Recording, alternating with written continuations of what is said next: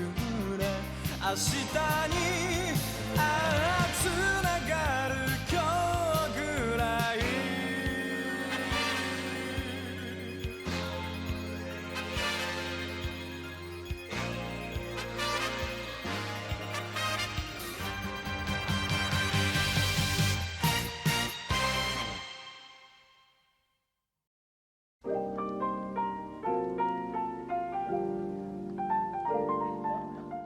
Hello, Kalu Kalay. My name is Notepad Anon and I write games for fun. So what are we doing today? Today we're going to be working on Metal Saviors. Well, we're going to be working more on Metal Saviors. Ooh, right there.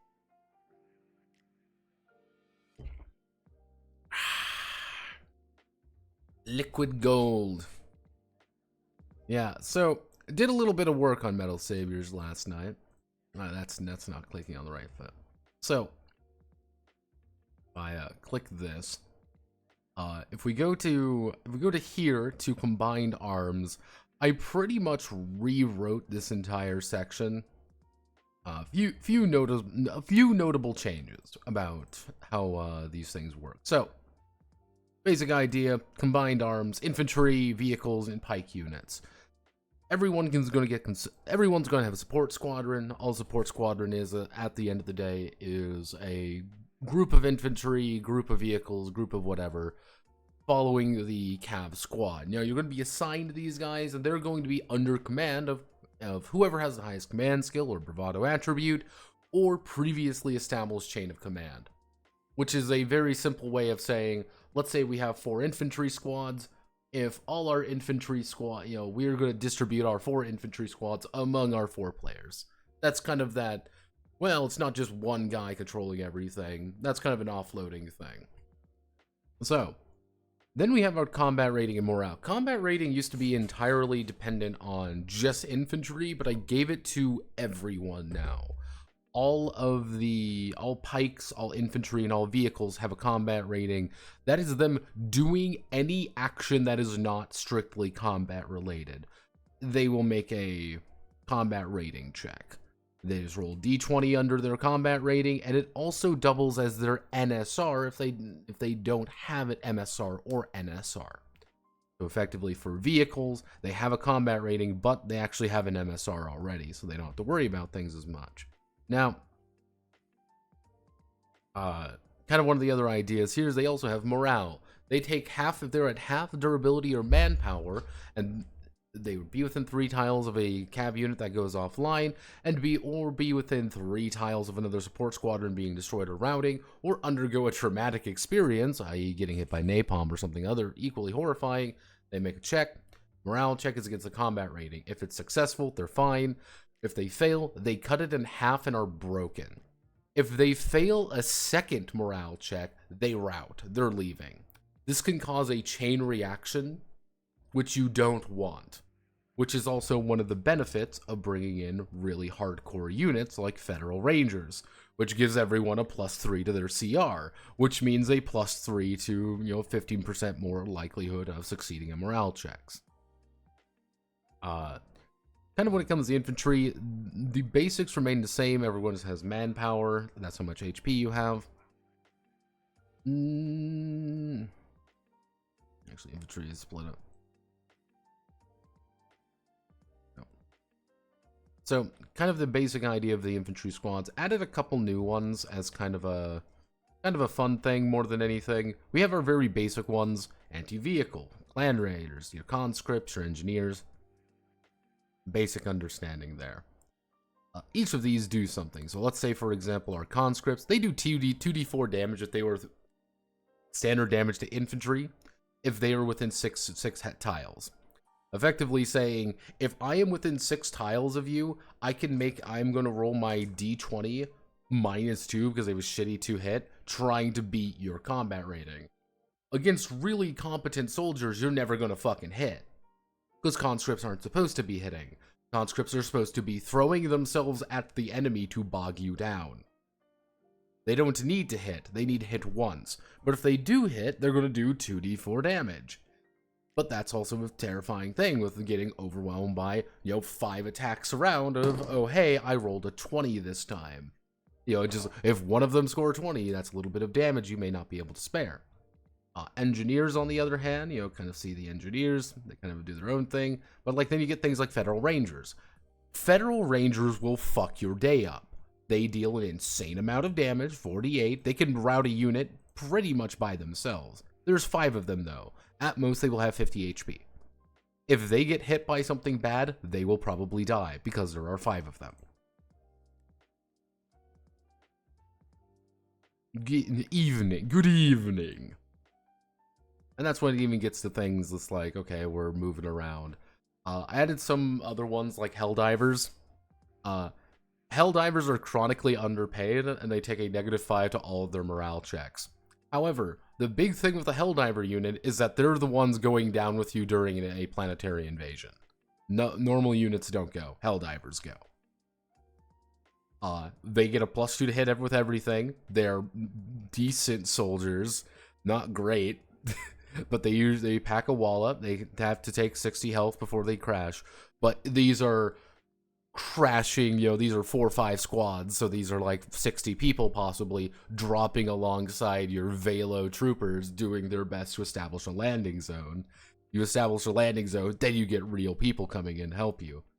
Recon just has really long range. I should actually bump up their range. That's Recon's entire gimmick.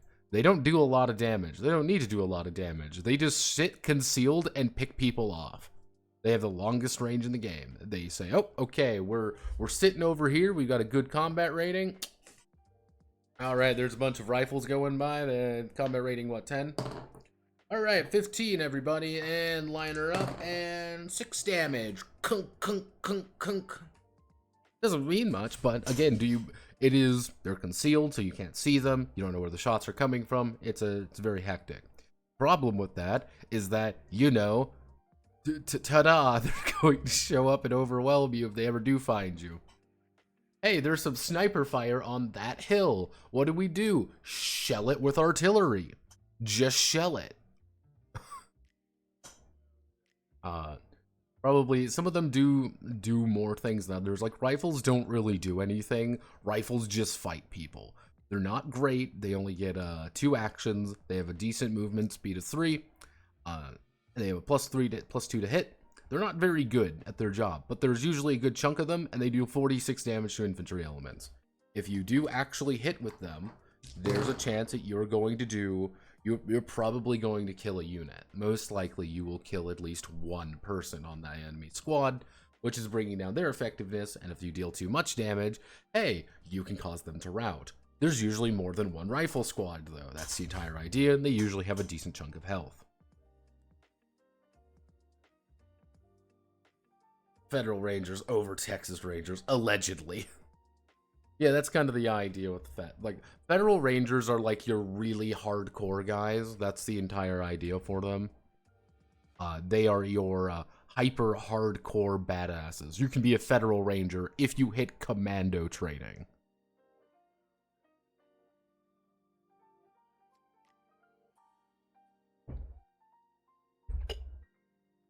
A cuirassier. A full-scale cuirassier is about 7-8 meters tall. Let's just do like a heavy tanks. What are some modern heavy tanks? What are some good modern heavy tanks? How long is the T10? About 7 meters.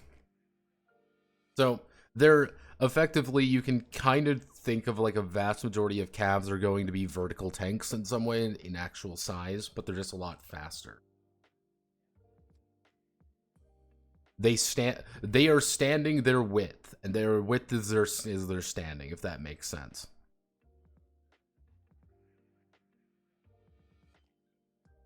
They were modeled after. They weren't necessarily modeled after tanks, but they were definitely. There was some numbers there. They're mostly based off of ACs, actually. Mostly Nexts. Armor Core Next.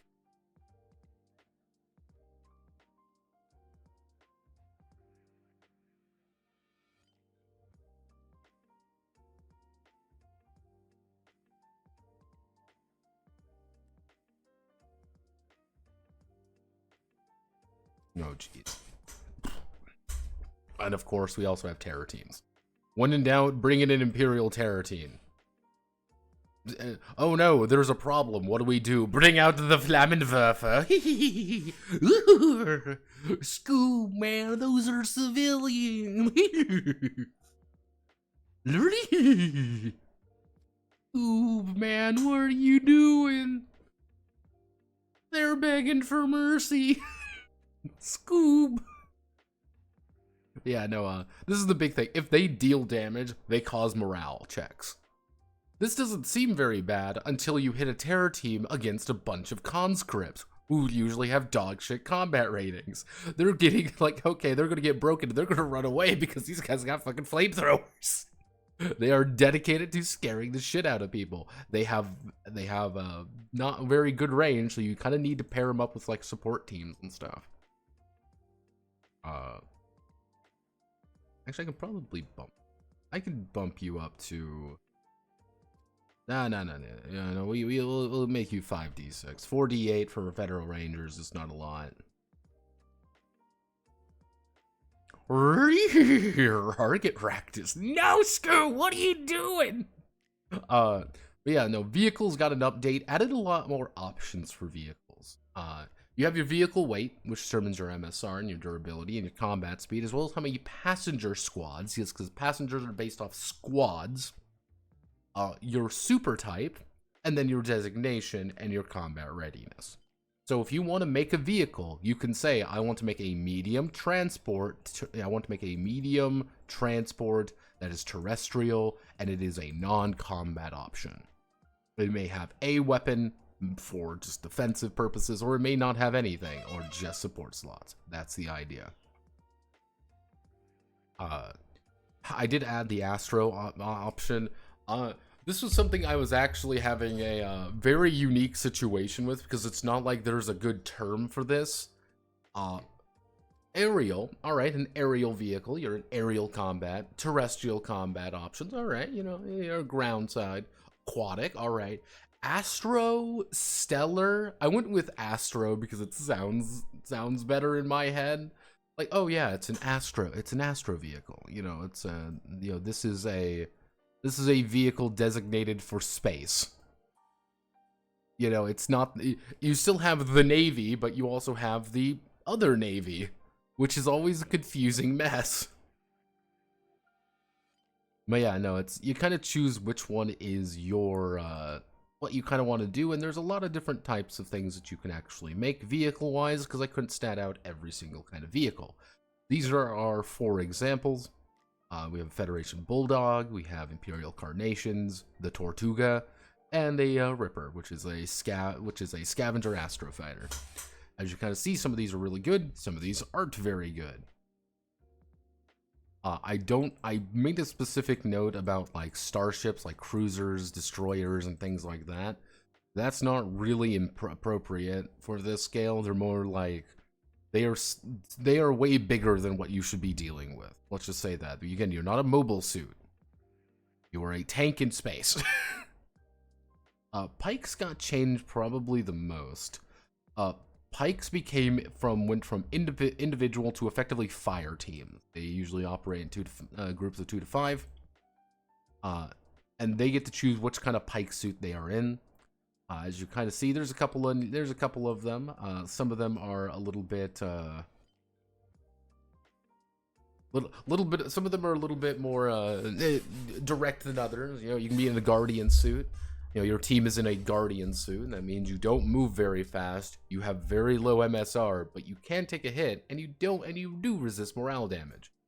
Guardians are pretty common. Everyone's got a Guardian. You got three guys in Guardians. That's, you know, that's 70. That's about 100. That'd be about 105 durability to chew through, and that's quite a lot. Jaegers, on the other hand, will fuck your day up. They are extremely fast. They hit extremely hard, but they only have 20 durability. Yeah, Jaegers are going to be your problem child. Landsec are also very bad. A little bit easier to hit. Of course, if you want to be a complete asshole, you get people to fight a Milton Max, because Milton Maxes will fuck your day up. That's their entire, that's the entire gimmick in a Milton Max.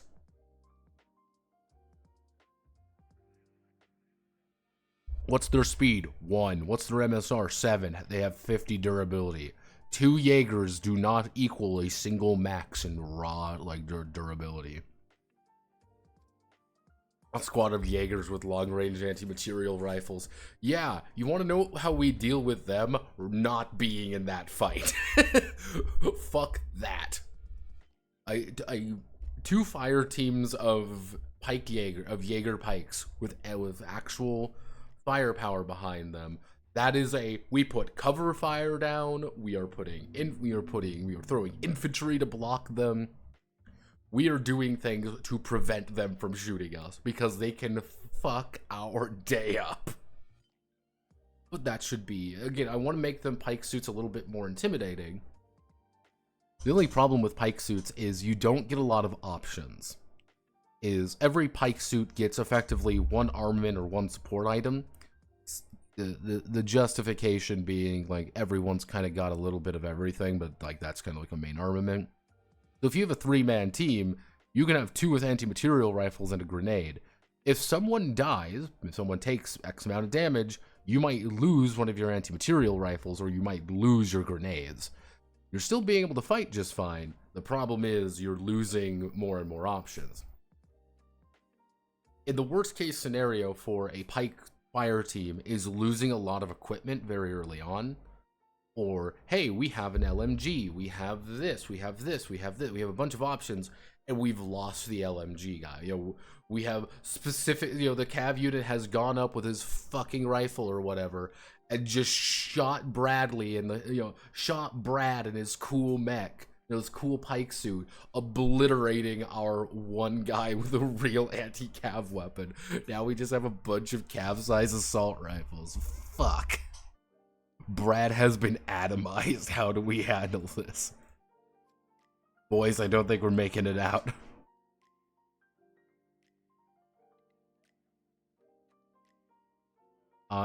Cover got changed from a penalty to hit to a bonus to your survival rating.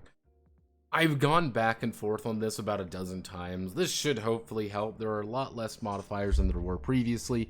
Drones didn't really change, fire foam didn't really change, knockdown didn't really change. I changed it in regards to pilots because pilots are just prone instead of taking damage. Talked a little bit more about actually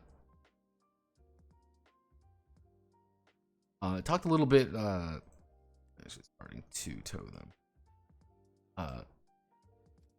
Yeah, I talked a little bit more about dragging damaged calves. Mostly it's the idea of, like, if someone is offline or they're immobile, you can hook yourself up, you're reducing your combat speed and effectively your combat options because you're using one of your arms to effectively move them.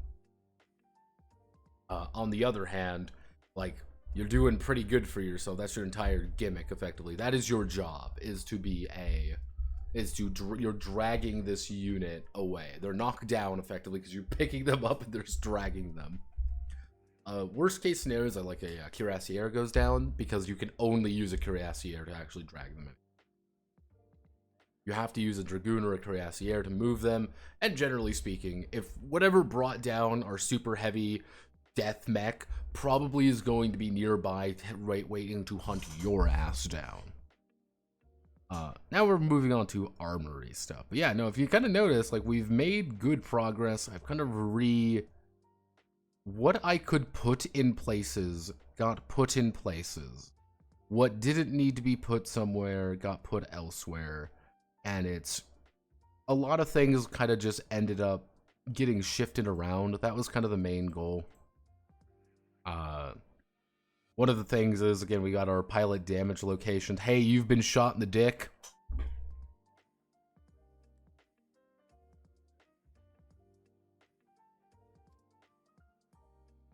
Remind me, are there drones that can take damage for you? I don't believe there's a drone that can take damage for you.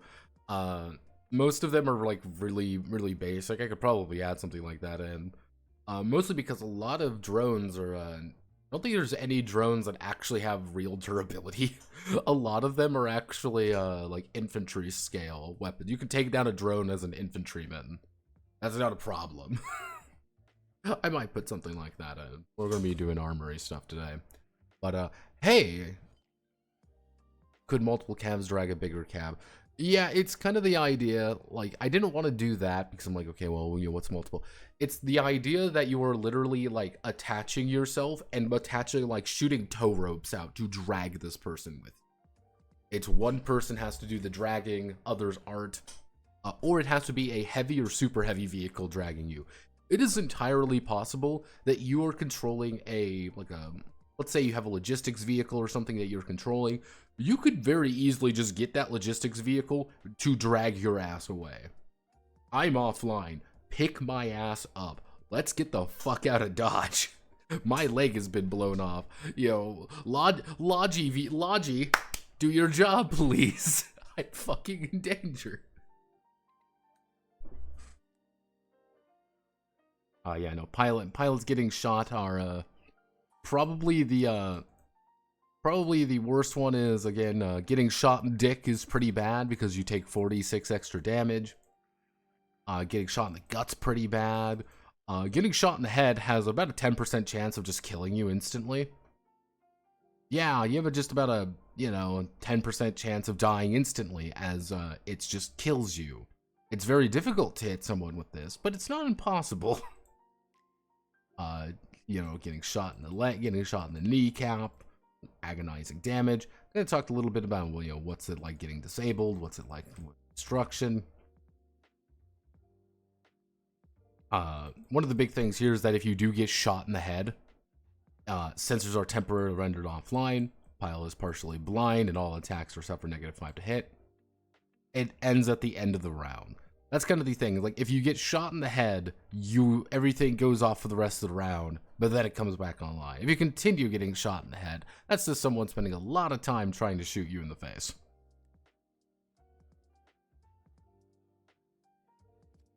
So,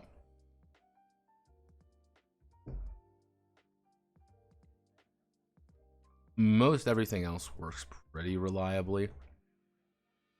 And technically, with this system, with how vehicles and in turn pikes operate, you can get inside of a pike unit if you want. You can get inside of a guardian pike. Like, if you want to hop inside, if you are trained in pike operation, you can hop inside of a pike suit and fuck around in it. This is what their stats would be. You get one item and you can just go to town. You have 20 durability. What does this mean? That means basic armaments cannot damage you. A pilot scale weapon cannot go through durability. You have to use anti-armor on it. Cover drone, yeah, pretty good. Let's do... Who's pinging me? Why are you pinging me?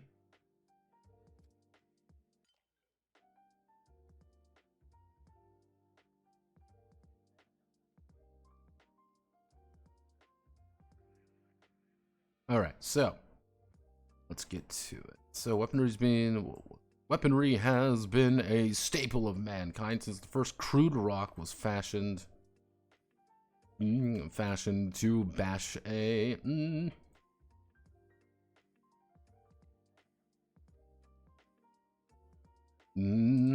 while the rock has grown more sophisticated, its purpose has not. Weapons are fundamental to military engagements and stories being told, whether it's boots in the mud fighting or dueling calves on the field. The armory is divided into different sections based on the equipment of calves and pilot. Every weapon will have its benefits and drawbacks, and each calf squad will need to consider the ability to outfit themselves and support the field. So, Full Metal Heroes. Vertical armored cavalry units are designed for engagements in all kinds of scenarios, from stellar operations all the way to the muddiest planets, to the most bleak of rocky wasteland. Tools of war, calves are outfitted to win the war. As tools of war are outfitted to win, no matter the cost. Each cap unit has a weight limit, which dictates the amount of equipment, gear, and extra features they are able to equip onto their machine. Exceeding that amount would cause the cap to underperform in the field. Exceeding that amount would cause the calf to underperform in the field. Underperform. So pilots, no matter how skilled, are required to abide by the weight limits when custom fitting the requisite calves. If they do exceed weight limit, I'll check while inside.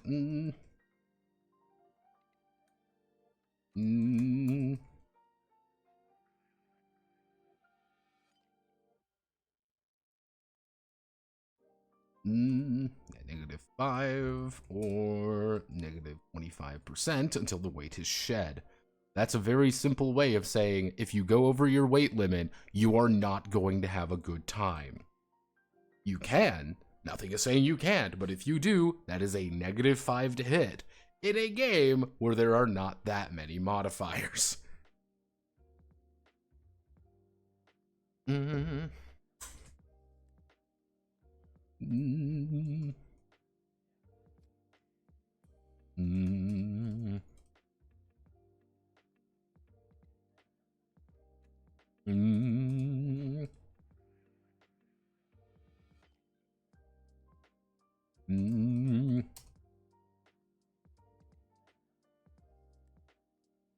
Mm.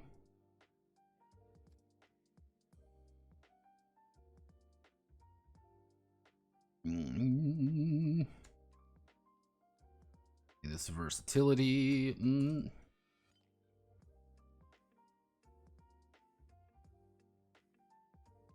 No. This allows unhindered versatility.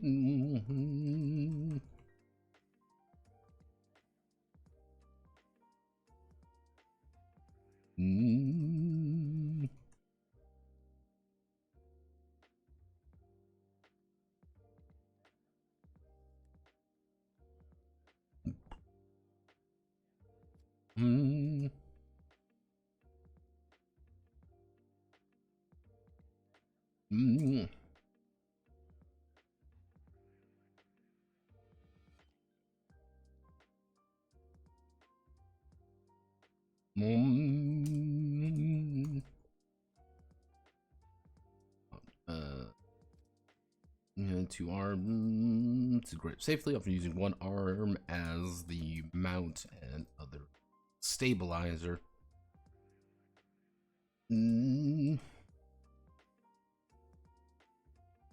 Do the stabilizer to fire.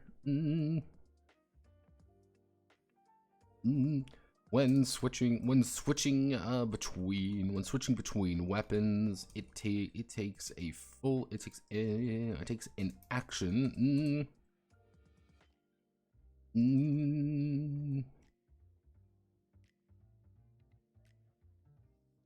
Takes an action to swap out the question to either hand.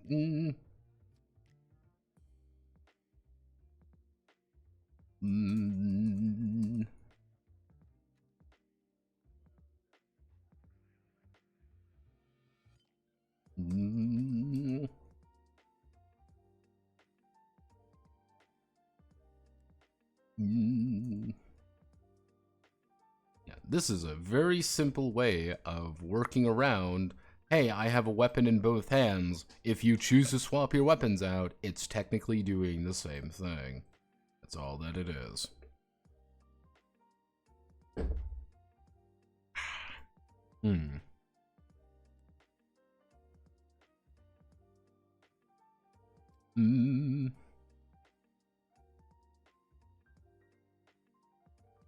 It's a calf saddle. One of the main reasons that cab units have been as heavily designed and iterated upon over the past century has been the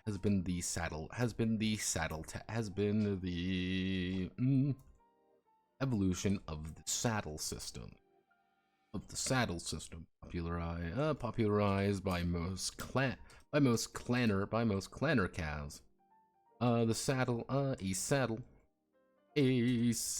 is a set of rigging and exterior systems slotted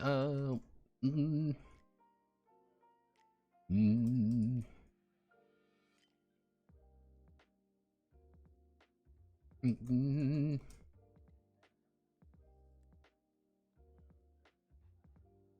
And in unique situations, whenever the certain operations will demand the use of a saddle. Well, let's see. Certain operations will demand the use of a saddle, outfitting their cav unit with the apparatus to perform a dedicated function. Only one saddle may be used at any time. Only one saddle may be used at any time. We'll plan appropriate. Let's.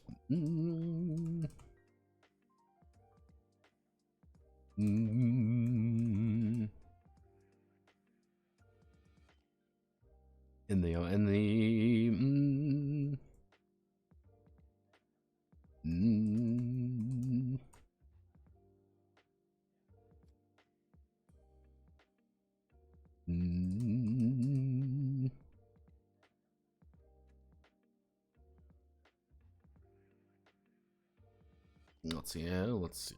Federal Force actually use saddles for both field and ceremonial purposes.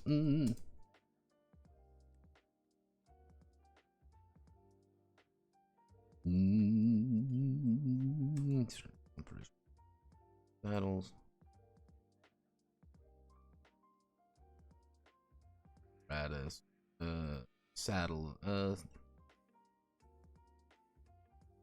A saddle. We do that. So our basic saddles, we have an amphibious 45 minutes for 3 hours with snorkel deploy, dueling saddles, shut down the cav unit.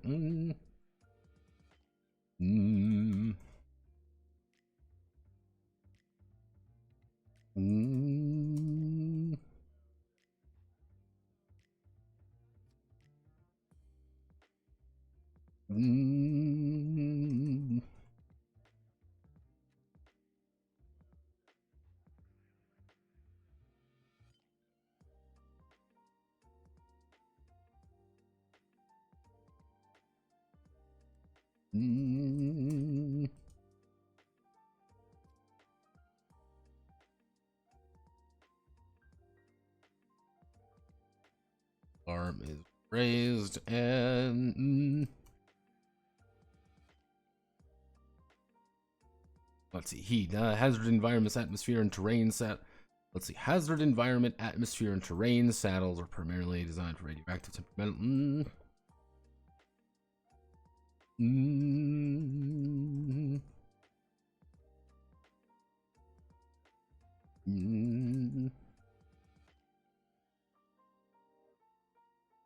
Let's see. Health damage every hour.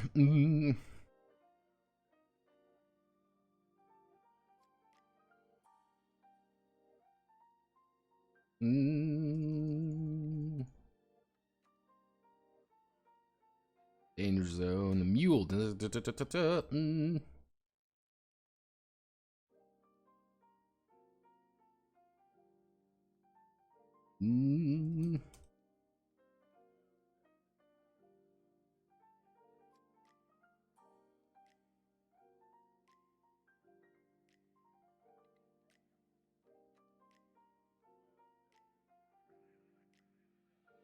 cab has a mule saddle.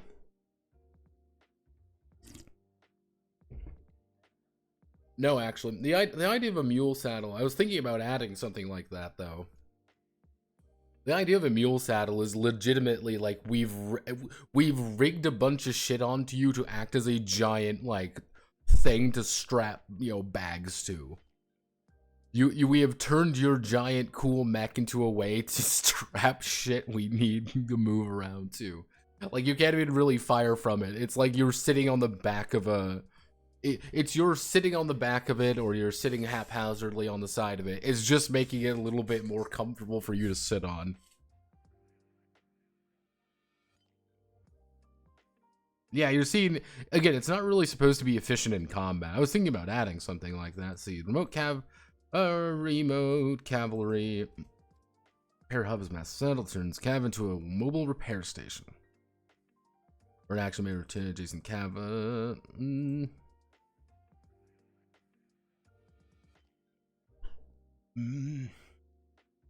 Outfit with complex here. Radio com sensor to. Let's see.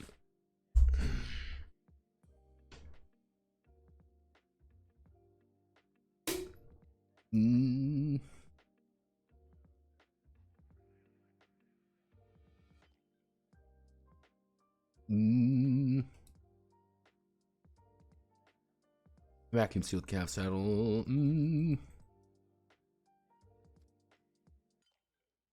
Yeah, that's why vacuum is not at, like, that's one of the things, like, you can technically deploy with vacuum on. Deploying with vacuum is not really good for anything below a dragoon usually, because hussars don't have that much weight to work with, and this takes up a lot of weight. On the other hand, yeah, it's kind of like, yeah, there's no really good way to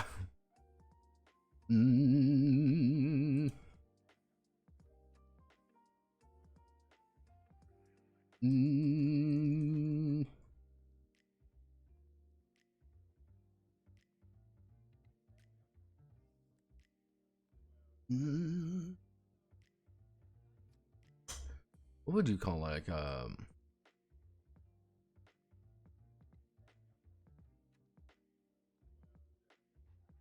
let's see, trend.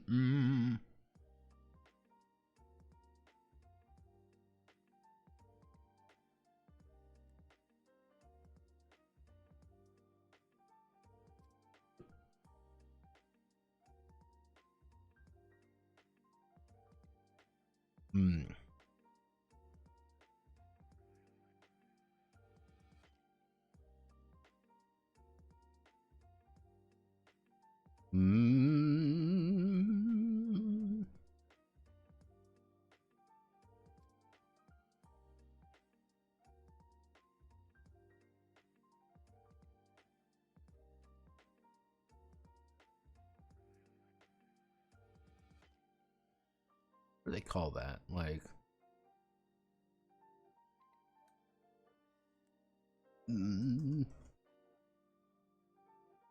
howda.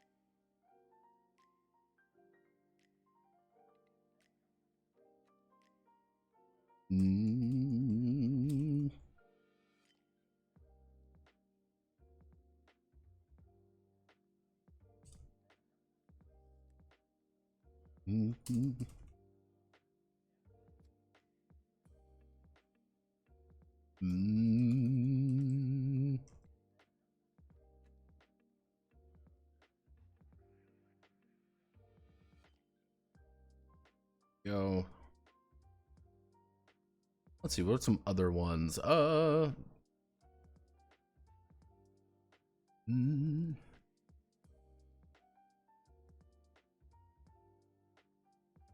Mullah, I think. Good cover watching. That's the ticket. Chariot. Let's see. Actually.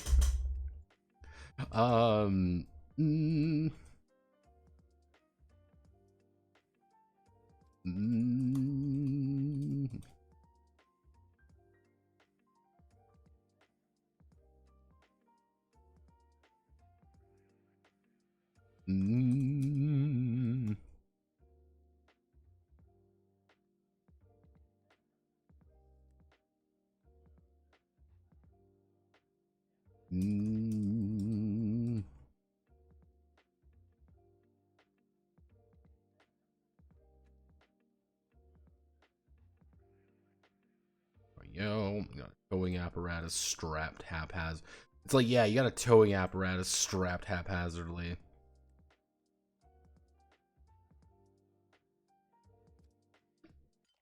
Hmm.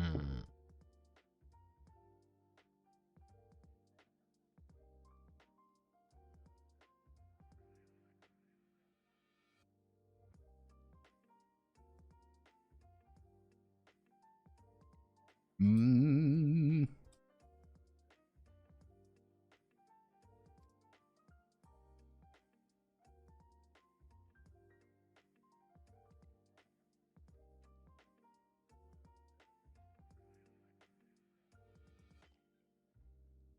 Mm.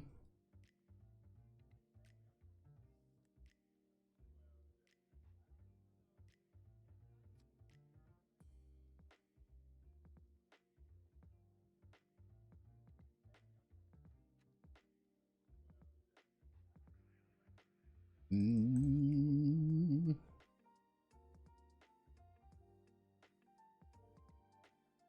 There we go. Mm.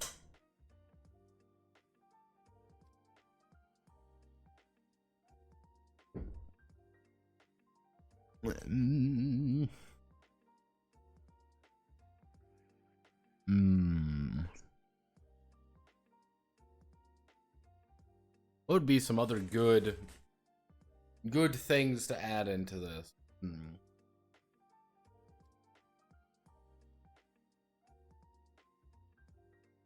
Yeah, a lancer with a chariot saddle is literally a fucking death mech, effectively. It is a, go hard or die trying, because you are going to be turning into a bomb.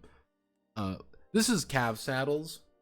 These are things that are effectively that you put on your cav unit to make them do something unique and different. Putting on a towing gear means that your job is to tow shit. Putting on a chariot system is, I want to move really fucking fast. I have a thing strapped to me that makes me go really fast. Actually, mm,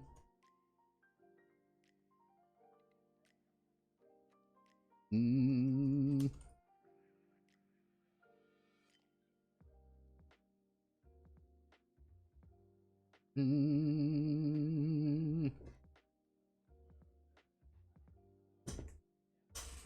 mm,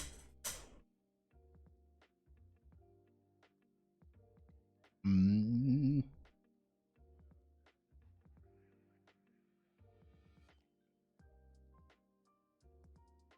uh,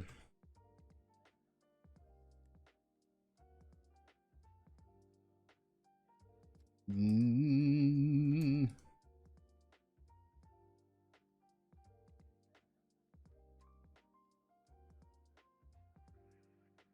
action.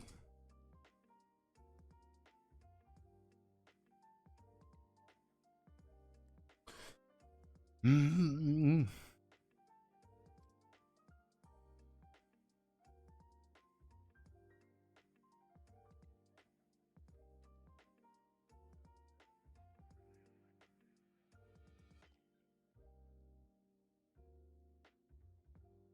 mm.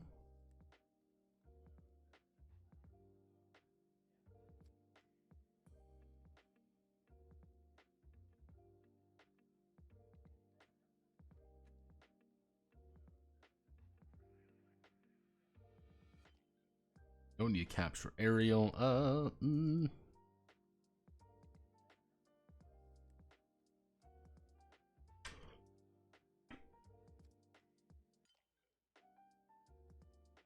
Fun fact.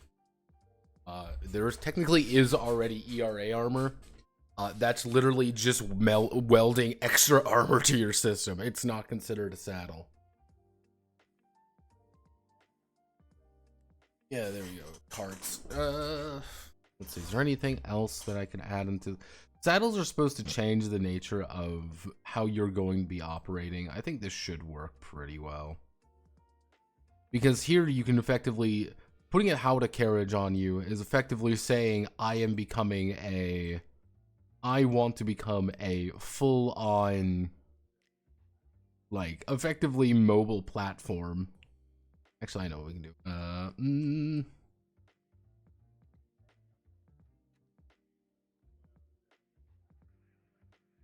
mm,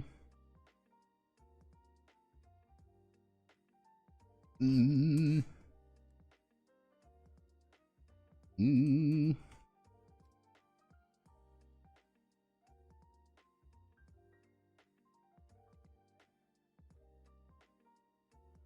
mm,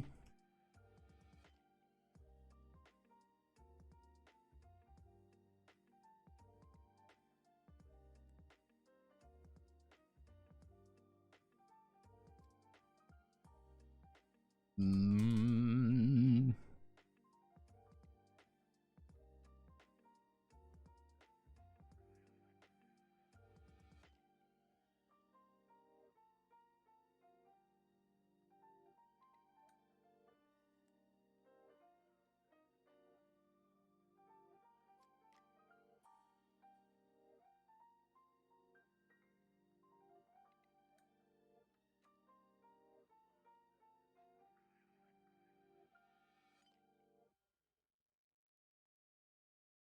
mm, mm.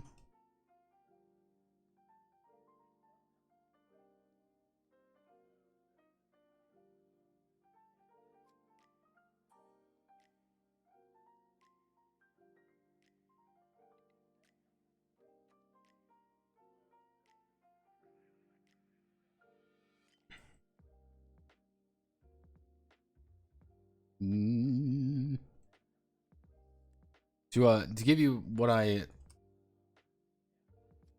give you an idea is this is effectively what a coffin hotel would be. What a capsule hotel. This is what you would effectively have strapped to your back, and it just uses your engine to turn the lights on. You use you use your reactor to keep the lights on and keep it actually functional, but you just have one of these strapped to your back. That's it.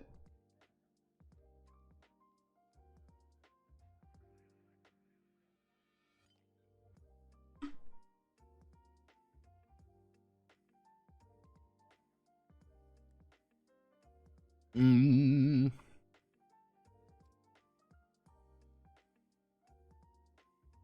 A gigantic shield would be in a piece of equipment, but you know what I can do? You know, we can do, mm,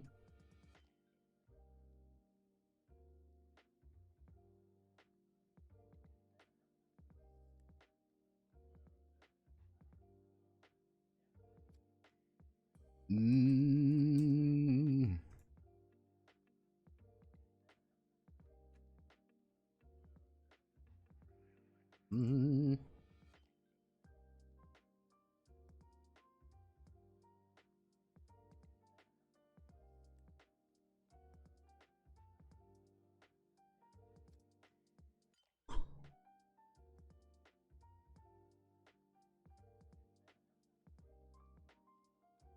mm,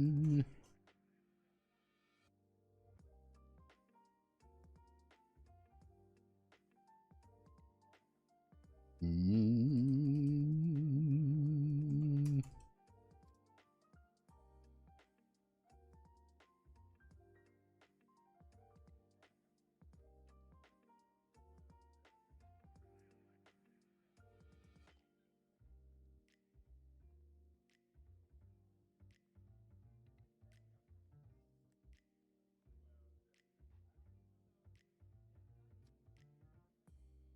mm. Yep.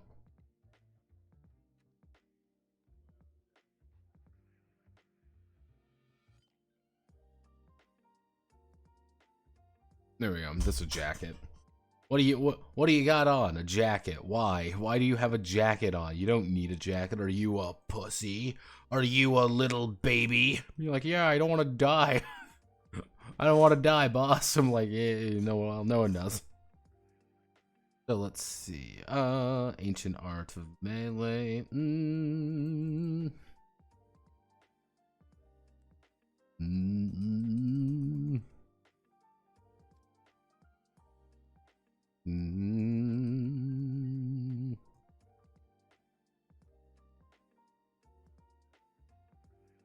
Mm-hmm.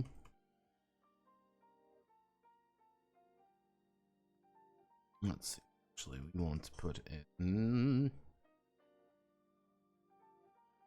Mm. Mm.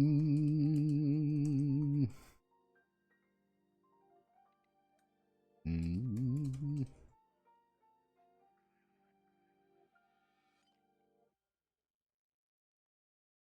Mm.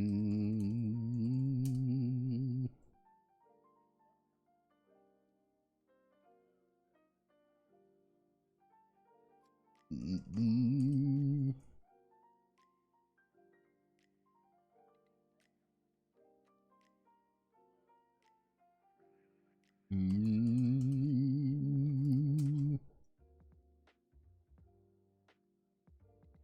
Mm.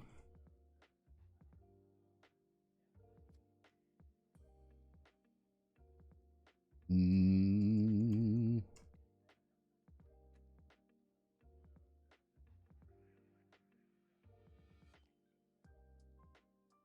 Mm.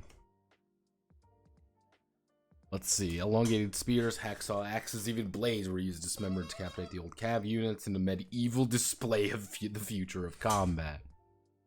In the modern era melee, in the modern ALA CQC, close quarters, CQC combat, close quarters combat is still,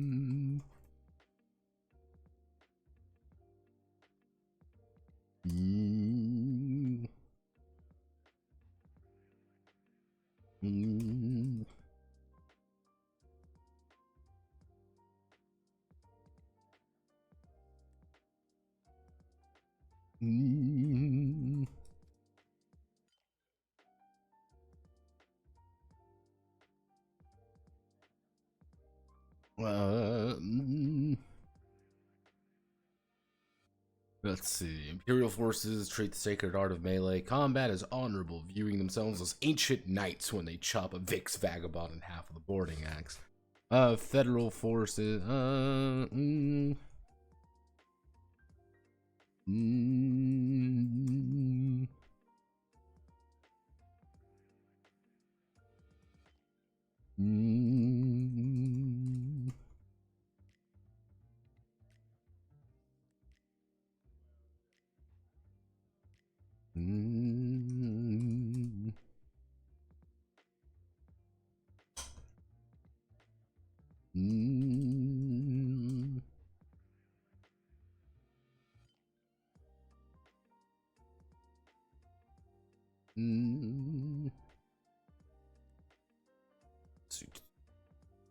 Ooh.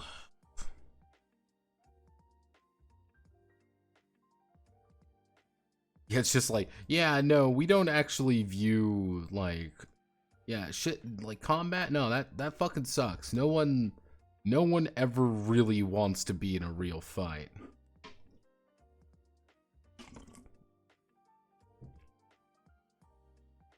Mm.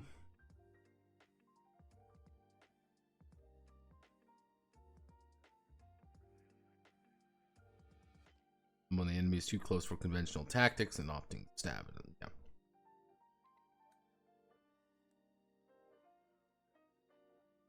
Yeah, no, Fire Punch is really fucking good. People meme about Fire Punch being like, it's Kino Man. But, like, then you read Fire Punch and you're like, oh my god. Axe looks wrong without E. What's wrong with Google? If I remember correctly, it's,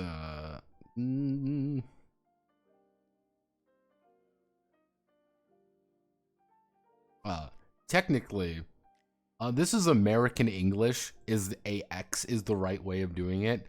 For the very longest time, I actually treated it as British English for a lot of things.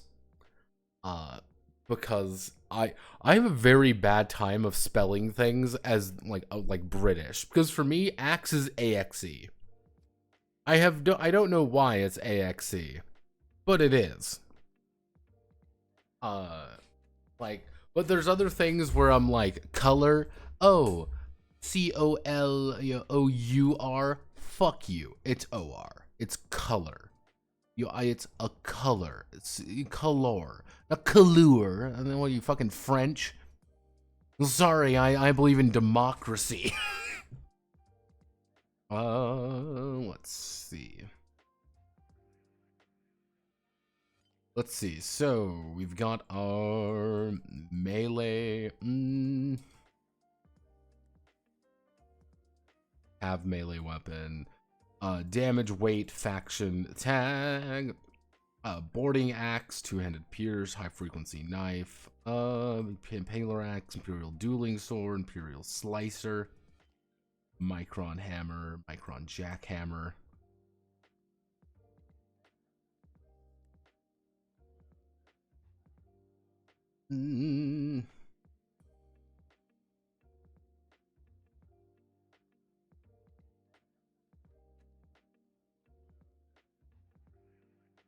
Yeah, there we go. Add expertise +1.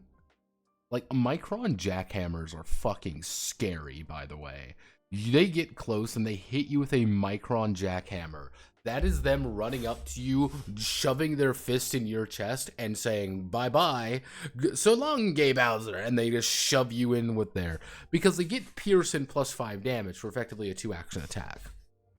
That's 2d12 +5, and they go through and they deal double damage effectively to your armor. Like, it's like, oh, I'm gonna die. Like, this thing is going to be the thing that kills me. Rip gauntlets, striker baton.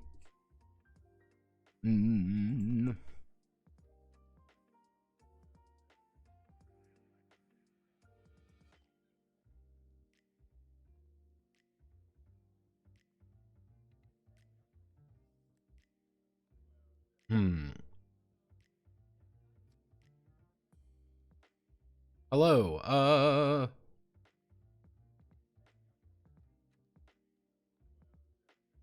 there's a lot of comments from where I read they say they dropped and the second part happened. It's the thing with Fire Punch. Like, Fire Punch Part 1 is a story about Agni trying to find his ultimate enemy. The second half of Fire Punch is Agni realizing that Agni's not around anymore. I think that's what's going to happen with Chainsaw Man, because I think that's where he's going with Chainsaw Man. I don't know why he's doing that, and it took a while to get there. That's why I've been kind of like sitting on Fire Punch a little. Not Fire Punch. That's why I've been kind of sitting on Chainsaw Man, because I have a feeling that you know, it's, if I read everything in one go, Chainsaw Man's going to be amazing. It's going to be the greatest thing ever created. But if you read it like week to week, it's going to get a little rough. Like, as Fire Punch, I read the entire thing effectively over the course of about 3 days. I read the entire fucking thing, and it was amazing. It's painful. You laugh. You laugh with it. You cry with it. You get really invested in things, and you get really sad when it's a roller coaster of emotion. That's why I'm thinking, like, if I sit on Chainsaw Man a little bit more, I'll have the roller coaster again of just the ups and downs and yays and ahs and oh. That's why I'm like, oh god, no. That's why I'm kind of interested in the what's going on right now. I'm like, ooh, no, I know where this is going. I know where this is going. It's just like, and the thing is, like, one of his other works, fucking, what's his, I'm going to Manga Dex because I can do this. Where is, Fujimoto. This one actually is getting a full adaptation, by the way. This is actually getting a movie adaptation, which I'm very interested in, because apparently this one's really good. If I remember correctly, he did one, like, all of his stuff here is really fucking good. I believe if that was the that's not it. He did one, like, here, which was really good. Like, he's really good when he wants to where is it? It's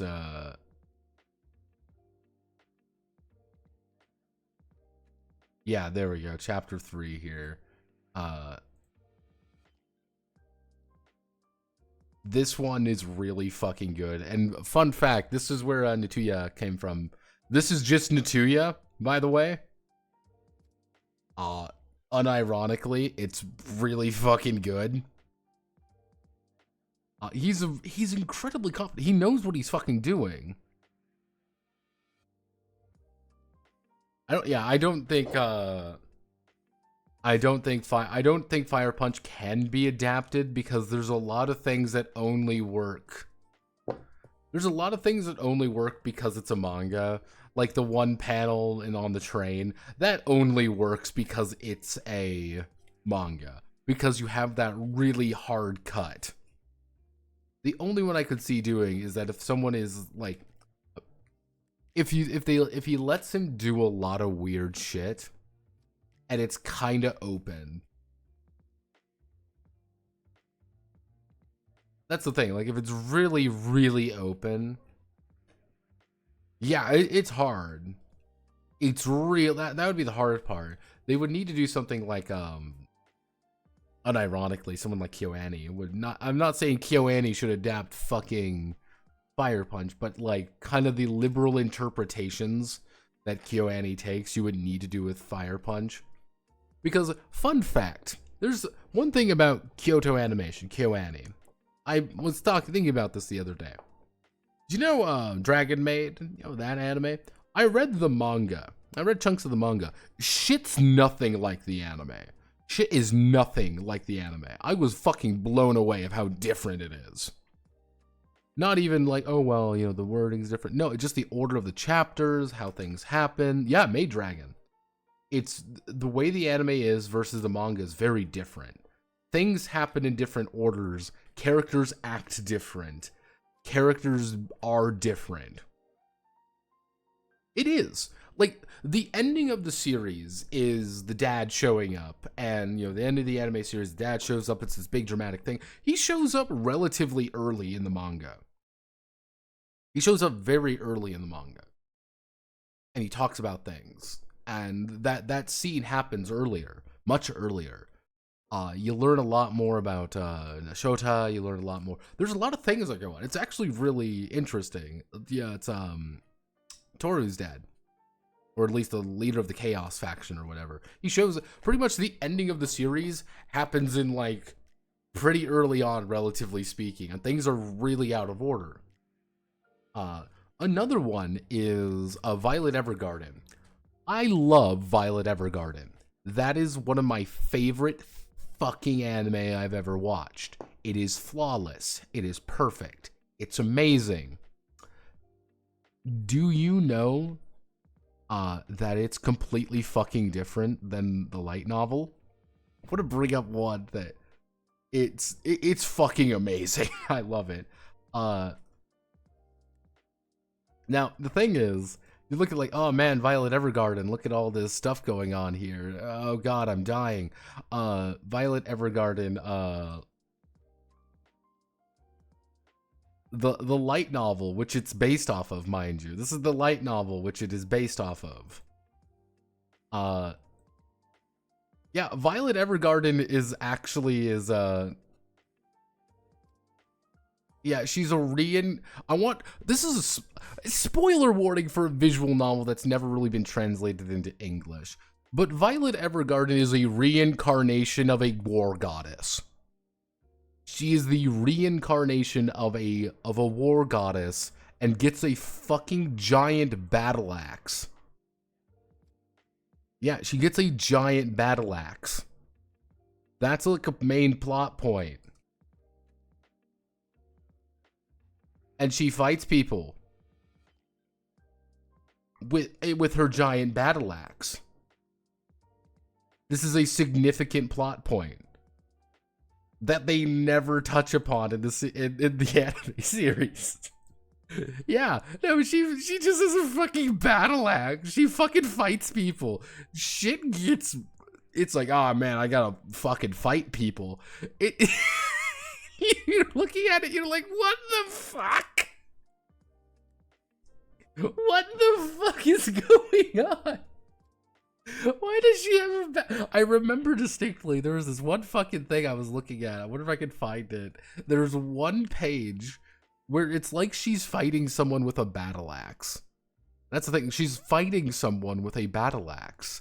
And I'm like, man, why? It's really convenient. There's another show called another thing called Violet Evergarden, because in no way is this Violet Evergarden, but it totally is.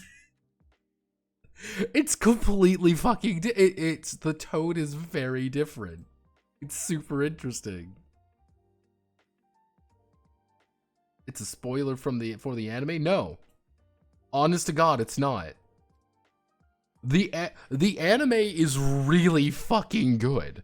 And all that, you know, like all that shit I just told you, like, oh, well, none of that matters. The best way to think about the anime is that it's just it's a character study. It's a character study on someone who is an auto doll.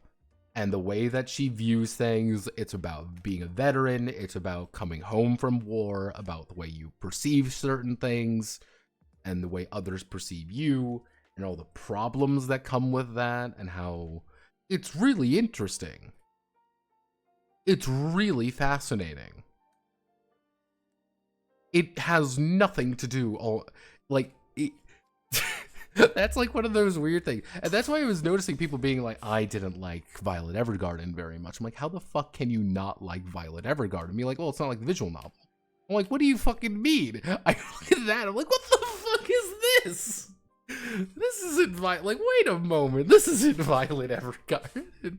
It's just one of those things that baffle me. It's kind of like with Konosuba was the same way. Fun fact, everyone. I think I told people this, but do you know who the main girl in the Konosuba light novel? Actually, like web novel. I actually know it'd be the web novel, I believe. You want to know who the main girl is? Fun fact, it's Aqua. Aqua's the main girl in the web novel. Megumin's a side character at best. Aqua's the main girl. Because surprise, surprise, Aqua in the web novel, mind you. In the web novel, Aqua's an isekai person. She cheated as well and became a goddess. That was her wish, was to become a goddess.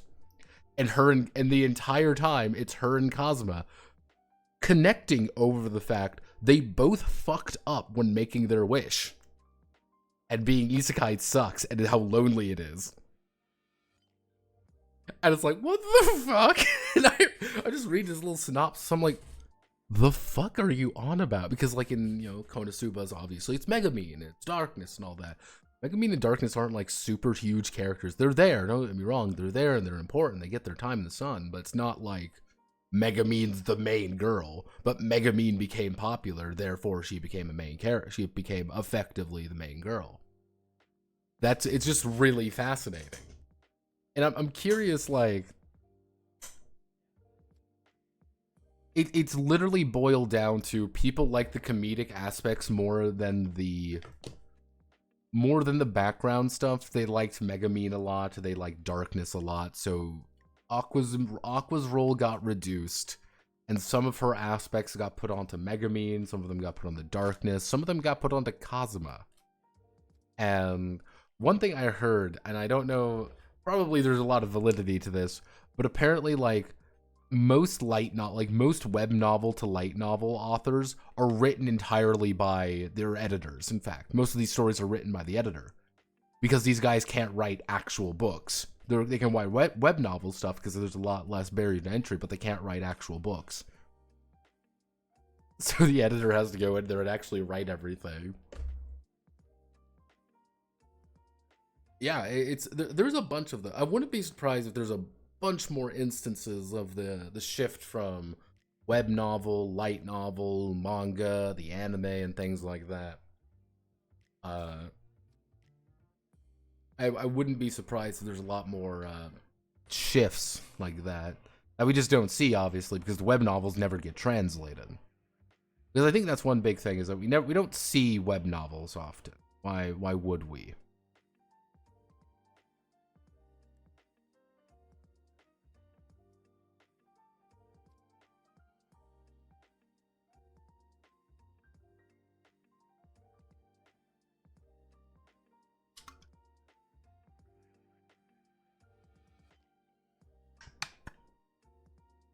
Mm.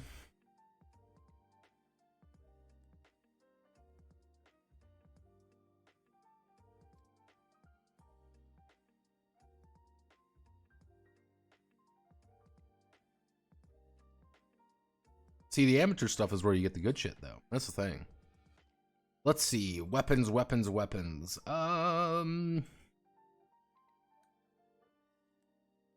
What weapons are we thinking of? There has to be more kinds of weapons, right? I mean... I feel we don't have a lot of both weapons. Like, high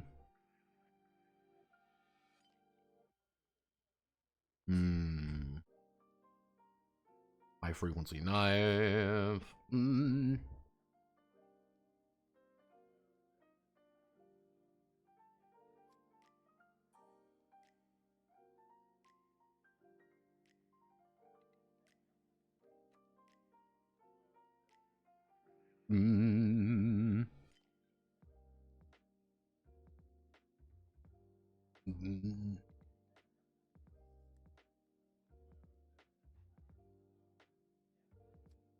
Actually,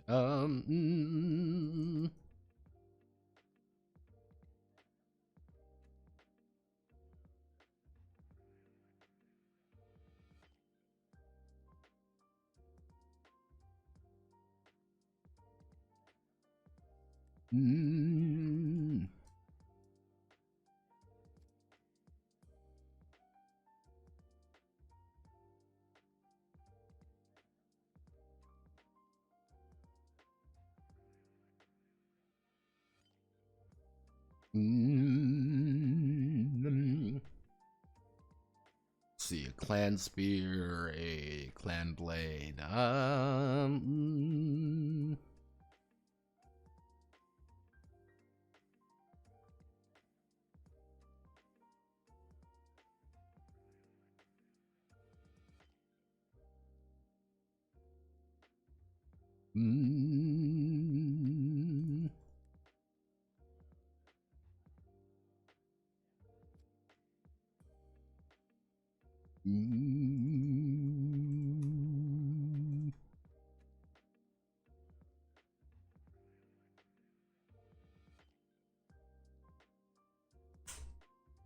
Add mallets. Let's see. Is there anything else that we're looking for?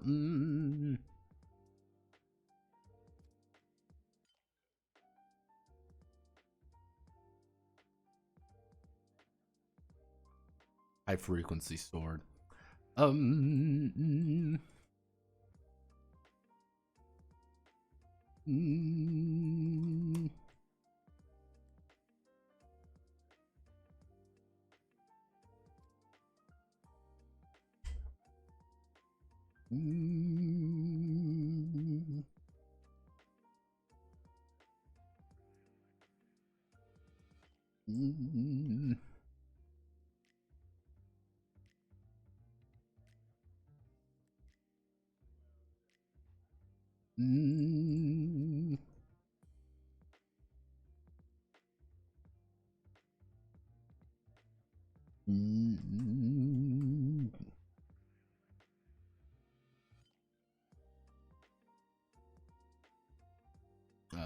see, a labor.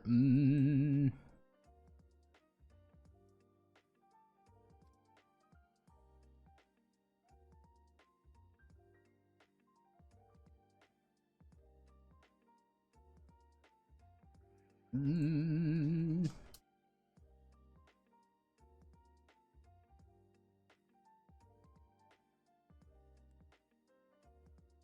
Mm.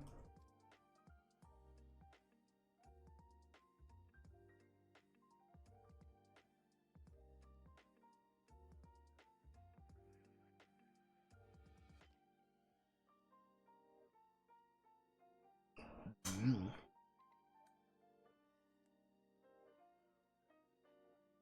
Let's see.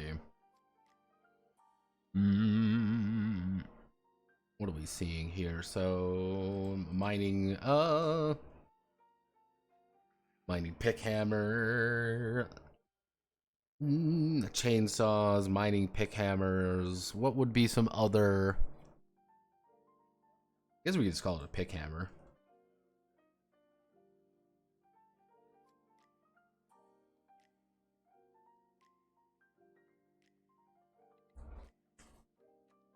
What would be some good? What's some good labor weapons? That's the thing. Drill.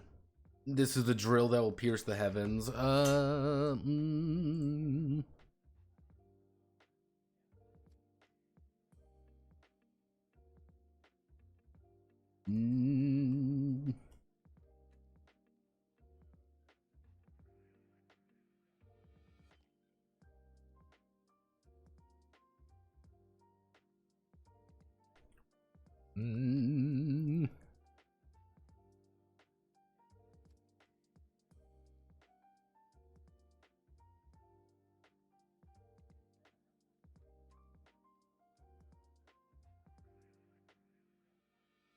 we go. I think that should work. We don't really need that side note anymore. Fist and melee.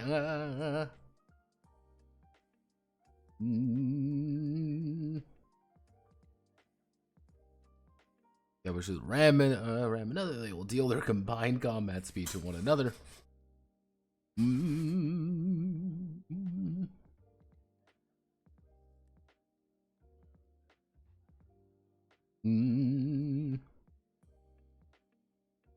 Explosive driven spike. That would be a micron jackhammer.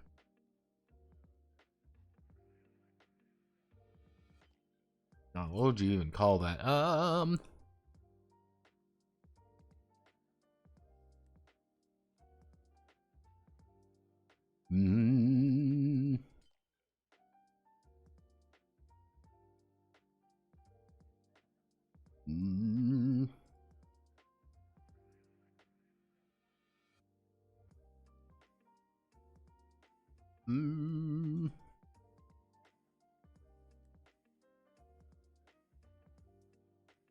Pect.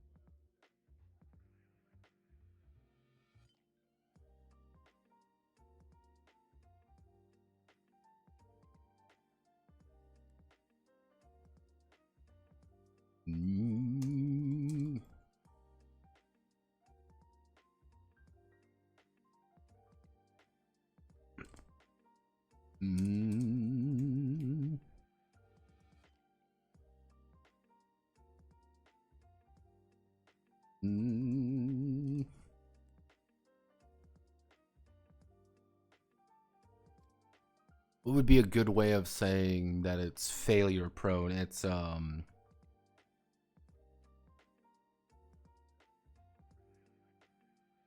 would probably be better, yeah.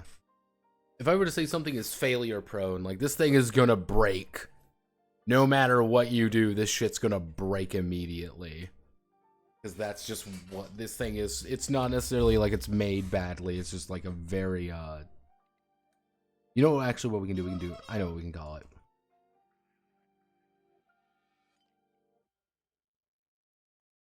delicate.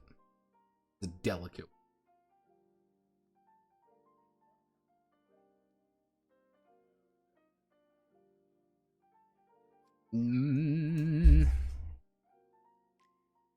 Okay, so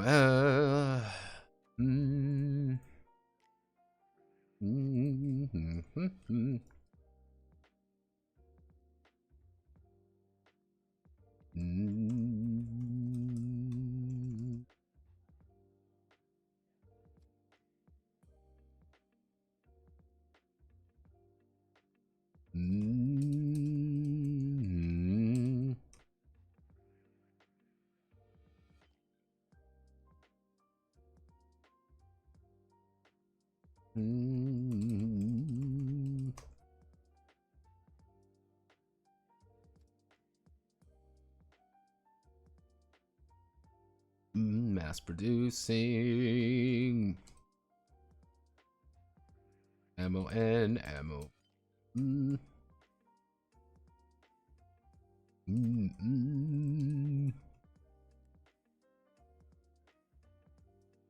The proliferation of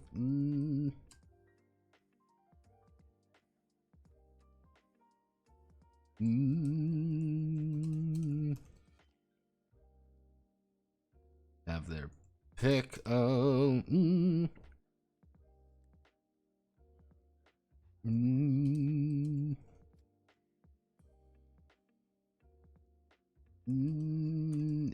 in the big picture, in the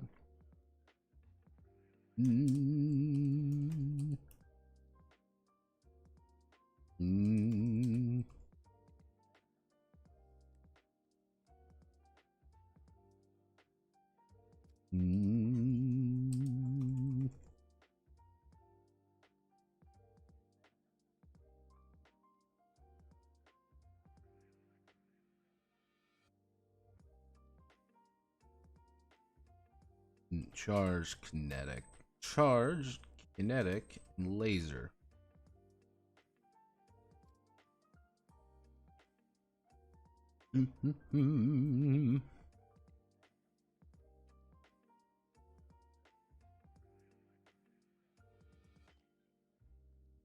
Business is booming. Charge. Some of the most sophisticated weapons currently in production. These electromagnetic charge guns launch projectiles over long distances. With energy coming from the reactor, these weapons have a significant charge time between shots. Kinetic. Bread and butter of galactic warfare. Kinetic guns launch bullets at high... Kinetic guns launch bullets at high speeds toward the enemy. These bullets gravitate around 12 point from the 20 millimeter being loaded in. Yes, you're getting shot with a 12.5 millimeter weapon. Now, to demonstrate to you what a 12 millimeter bullet looks like, you are dealing with some larger weapons. Let's just say you're dealing with some, yeah, you're dealing with some bigger guns here. Temperamental. Actually, bayonet.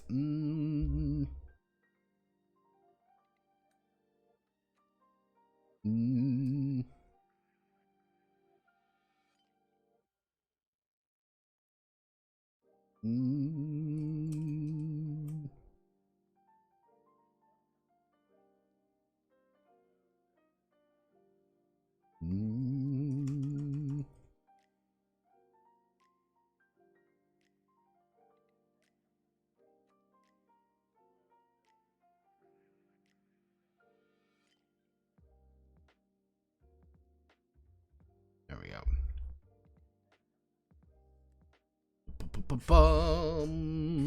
Laser, crafted free battlefield weapons that can reliably transport necessary energy to the field. The most common are blue laser, red, and even purple laser. Each firearm will have its damage type. reflecting on how much damage will be distributed and attack the weapon. Its range, how many tiles? Tiles away, the weapon is effective. The variant of the weapon, determine which type it is, charges, tag skills, indicate, tag, indicate what quirks, ability, and rights have. Finally, each weapon of its weight cap. Be able to magnet lock equipment if needed. However, only 2 weapons suggested they are two-handed, can be equipped at any time using both hands.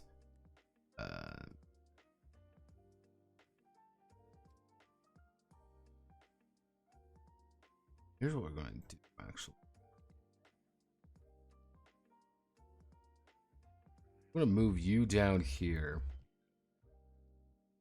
We're going to move melee down. We don't have that much melee to actually work with.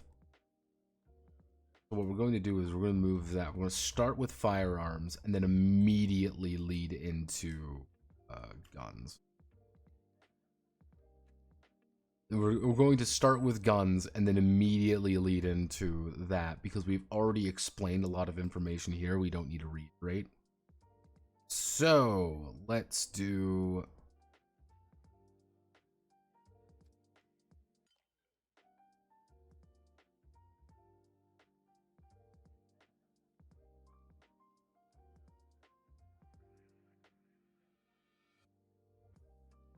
Sorry if I'm not speaking. I'm just being very focused. Okay, so let's get to it. Assault weapons. Bayonets to a Cav 50 BMG is pistol caliber.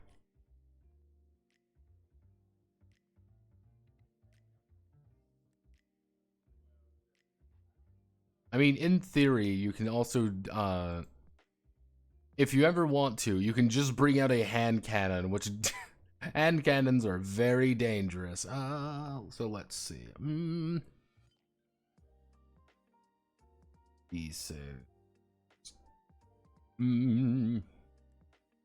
gonna lower this. Blue energy repeater. Heavy rotating assault cannon. We're gonna move that down to D4. You want like, why does an auto cannon only do D4 plus 2 damage? That doesn't seem like any damage.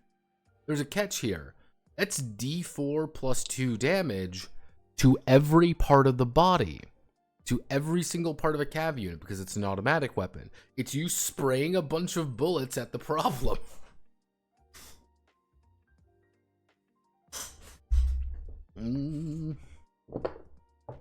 Medium, kinetic laser, long barrel MG, heavy rotating assault cannon, mini auto cannons.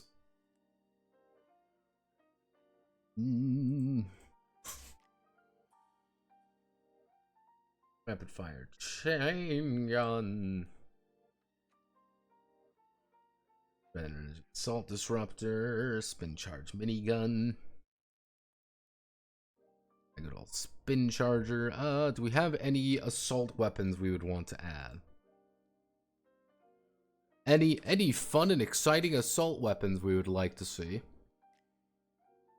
I am open for suggestions. If you have a particular game or anime or show or whatever that you would want to see a large weapon out of, feel free to tell me. I will probably add it in at this point. We're just looking to add shit, really.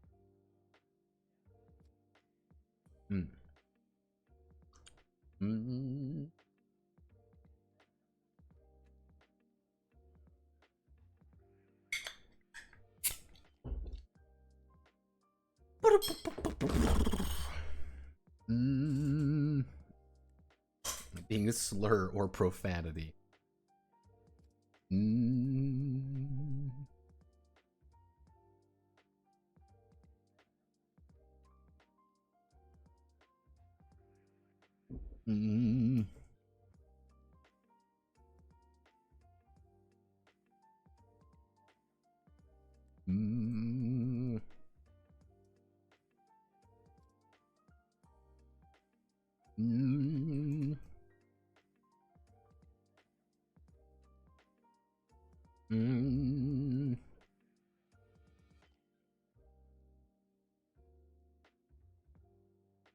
Mm.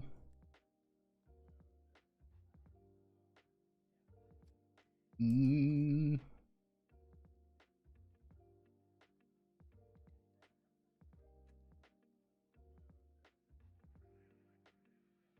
Mm.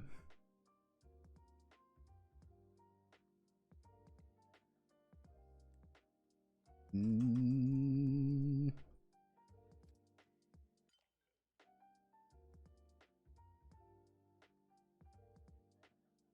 Buster cannon. Mm.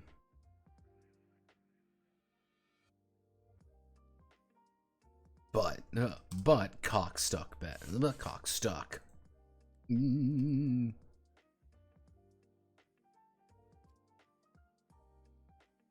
Mm.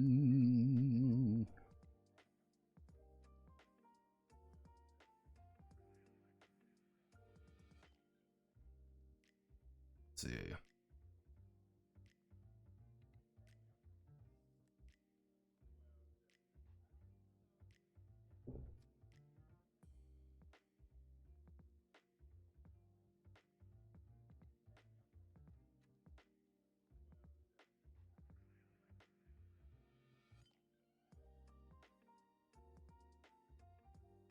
Mm.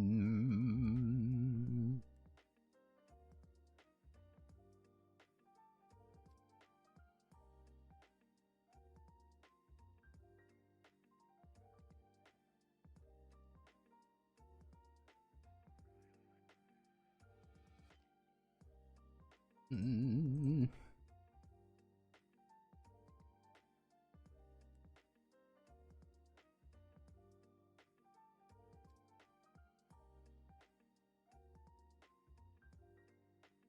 Actually, mm. Well, this isn't really a. We're looking at assault weapons. We're looking at rapid fire, brada brada brada. Hmm. Mm. Yeah, we can do. Mm. Mm.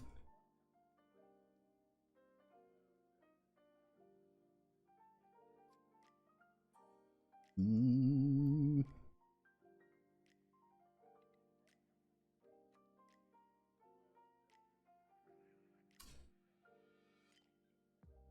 Make that a charged weapon, because if it's a charged weapon, that means it takes a while for people to shoot it, but it does D20 damage. That's D20 damage to every single limb. That is fucking bonkers, because you roll and you could roll a 2 and do nothing, or you roll and you do a shit ton of damage. But it's kind of a 3, you kind of got to lead up to it, and it's like it's a little bit of a gamble. Like, the spin charge minigun's pretty reliable, all things considering. You can still do the same amount of damage, weighs a little bit more, charges a little bit less. If you notice someone with a spin charge, we can even reduce spin charge. If you notice someone with a spin charge, that is a shoot that man immediately, because it's got medium range. The only thing, you have a gap of about a minute. You have a 1 round gap effectively to know, hey, wait a fucking second. We need to get rid of him.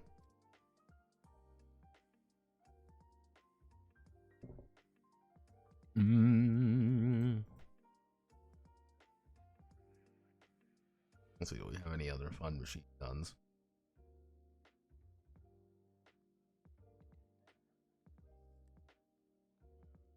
Actually, you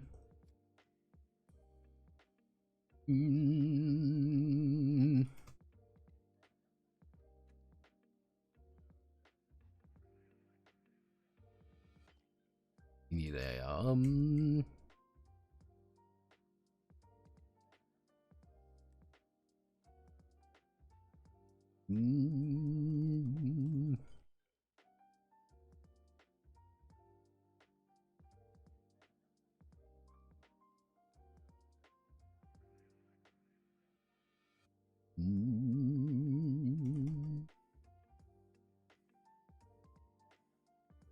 yeah, we go. We had a terrifying weapon.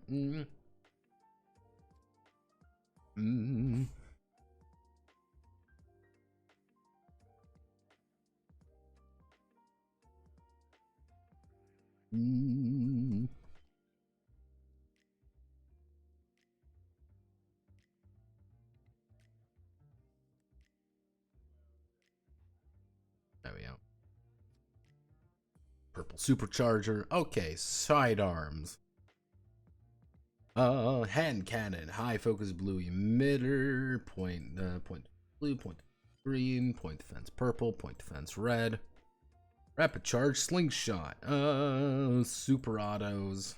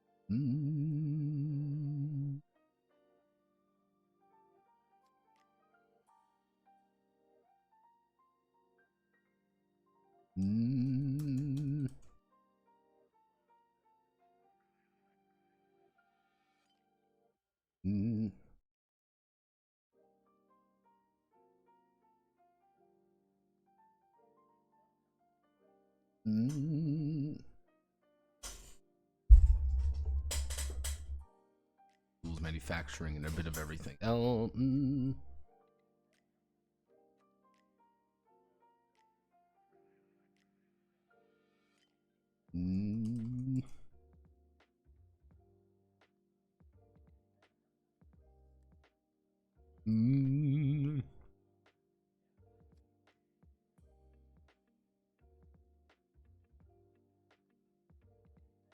Get the Brigador Information Galactic.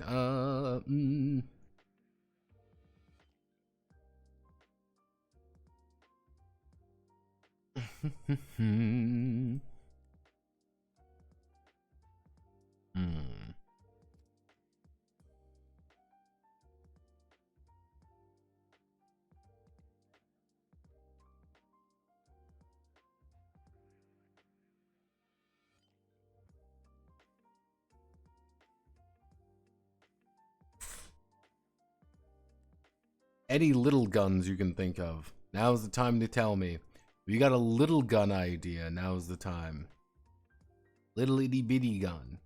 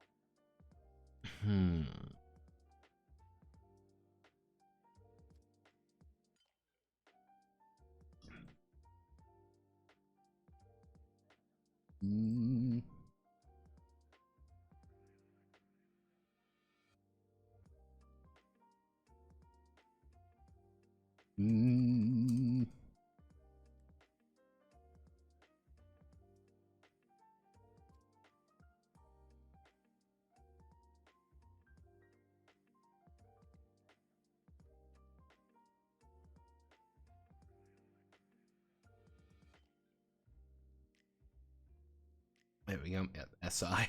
The SI battle rifle, as of course, you know, the standard issue battle rifle. It's got Denny times 12,000.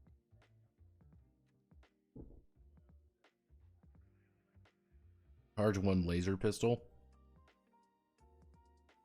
Technically, charge is only for charge weapons.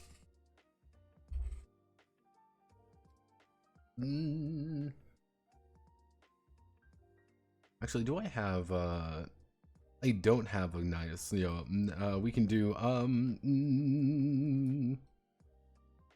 what would be a good way of mm, mm,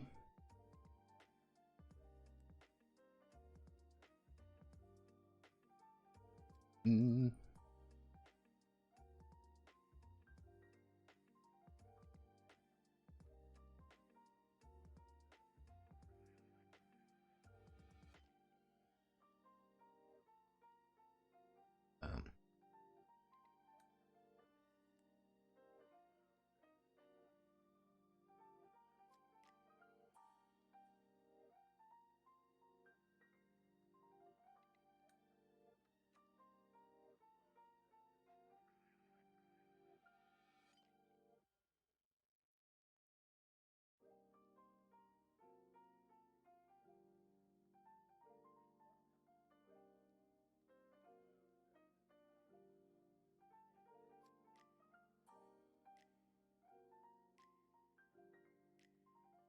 mm.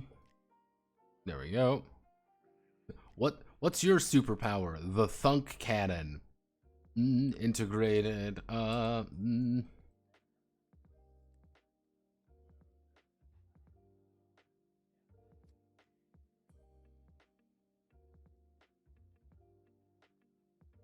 Actually, delicate. Breaks in their hands. That would need to be.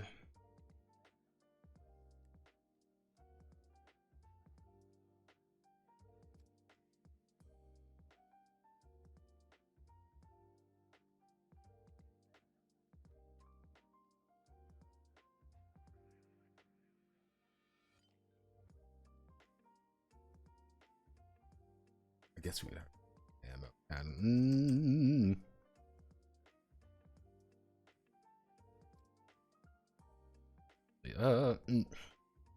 oh, we already have ammunition. We have ammunition. It would be ammunition 1.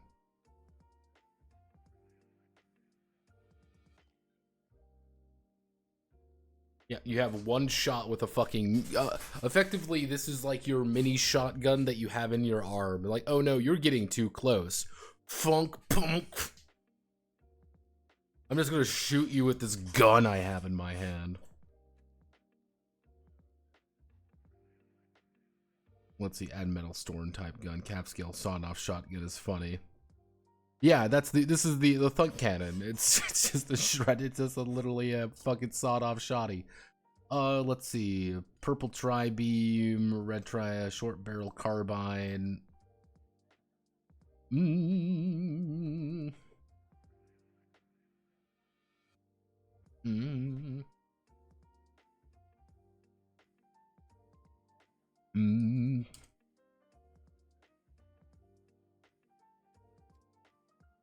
Mm.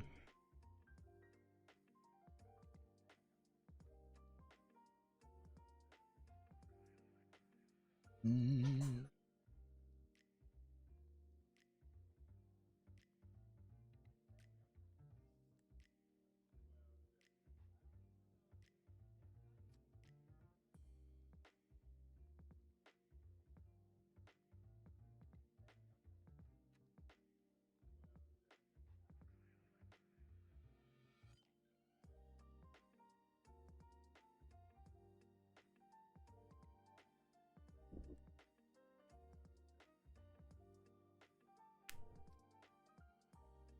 Mm.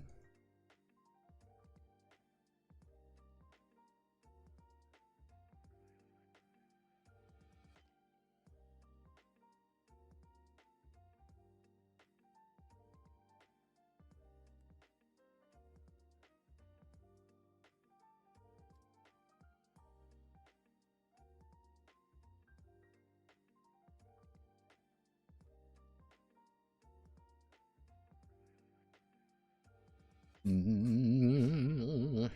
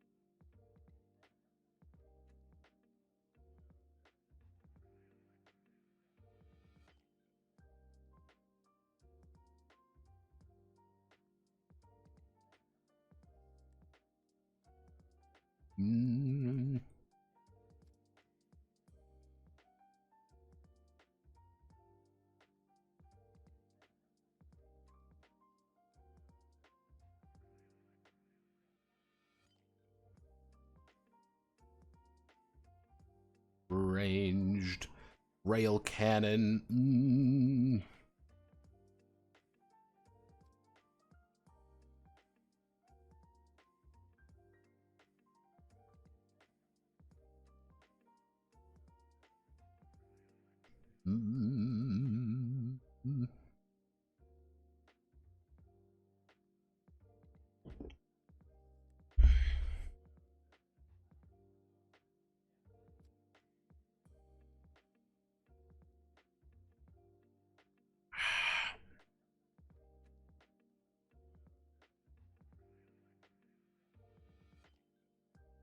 Oh, you have the scope dog gun there. Yeah, a scope dog carbine, UD10 single short.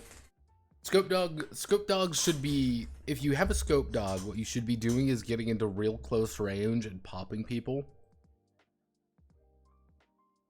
Technically, I shouldn't even put ranged in there.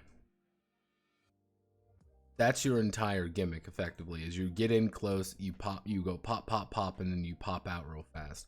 You are going to deal, not consistently, you are not as reliable as as short barrel carbine. On the other hand, you're going to do a lot more, doing a lot less, and you can get up in people's grill a lot easier. Scope dog carbine's really fucking good if you've got a drop on someone. That's the main advantage.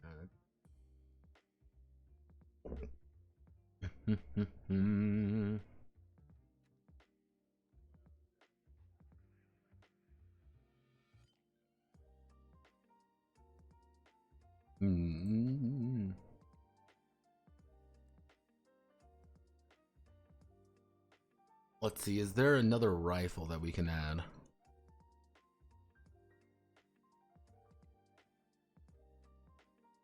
I want to add another rifle. What kind of rifle?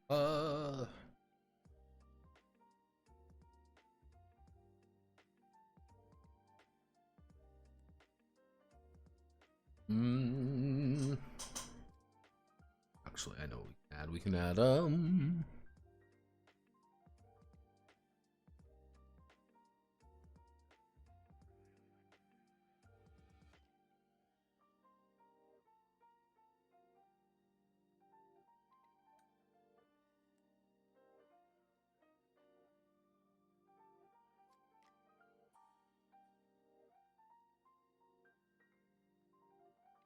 mm, 2d6 single.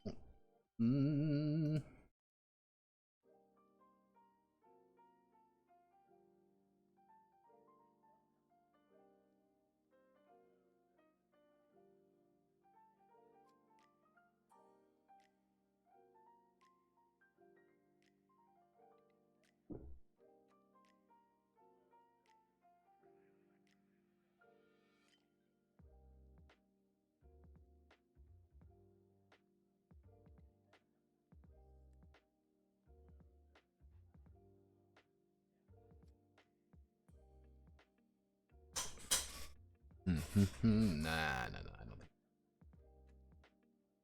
think.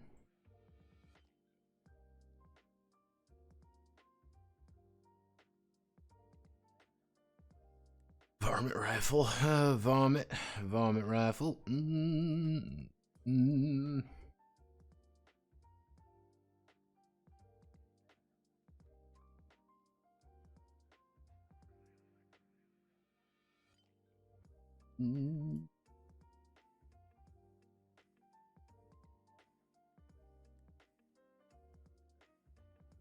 Varmint cannon.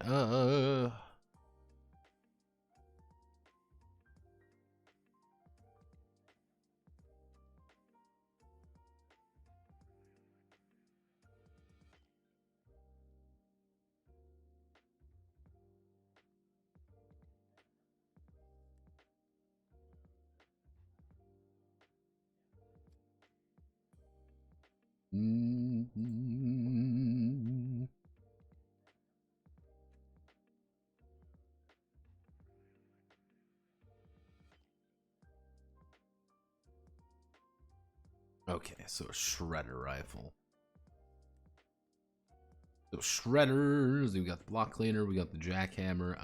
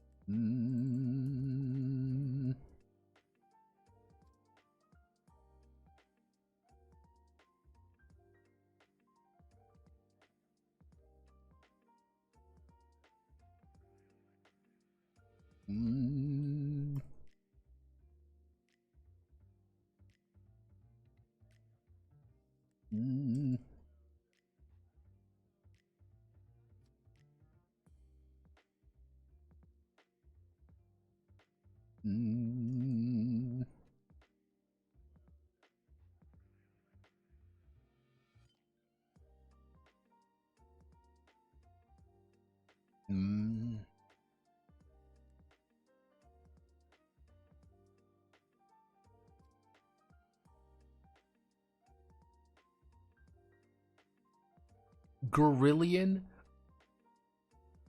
Yeah, it's if there's medium laser, I can 6 Gorillion of them on a mech and kind of plays a disco ball. They're a medium laser equivalent. No, not really. Going full laser is actually kind of difficult. Just because of how expensive it is. If you really want to go full laser ball, you go point defense blue. You go point defense blue, and your entire thing is that you're integrated and automated, which means everything operates automatically for you, and everything's built into your system.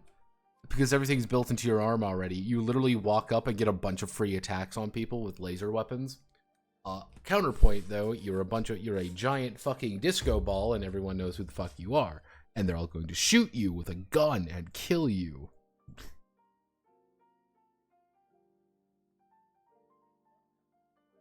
What are you gonna do to me? I'm gonna kill you with a gun. Let's see. We want to do we got the vomit cannon. Vomit cannon. Let's see. Is there any other fun shotguns that we can play with?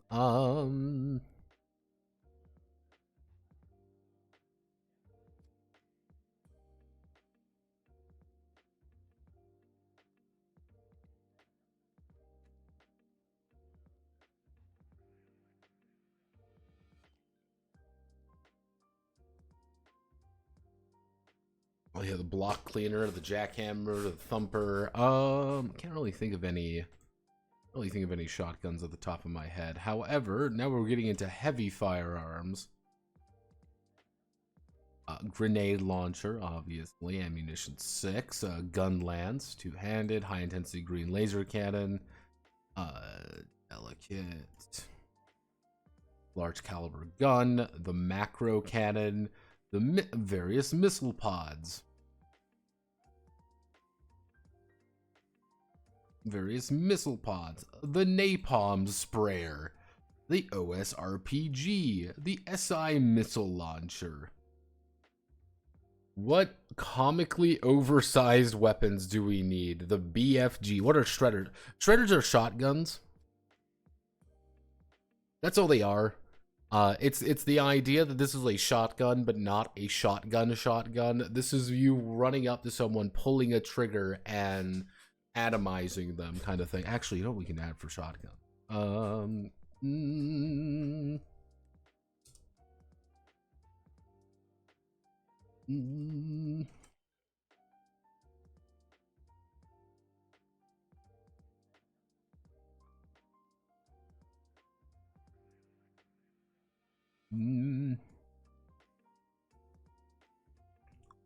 What would be a good name for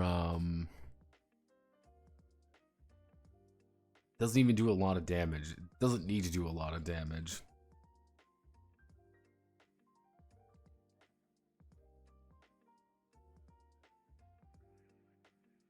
This inflicts terror on people.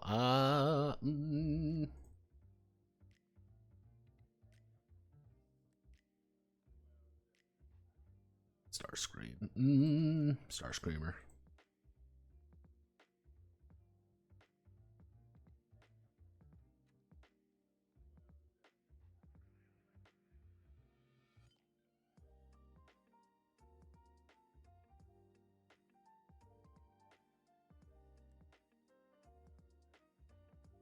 If you want to do that, you're going to be looking at an assault gun.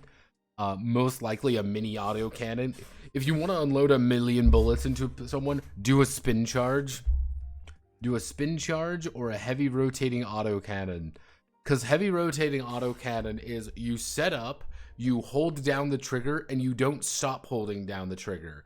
If you have four actions in a round, you can attack 4 times. And you say and they get reduced to atoms.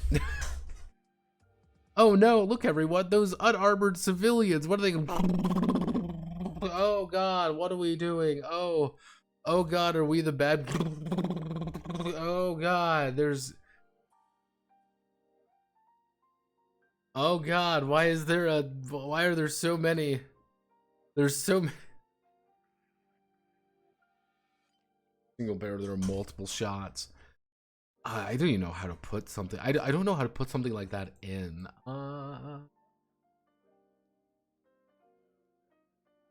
Actually, and then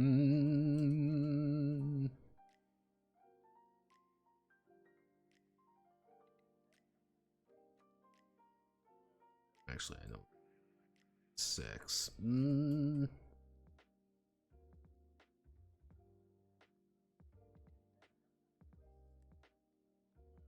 There we go. The only medium range shotgun doesn't even do that much damage, all things considering. But just the fact that it does shred damage is like, ah, god. The thing is with the, yeah, you actually know what we can do. If we do this, the thing with shred damage that's very scary is that shred damage completely eviscerates infantry. That's its main goal, like main job. And contrasting with the Starscreamer's entire job is to get up close and just start shredding infantry. The Metal Storm is be at a distance and start shredding infantry. Does do a lot of damage, but if you want to cause terror, that's the way to do it.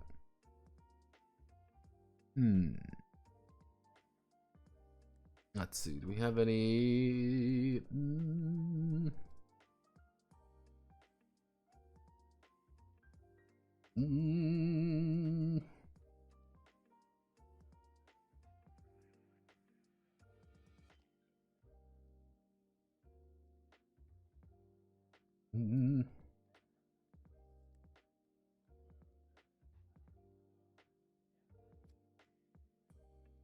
What do they call it in like in the Doom movie? Doom movie BFG. Bioforce gun.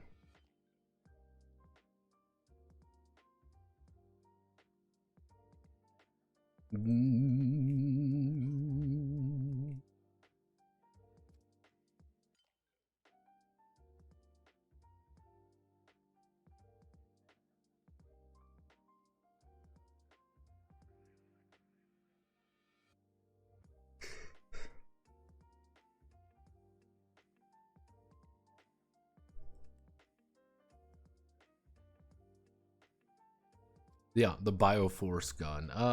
Let's see. Is there anything else that we can really use here?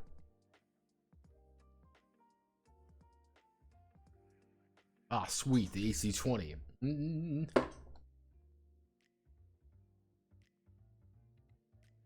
Yeah, mind you, this is you tearing people apart in like half of you shooting this thing, shooting infantry with this thing. Like, you are an absolute menace to infantry. Showing up with that, just going, and then everyone just dies. Everyone has, you know, the infantry you are fighting have been reduced to atoms.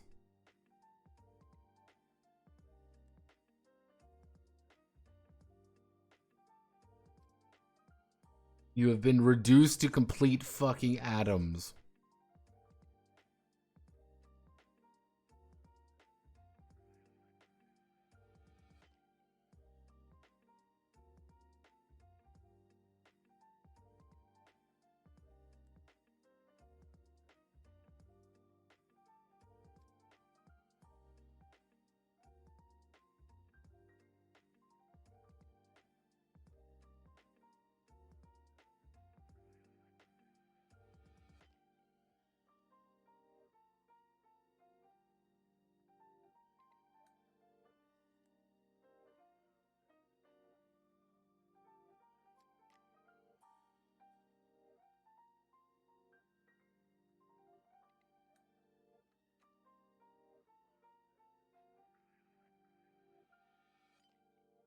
Oh yeah, no, I mean, thing is, with explosive weapons, it is you are doing a shit ton of damage to their chest.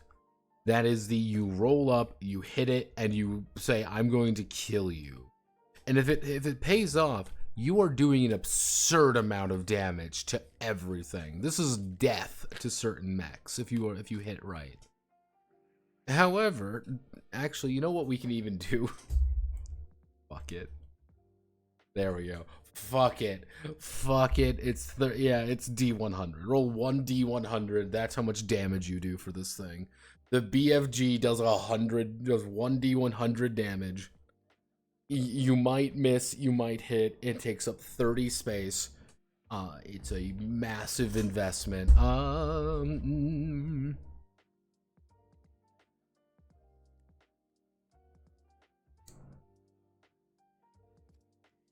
You could roll 1 damage. Jesus H Christ. Yeah, you could roll 1 damage on this. You're gonna kill most things. You have a good chance of killing most things. Because remember, the big thing with explosive damage you have to remember is that it does full damage to chest and half damage to all limbs.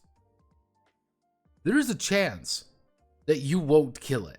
That you fired a BFG and they're still going. You could roll 1 fucking damage on this thing. You could roll 100 damage, and that thing has been atomized. You have caused an immediate cav detonation. It is a fucking roulette wheel. If you see someone with the BFG, you run from them. If you have the BFG, you save it for the one fucking guy when you know he's gonna die. And you gamble. Mm.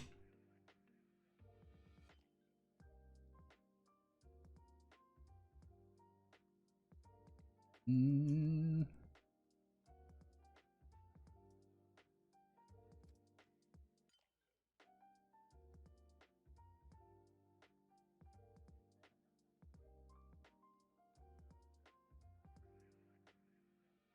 Mm.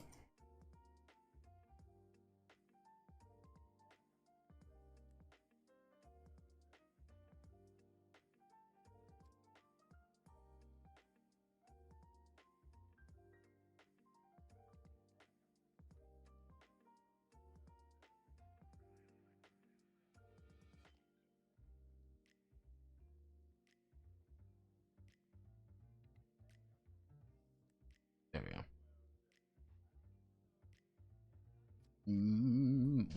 What's the accelerator rod do? Well, good news, bad news. The accelerator rod just can cause an immediate cav detonation if you get hit by it. So special technique: don't get hit by the cav gun. Like don't get reduced to actually to special technique: don't fucking die. Like I don't know why people struggle with this so much. Just don't die, Lamau. Special technique: just don't die. Like it's pretty simple. I don't know about you guys, but this one's a real thinker. This one's a real big thinker moment.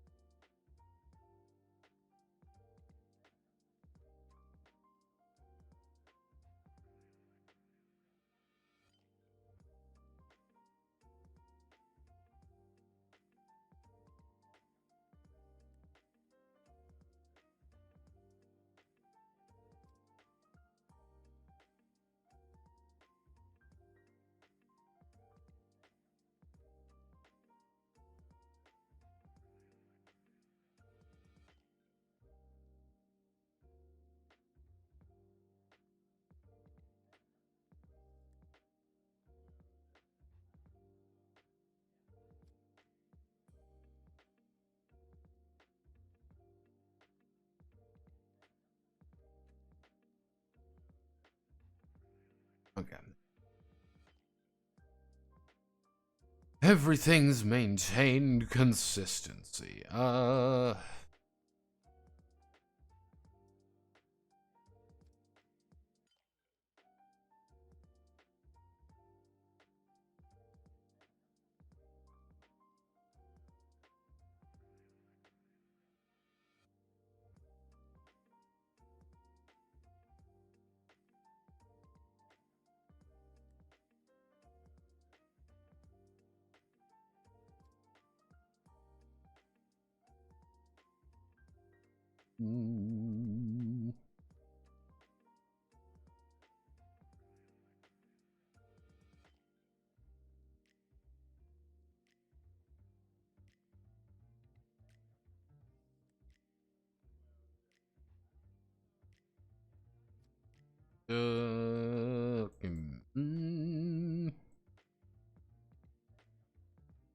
Okay, so weapon range. So each weapon, each firearm.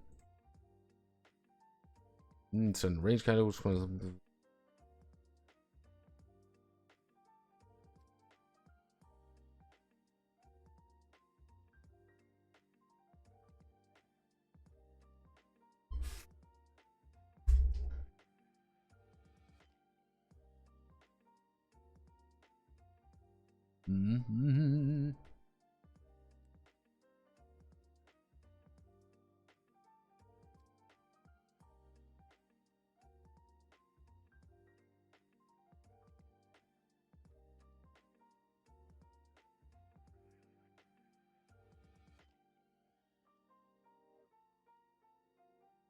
Okay,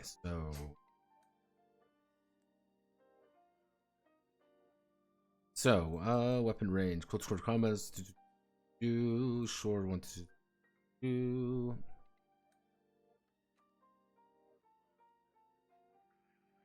So, you want to do a two hit bonus. This is probably the most complicated aspect of the game. Point blank, you get a +6 to hit. If you're a range tag, you have a -6 to hit. Medium, that far as that.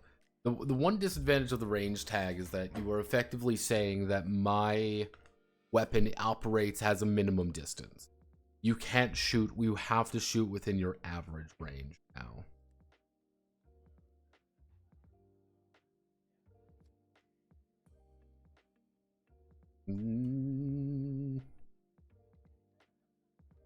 Yeah, it's you saying I have to shoot within my close range. I have to shoot within my average range. If I shoot anything lower than that, I'm taking a penalty. If shooting anything farther than that, I take a penalty. The big thing though is that your far is also 0. So effectively, if you have a range, if you're range with like a medium range weapon, you have a 5. Pretty much anything within 5 to 10 tiles of you is considered to be medium range. Is considered to be a 0, which is pretty fucking good. Fire too far out, you're not doing too hot. Fire too far in, you're doing pretty fine. But yeah, no, like you get like a lot of CQC weapons, for example, like a lot of like the jackhammer and stuff. Like the jackhammer's main goal is to be as close as physically possible. And it wants to be close, and it wants to shoot you in the face. But on the other hand, you might get something like a long shot. Like the long shot has extreme range. So if we go down here to extreme range, it wants to shoot you from 7 to 17 tiles away. That's its ideal range. If it's close, you're taking a -4. Not impossible to hit, but that's effectively a +4 for them, which is a 20% chance less likely of hitting them, which makes sometimes just not possible. However, if you have a long shot, you are probably the fucking sniper, and your job is to hang back and take a pot shot. So let's see. Range kind of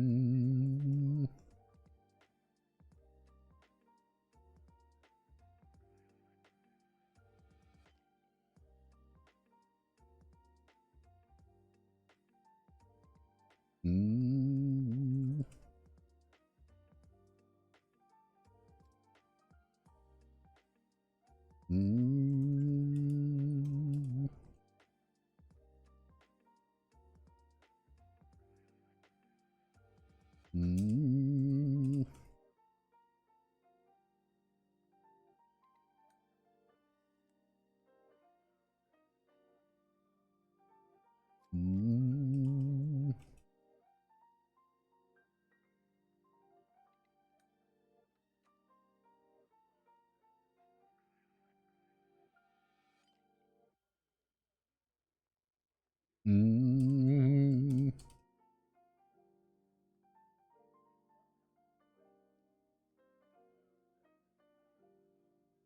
Who's pinging me? Hello, Dead Tree. What's poppin', Dead Tree? Oh, it's Teams of Astoria. Let's see. How does this movement game? One hex per some attribute of your mech. Yes, it's combat speed. Effectively, you get a combat speed. So you might have, let's say, 8 combat speed. Normally, it takes 1 combat speed to move into a tile. Certain difficult tiles, like you're moving onto mountains, you're moving onto rough terrain or something, might take additional combat speed to move into. But let's say if there's just 8 tiles worth of nothing, you can move 8. Move 8 tiles. But if it's rough terrain, you might only be able to move 4 tiles. If it's really bad terrain, you may only be able to move 2 tiles. So it's kind of that's kind of where things go. The advantage of infantry is that infantry don't obey that. They don't give a shit about terrain. They just need to get into it. So if they move 3, they can move 3 in any direction perfectly fine. That's one of the big advantages. Let's see. So here on the other hand is just how many tiles away are they? If they're a ways away, then yeah, it's like, hey, I'm close range. You know, it's, hey, my weapon's medium range. They're close to me. They are within 2 to 4 tiles of me. I'm going to shoot them with a gun and kill them. Like I'm at close range. I get a +4, which is pretty fucking good, by the way.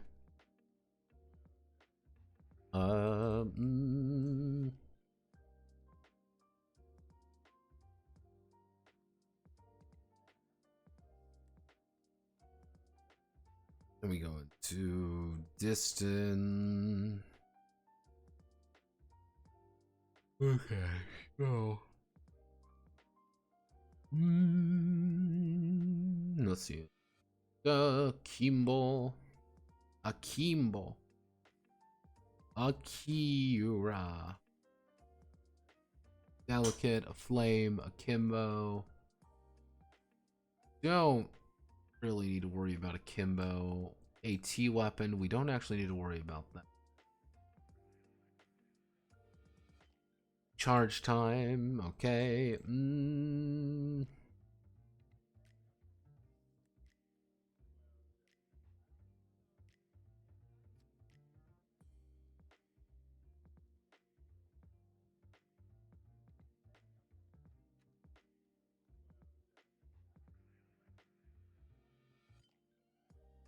That, don't.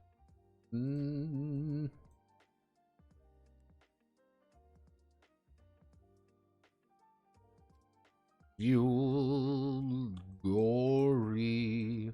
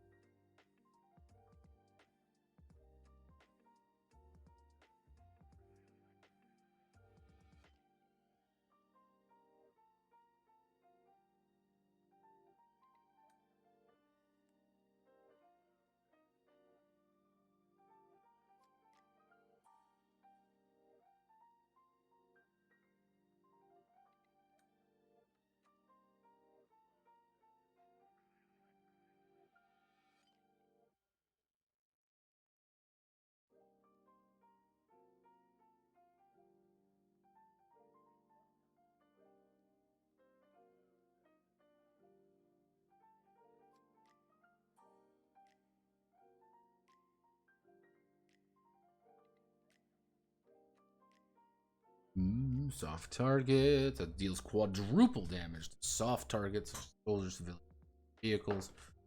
Stun. The weapon reduces the number of actions die 1 to a minimum of 1. Two-handed to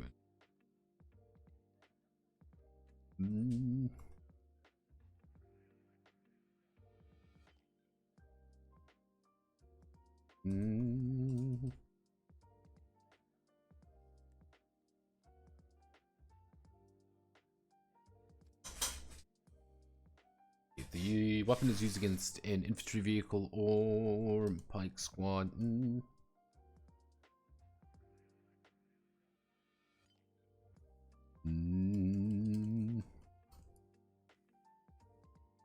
I'll check. Actually.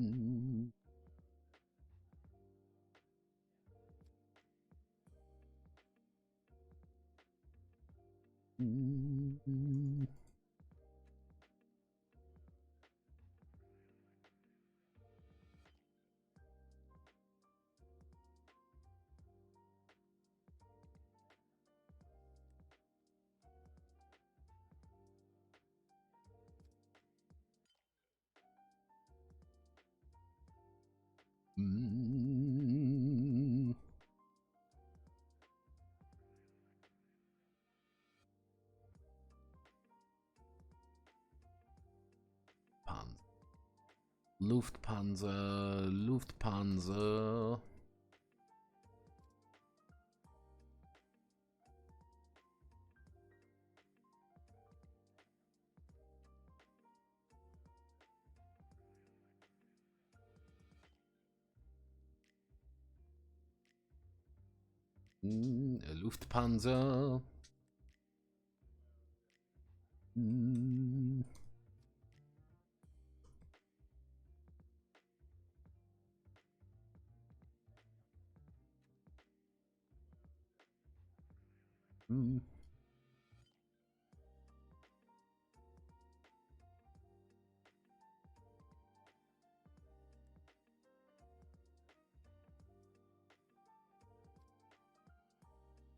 Okay, so we put anti-air.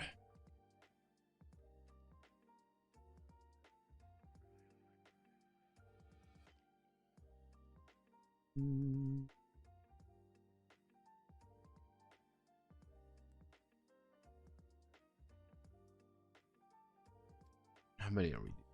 1, 2, 8, 9, 10, 11, 12, 13, 14, 15,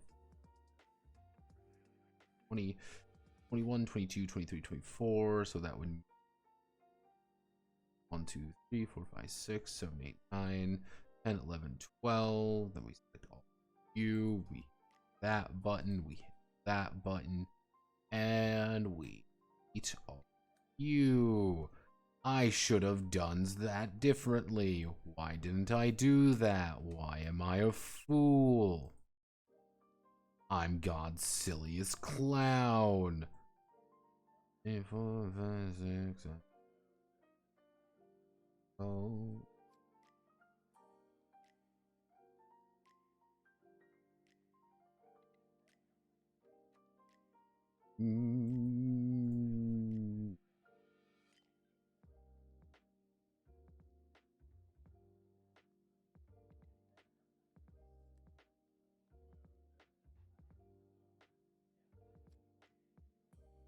As a we finished section. Yes, I actually finished the section with infantry, vehicles, and pikes.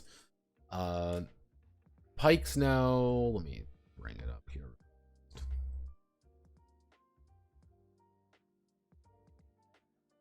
The big thing with pikes, actually, the big thing with infantry has got a few new infantry squads that you can join, that can join alongside you. They kind of operate on their own way of doing things.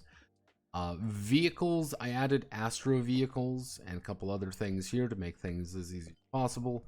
And pike units, I actually gave pikes individual just pike units. These are just things they wear.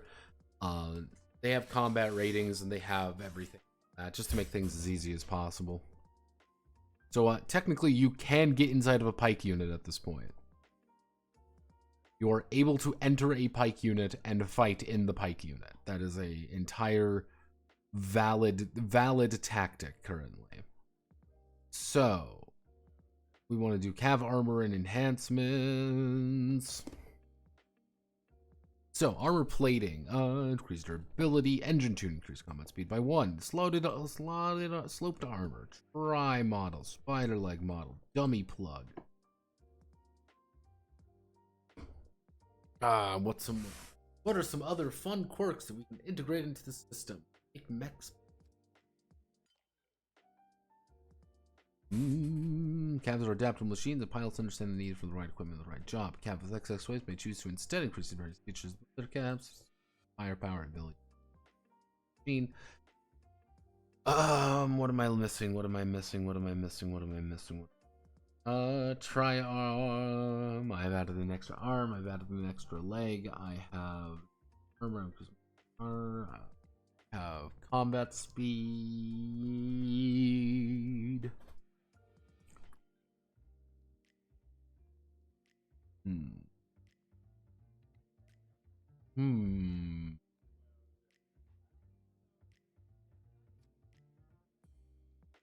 I guess there's really nothing here. I mean, what are we missing? This is kind of everything.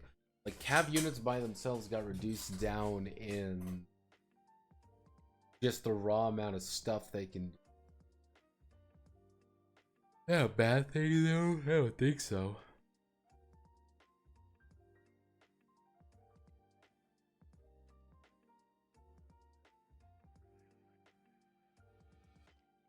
If I think of something, I'll think of something. Let's see. As method files.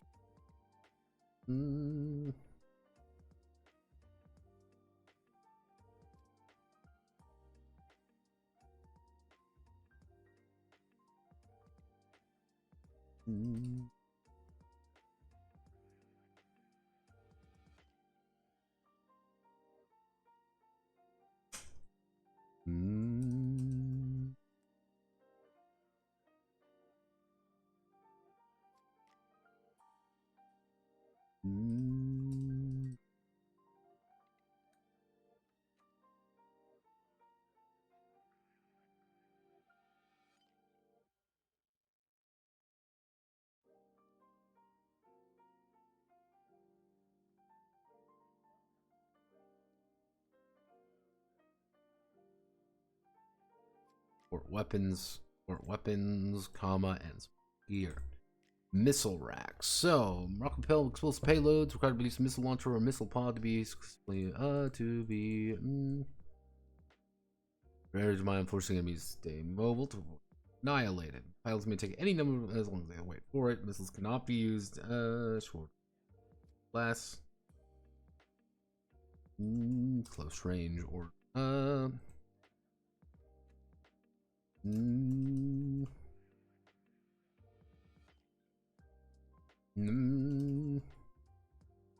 point, let's see, close range or point blank range.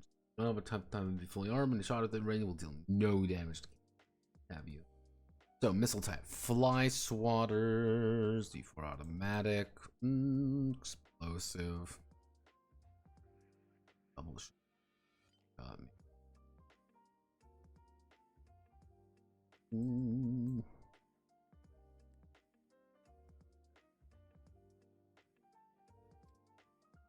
Fragmentation, guided heavy, guided light, high explosive, long flight missiles, micro missiles, napalm missiles, squash heads, star shells.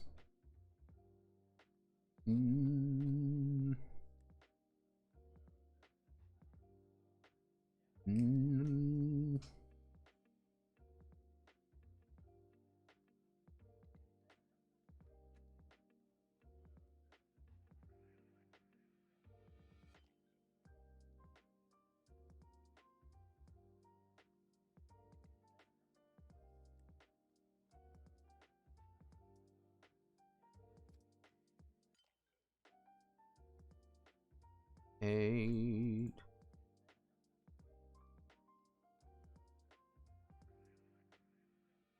The style radius around them. Let's see. What are they able to? Through my explosive, guided.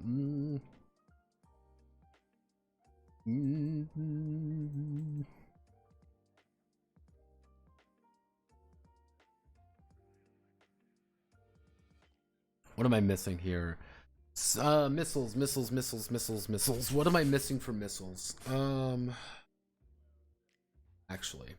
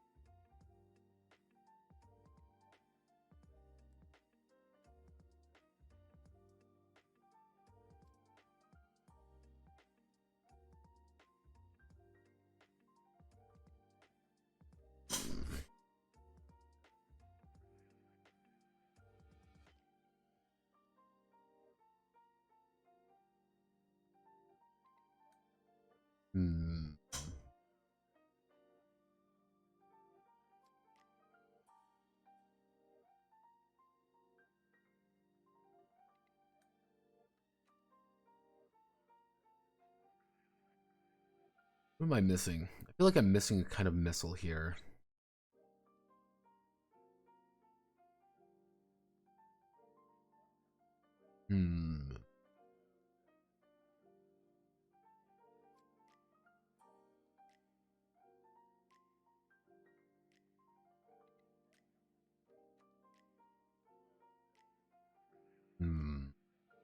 Okay, drone hubs.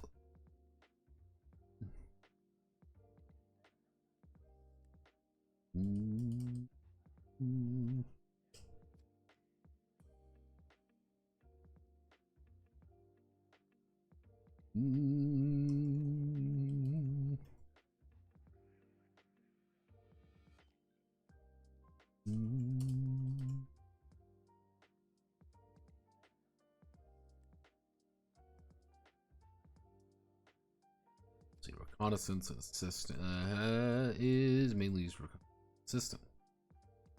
Reconnaissance repair, reconnaissance and repair work. Repair work. A few dedicated combat drills. Let's see.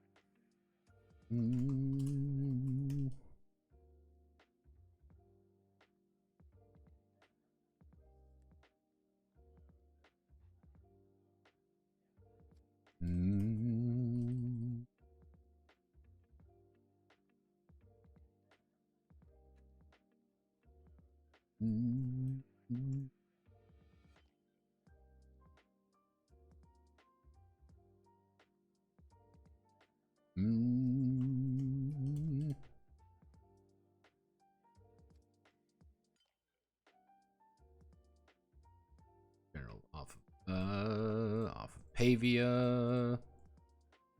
Following 2-year cleanup fiasco, drone has become standard of field drone dressing. Let's see.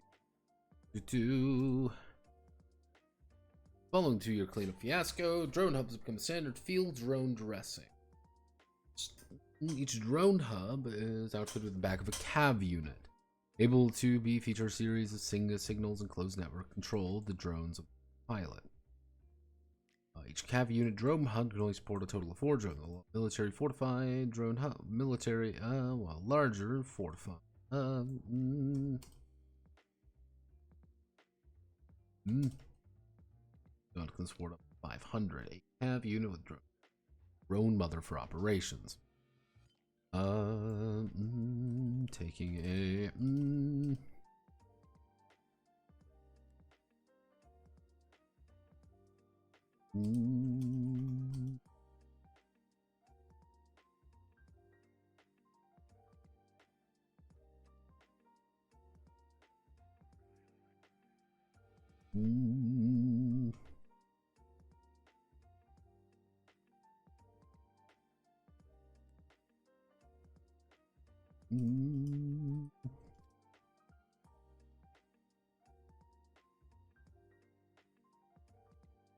Drone 20 way to outfit on the Gavian, but does not count as a saddle.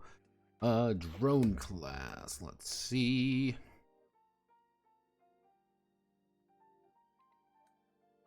Point defense, sidearm, cav weapons considered to be automated, recon drone.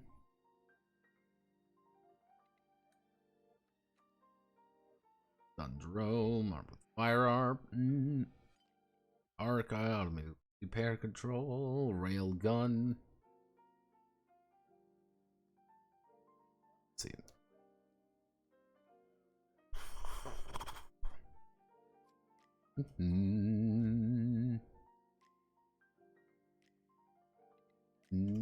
That's order drone takes a an order drone takes a single action. Individual.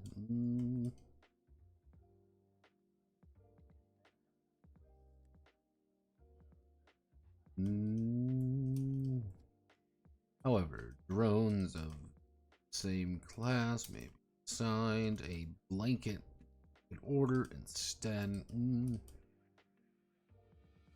Drones will perform their and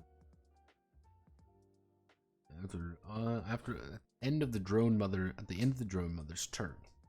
Nice. Operation range is number of tiles the drone must end their turn or shut down until back in range. A drone targeted by an attack has an MSR of 6.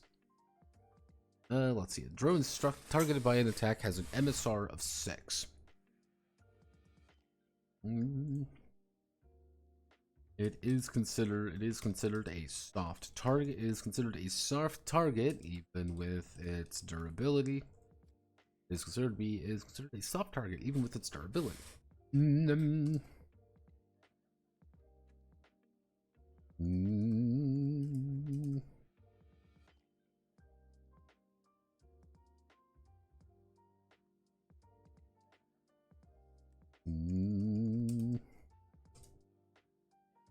There's these small automated helpers. Yeah, the idea, like drones, we had a drone mother in the base campaign. The drone mother did pretty well. The main issue with the drone mother is that they drones became either really good or they died instantly. There was no in between.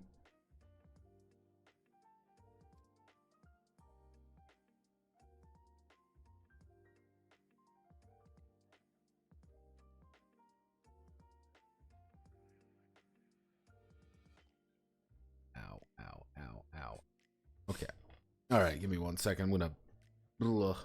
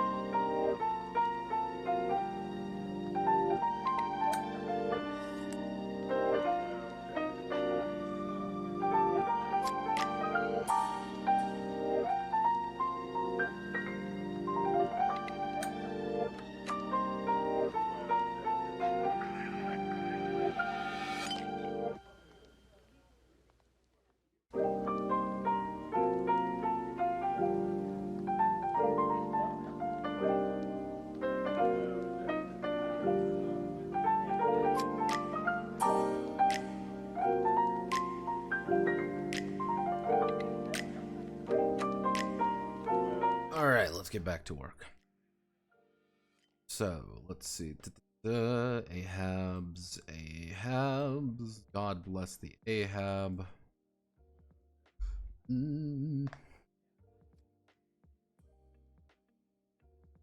If we do.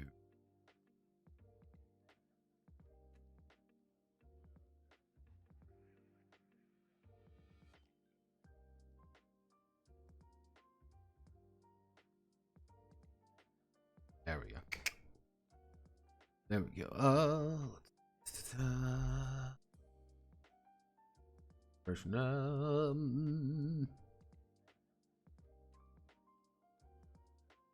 Alright, so grenades. Handled weapon thrown by the cav unit. Deal with enemy. Cav unit go up to 5 tiles away from the current position. Detonating upon impact. Cav unit grenade element may load the grenades into the launcher and fire it that way, but miss to hit roll or miss the target. Or miss the target by 1. By 1d4 tiles in a random direction. In a random direction. So we select all of you. We explode this.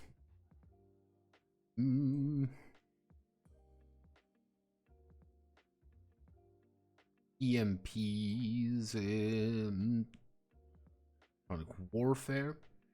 Or the cav unit is offline. Is offline for 1 round, radius 1.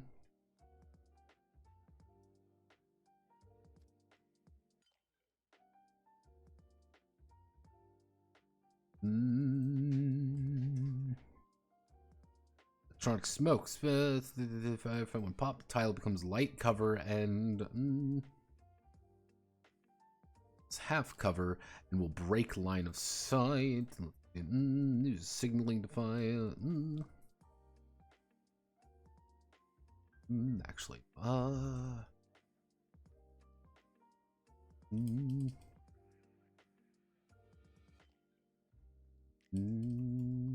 this indicates.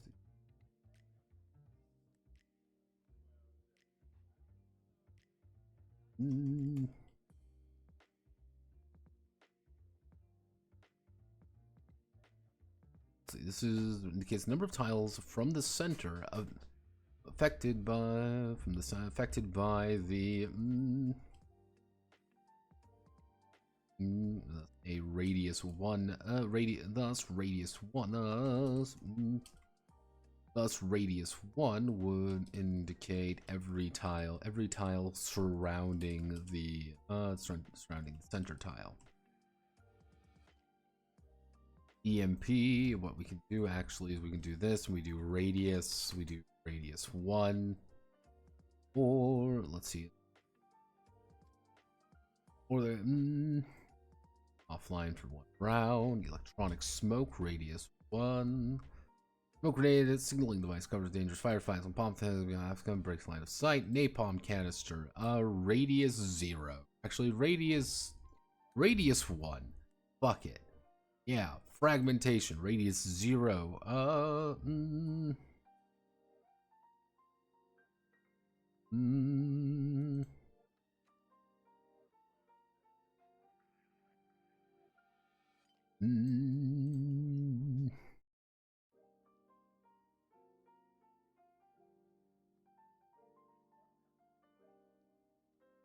Death whistle. Death whistle. 6. Wait. 7. Radius 3. Terrifying.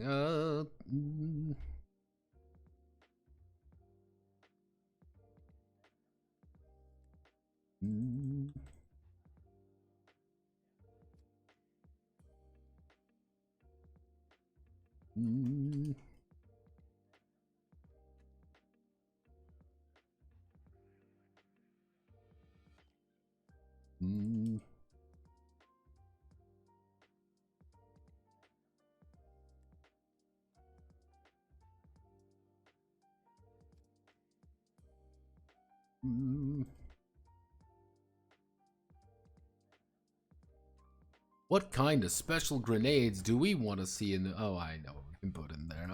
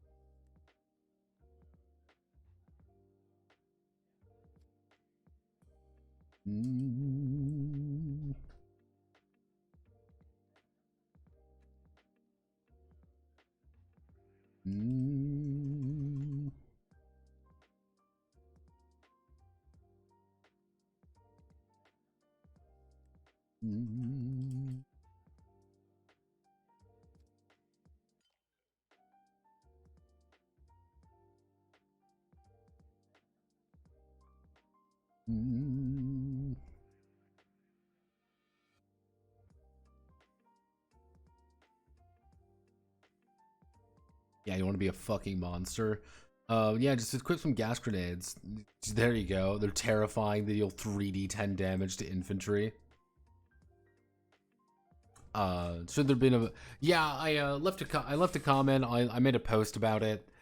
There was supposed to be a video, but then it literally did not dawn on me that yesterday was, oh, it's 4th of fucking July. I got a bunch of things to do today. It did not dawn on me when I was making the schedule. I just, like, it just blanked on me. I'm like, well, shit. Like, I've got some stuff to do today. So that's why there wasn't a video. It was purely a, well, shit scenario.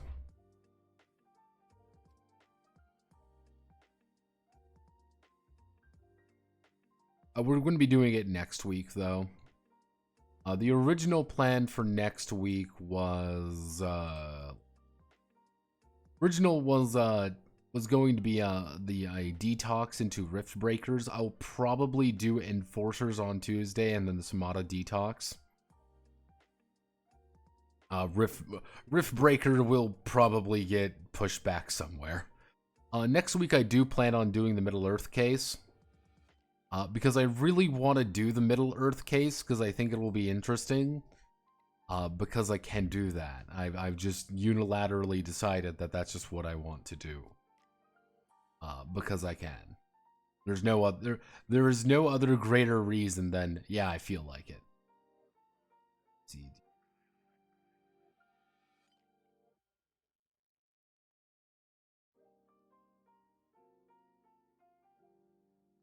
One, two. What you hear.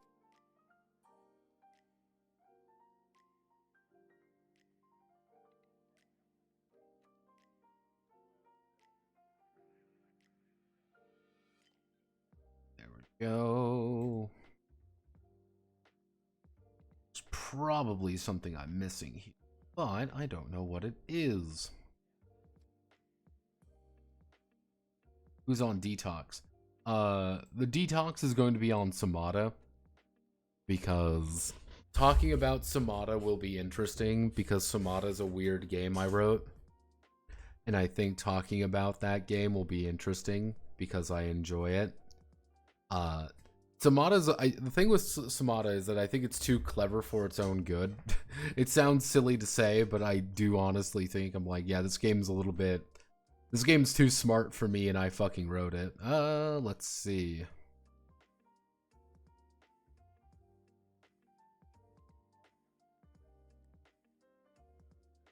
Actually, I don't need to, because I already put support weapon. Missiles. I don't really need to worry about that, so we have support equipment here. Let's see.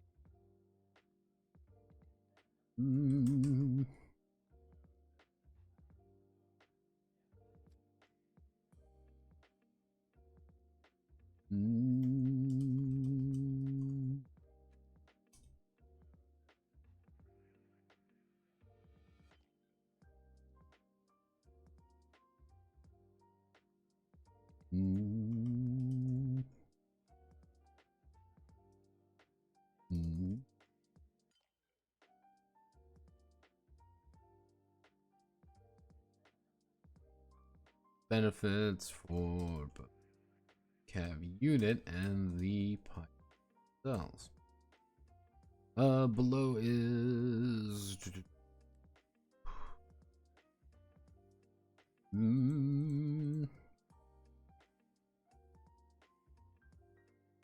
it is most likely a saddle. So, equipment designation, active or passive? Passive. We want to do that for the dirt man.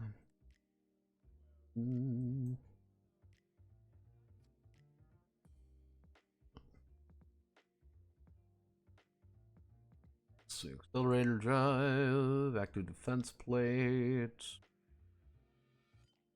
active fire foam.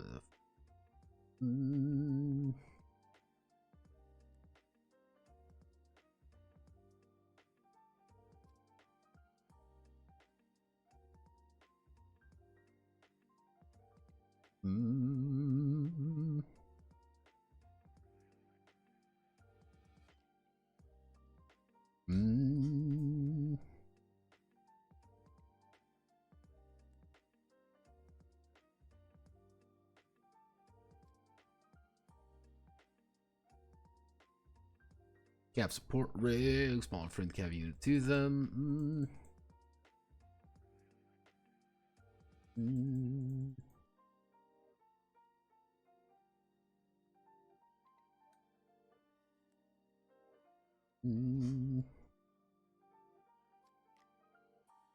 Cavalry active repair engineer, drone matron.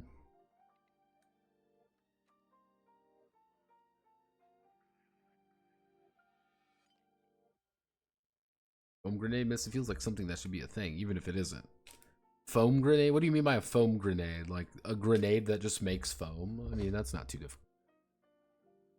Like, that would be.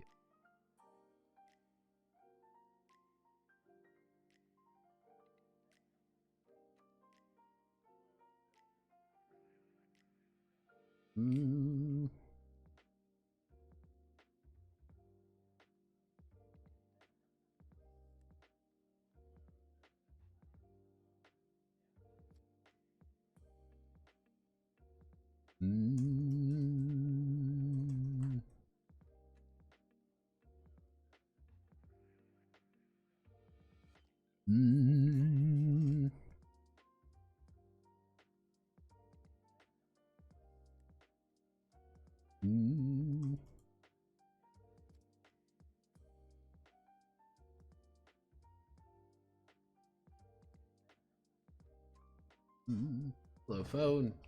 What do you require from me?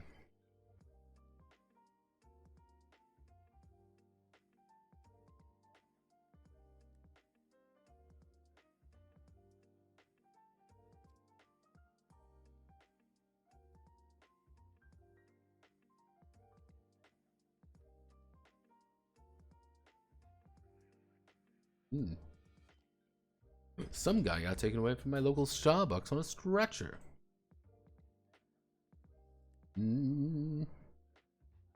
How are we doing? We're doing grenades. Let's do actually let's see. Green half cover section of hardened foam. If applied to half cover to half to a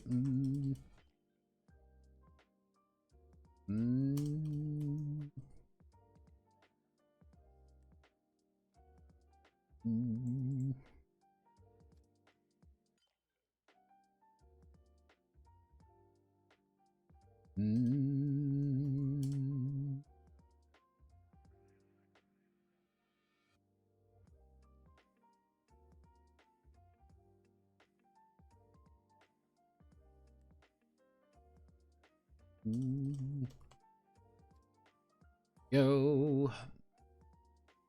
Targeting integrated weapon. Let's see. Cat support rig. Enhanced systems. Heat targets right and terror computer system. It doubles all damage, stacking the multiplication value to infantry and civilian targets. Integrated weapon. Hazard. Don't really need that really. Linked fire support system. +2 hit with the link attack. New type vertigo stabilizers.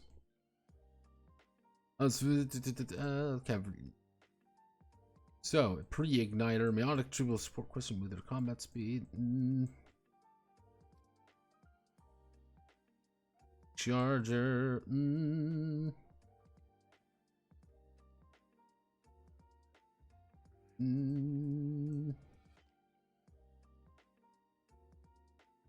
Specs. Their chassis. Yeah, no, that's fine. It's not a casket. Range of support pack is range climate control.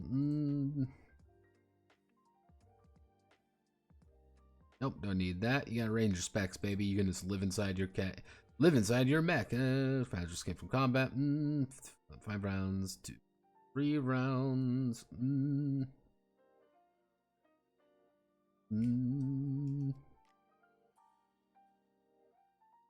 Scouter. Scouter.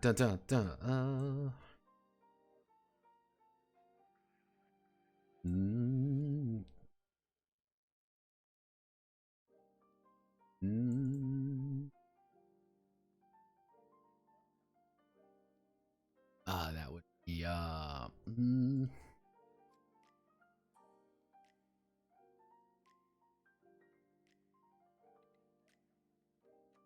Hunger down reaction. Damage reduction is increased by +1. Shock trooper. Stardog does not require a saddle for 0G combat, but takes durability penalty. Okay.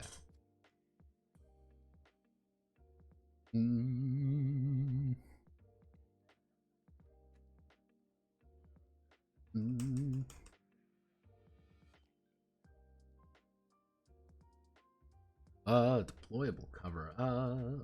We can put. I know.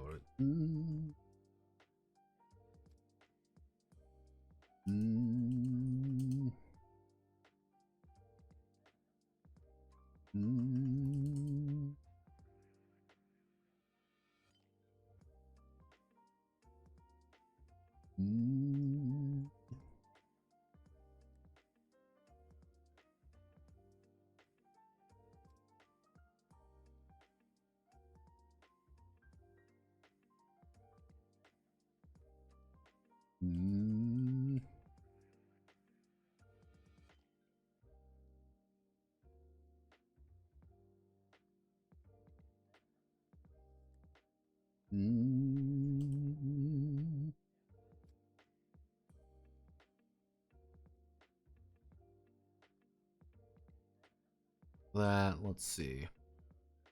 Is there anything else that we are thinking of? What sounds interesting to add into our cool giant robot who does cool giant robot things? Trying to think of like character stuff. Like what would be interesting to add in?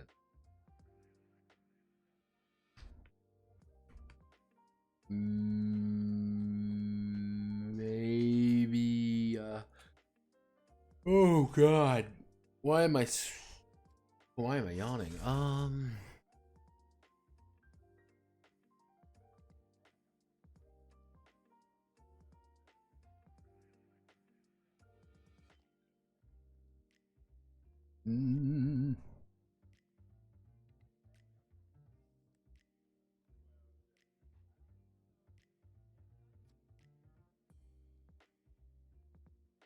Lazarus system passive.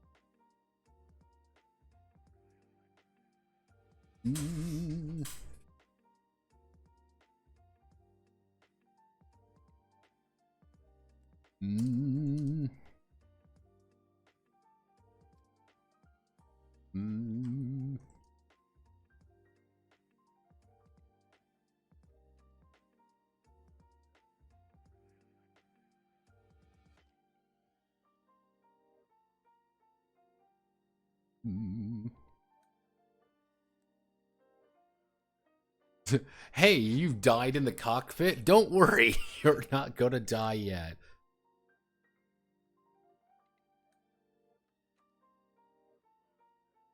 We have a little bit of electronic warfare stuff, like radio and radar jamming. But we can put in, actually,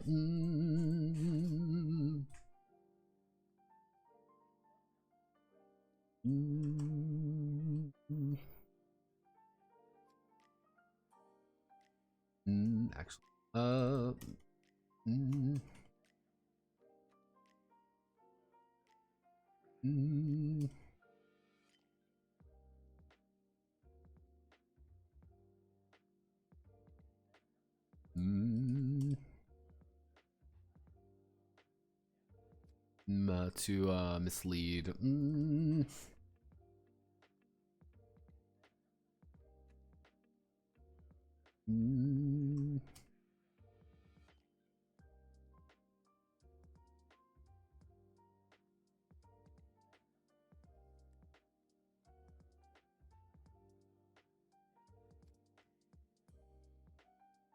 Go signal.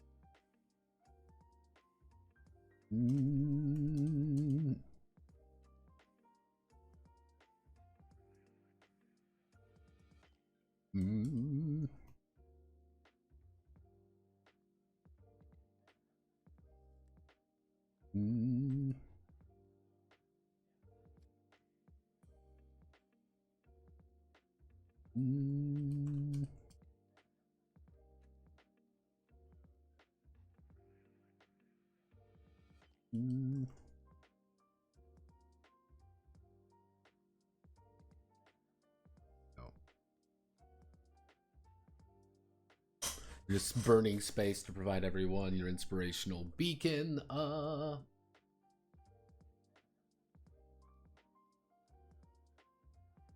What's some other? What would be another good one? What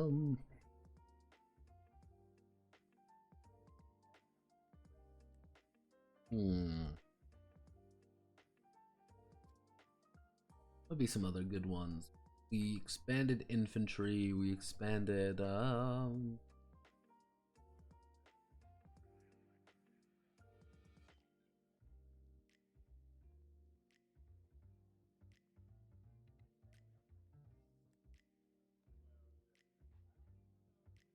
Nothing immediately comes to mind. If anyone has an idea, feel free to tell. But what I am going to do real fast is come up here.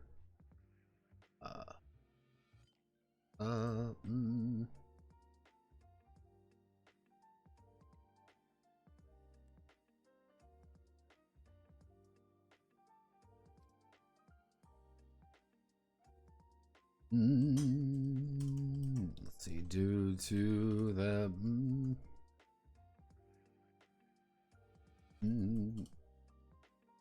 combat, melee combat, and honorable and duels of honor among the imperial aristocracy.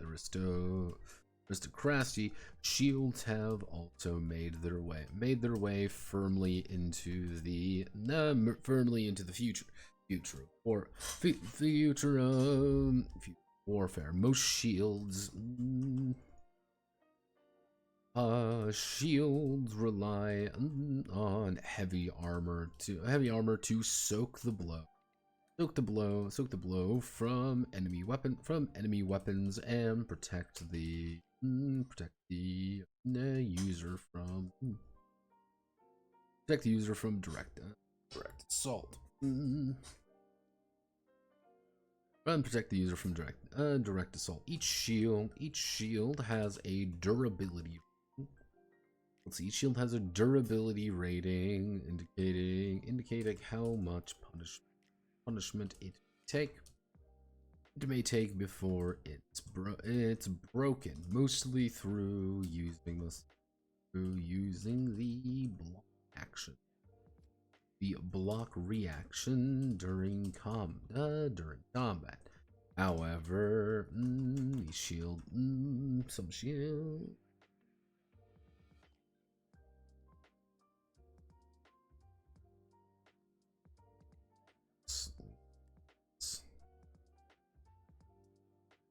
Up a little. Ooh.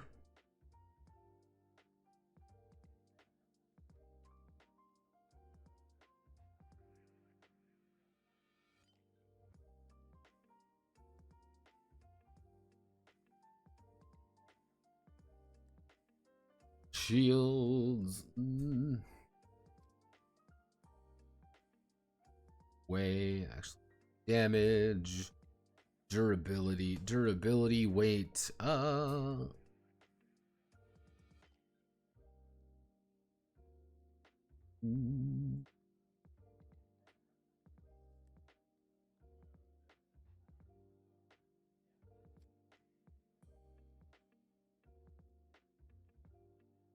Actually, probably save a little bit of room if we can create things. So we do a buckler. We want a buckler. We want a Taj. We want a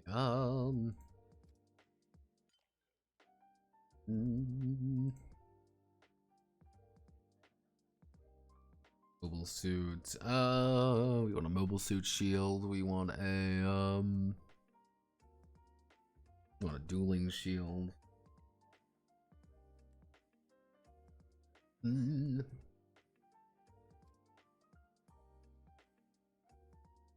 we go. Roll. Yeah, we can just do that. The handful of buckler. Buckler does 0 fucking damage. You don't need to do that. 20, weight 5. Not a lot. Soaks 20 damage. Charge is a little bit bigger. It's going to do 1d2 damage. It's going to have about 45 durability and cost 10. Mobile suit shield actually have an actual way of damaging things. So you're going to d6 by bashing someone in the face with it. It's going to have a 50 on there. It's going to be 12. That 15. Dueling shield. Dueling shields are actually going to do a lot of damage, but contrast, you only have 25 durability on it, and they weigh a little bit more good. Right, control shields do fuck all damage. However, they are also big and very heavy and and are able for some riot control work. There we go. Nothing too exciting. Very dull. Very to the point. Nothing wrong with it.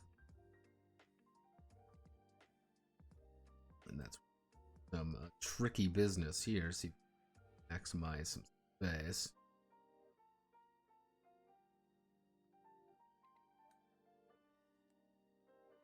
But do tricky business. Tricky business.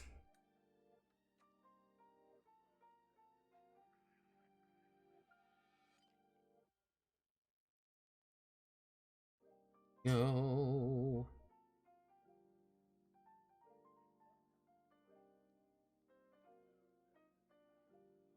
Sir, the radio's been jammed. Oh no. Oh no. It's raspberry. No. So we have sport equipment. We have here.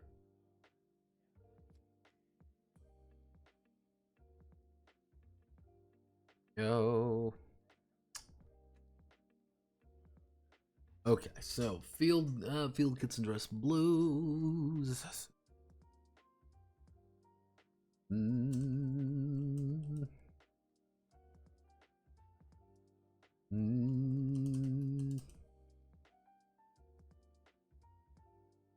Let's see. Well, it's really expected to be brandishing a gun to the front lines themselves. They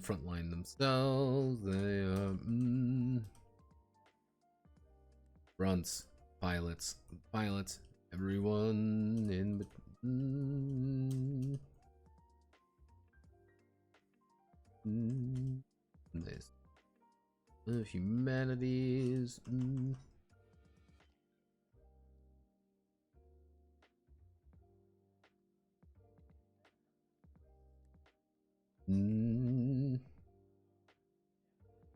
Let's see, and everyone between the humanity's greatest of humanity's killing tools. Most pilots are assumed to have a sidearm on them at all times.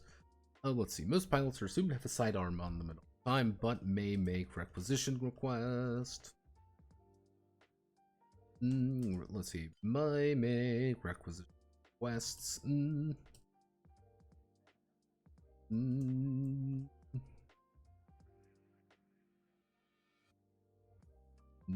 Pure nobles and federal rangers.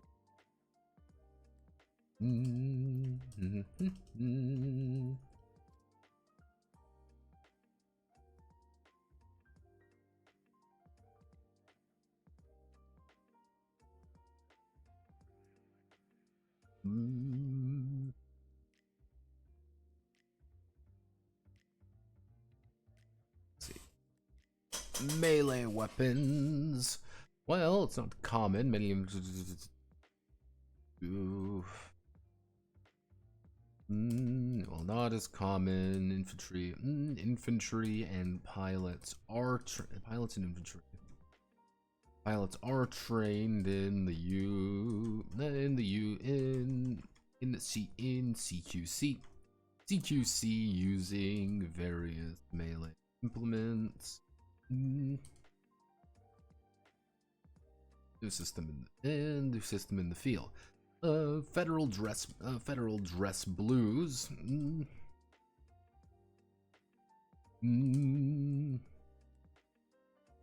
As part of their ceremonial role, often decorated, depending on the unit and their accomplishments.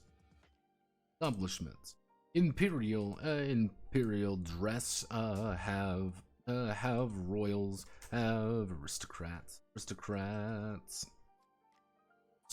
brandish their family weapons and heirlooms as a display of wealth and power.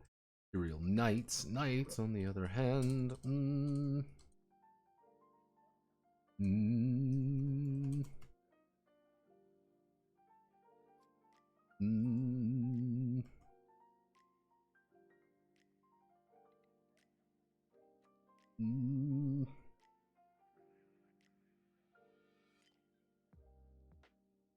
there we go.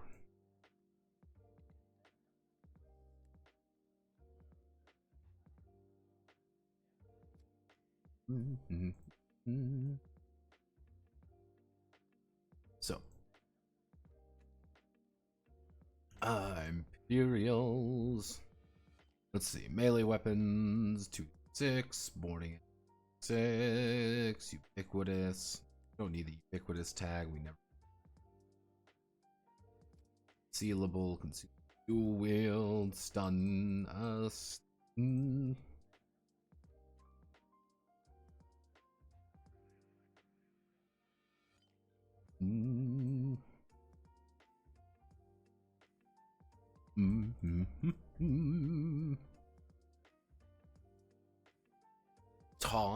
Baton.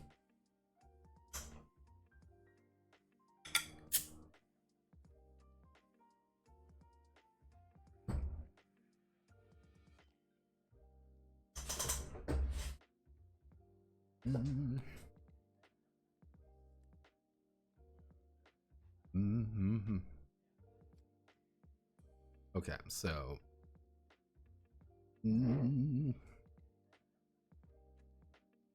side note on unarmed.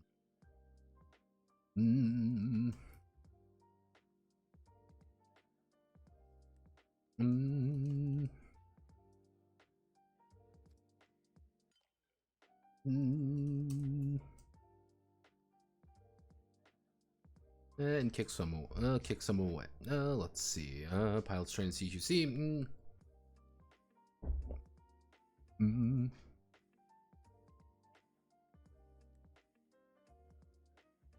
Mm.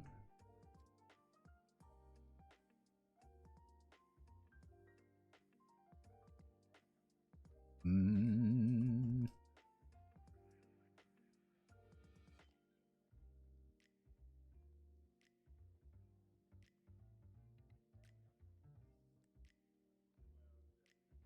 Oh, getting a phone call. Give me one moment.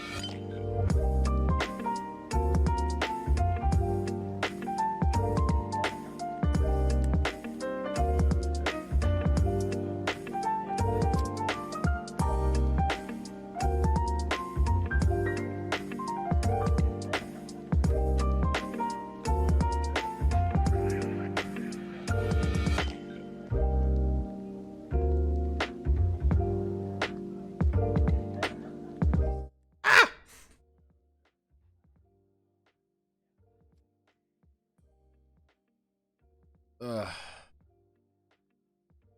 All right. Mm-hmm. Mm-hmm.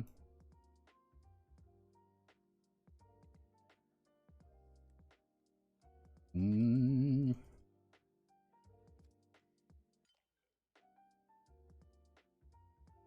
Mm-hmm.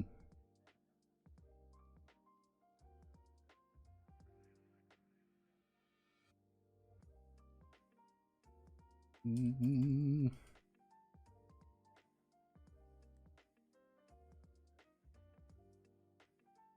Let's see. Mm-hmm.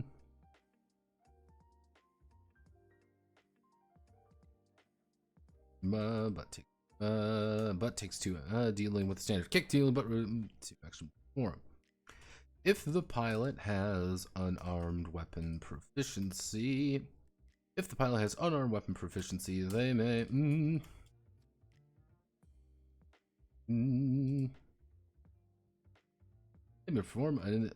They may perform a number of additional techniques.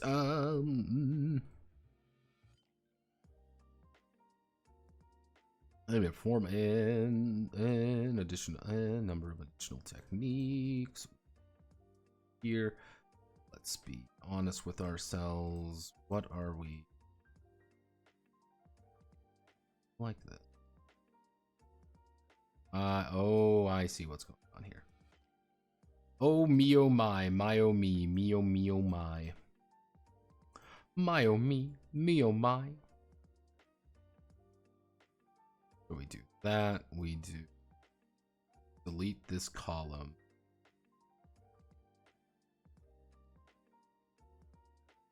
We want to be, let's make this, let's do this right. If we're going to be doing jank ass tables, we may as well make it the correct kind of jank ass tables.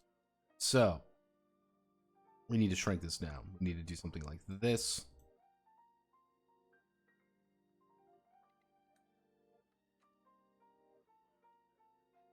You need to add some futuristic melee weapons like a mono blade. Like, I thought about adding that, then I'm like, nah, it's much funnier being like, you don't even have like a real weapon. Like, yeah, you don't have like a cool space weapon. That's like military tech. You just brought a fucking sword out. Like, I'm gonna stab you to death. Like, fuck you.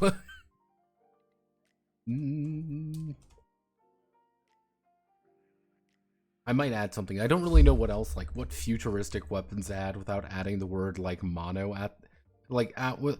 I don't know what to add without just adding the word mono to things. It's like, oh, it's a mono baton, it's a mono gauntlet, it's a mono hand axe. Like that's kind of the idea. I'm like, do I just add that? And you're like, yeah, just no, it's a sword. Yeah, it's a fucking sword. Let's see. So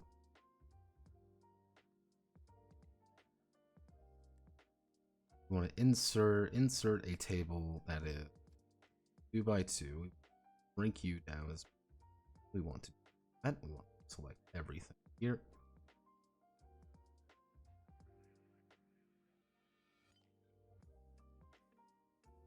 Scene.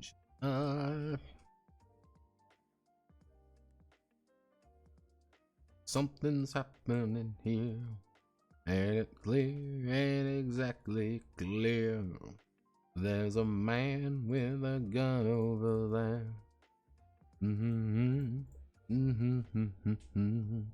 Baby, stop, children. What's the town? Everybody's gonna turn around.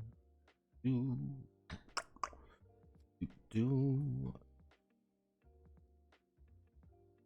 to do very insert table. We need to do this as 3, I believe.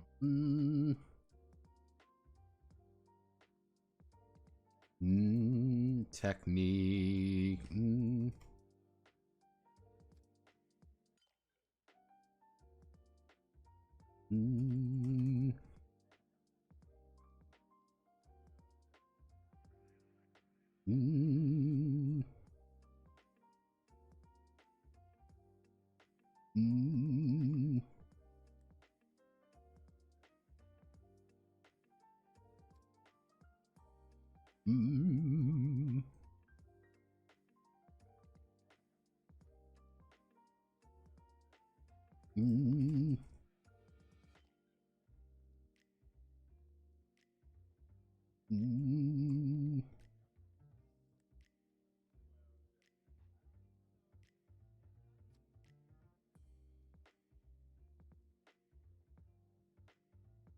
Let's see, Jude.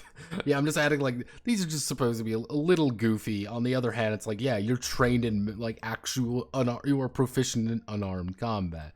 Of course, you know how to do.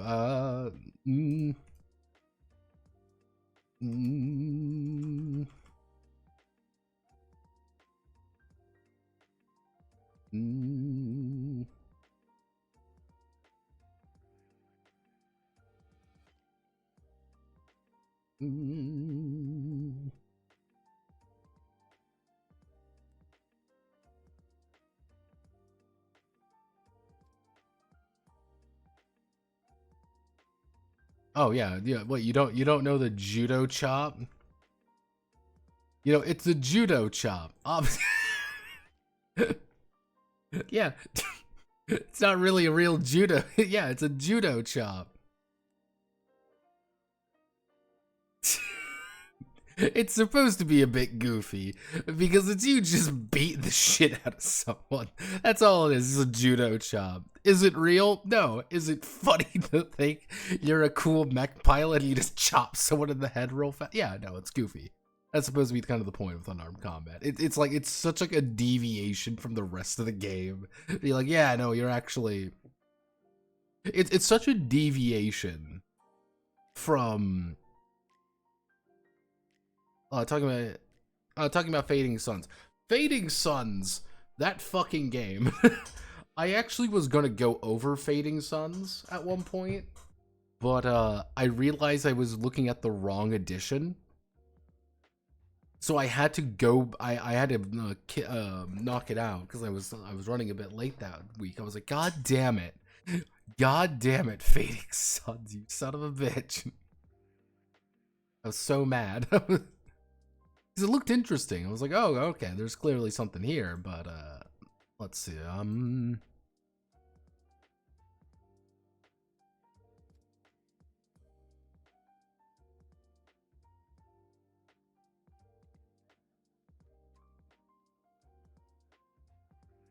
Mm,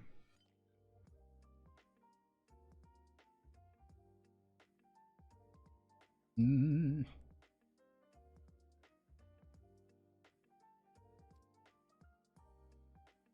yeah. You get your the Amuro, get your shit together.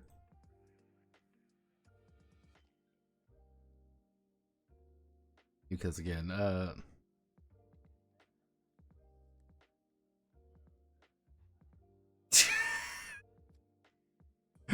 boom, have no fear. He's just like, yeah, no, just get your shit kicked in.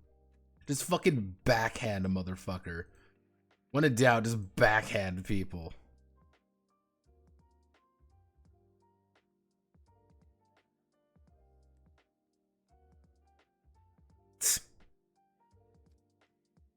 Yeah, when in doubt, backhand a bitch. Like, that's, you got some one of those uppity little fucking autistic kids in the giant robot. No, just backhand them. Let's see, great equalizer, seen rapid advancement, declines over the years, two sides to outshoot, outprice, and out-manufacture. Mm. Mm.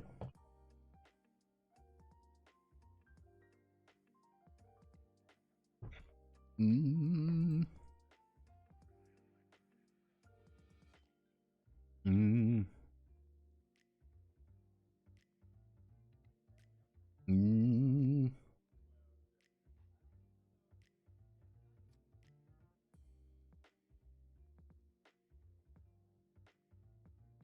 Kinds of Waffenkämmer with striker animal type, micro is variation of HHH, heaven handgun 99. So we oof.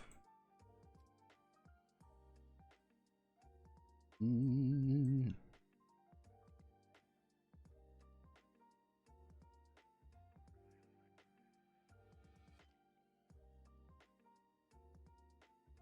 Mm.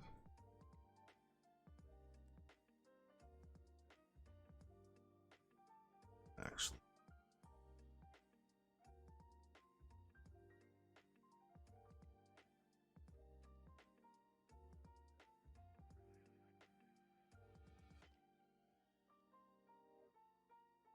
0.75, 1.52. So, oh, why that I'm at a meal, then I'm what I'm scared to do. 0.75 to 1 point 1.75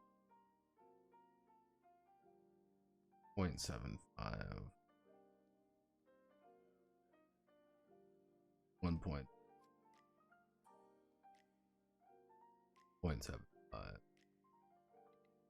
2.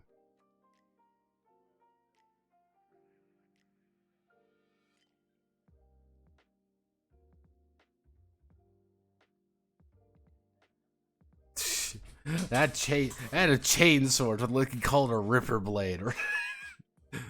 Legally distinct chain blade. A legally distinct weapon.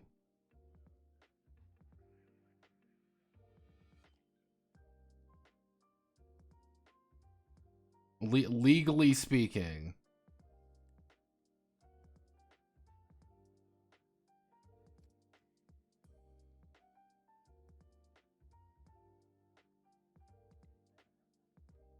The weapon probably violates some war convention. This is a violation of multiple treaties somewhere in this galaxy. However, you do not care. 2.75. 1.5. 2. 0.5. 0.5 to 0.75. All right. I actually have to check something really fast because this is actually fairly important. God damn it. God fucking damn it. Watching Little Shop of Horrors with 1,900 people. I can't just fucking ask her what her goddamn favorite horse girl is. Son of a bitch. Alright, I can... God damn it. I developed agriculture and legal gaps still rule it as such. Let's see. So... we want to...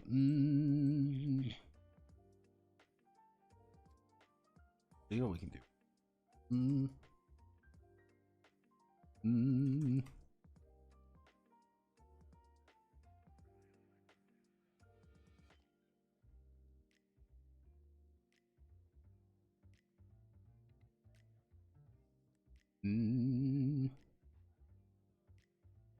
A delicate pierce.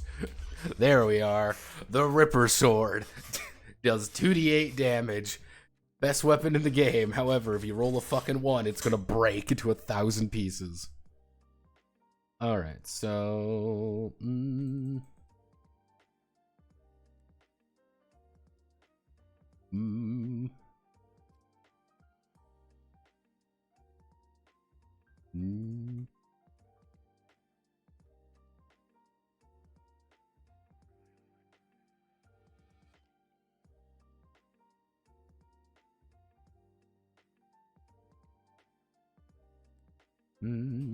Designated marksman rifle, light machine gun, squad automatic weapon, which is the advantage of squad on. The advantage of the saw over the LMG is that the saw uses long gun while the LMG uses heavy military weapons. On the other hand, 5.85, battle rifle carbine, standard laser rifle. It's the SLR, baby. Delicate.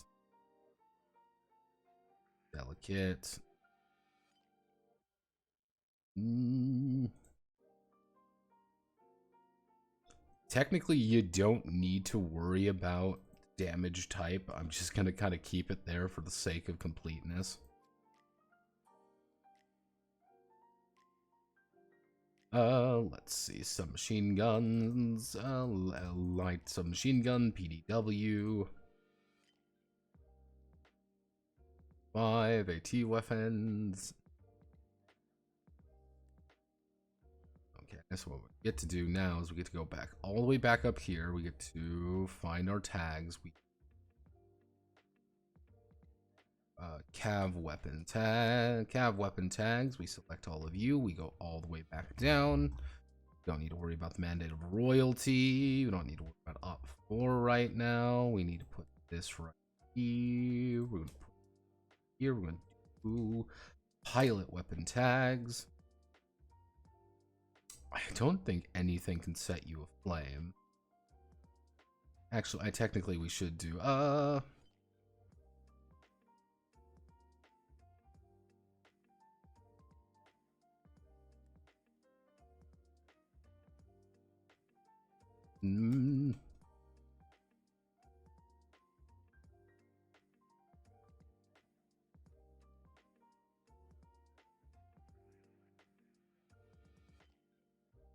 Mm. Mm.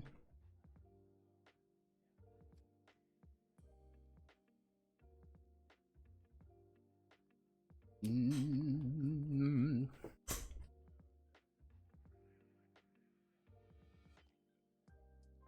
Pump shotgun and automatic shotgun. Mm. Mm.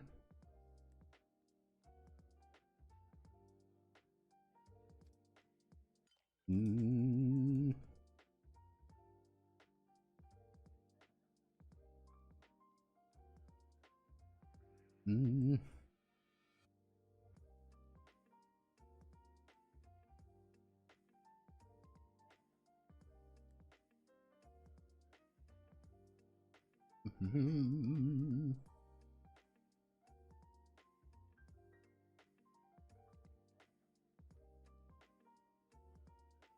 Mm.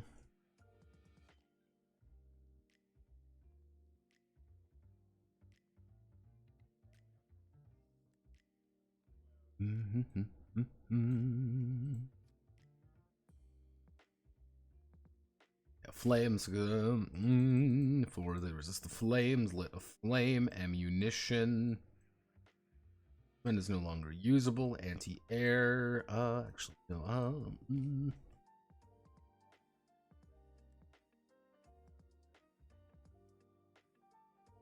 Mm.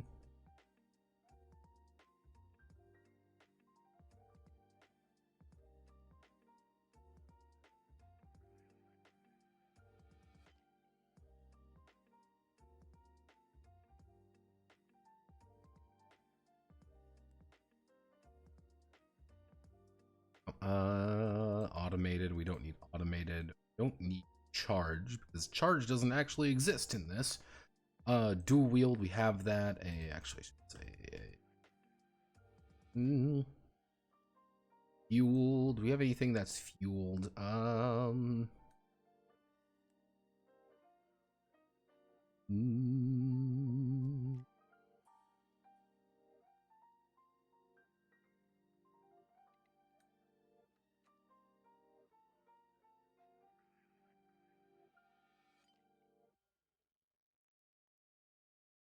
We don't have anything that's gory, but I'm gonna keep. Actually, you know what? We have to.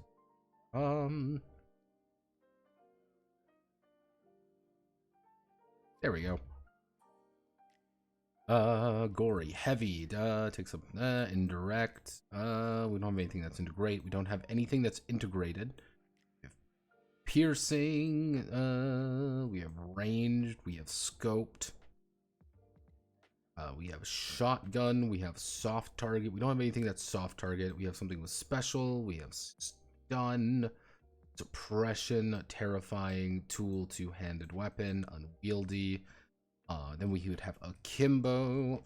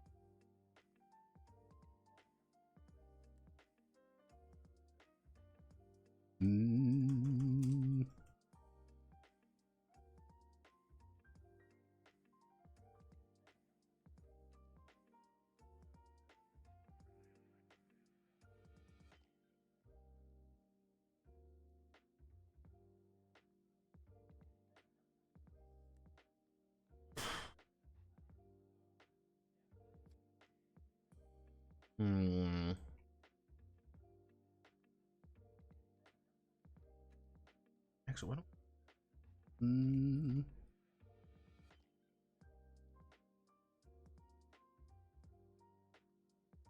I would just give dual wield. Anytime I see a Kimbo, I just put dual wield there. Because if it's dual wield, that means you effectively get to make a second attack with if you use this in your offhand, which is a good way of effectively encouraging people to one-arm certain weapons.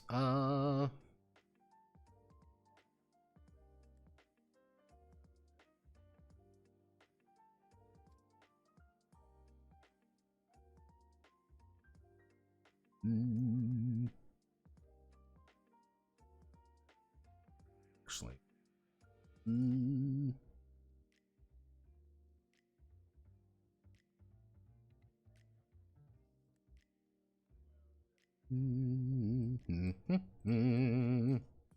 Instead of doing variants, because we don't need to worry about actually, no.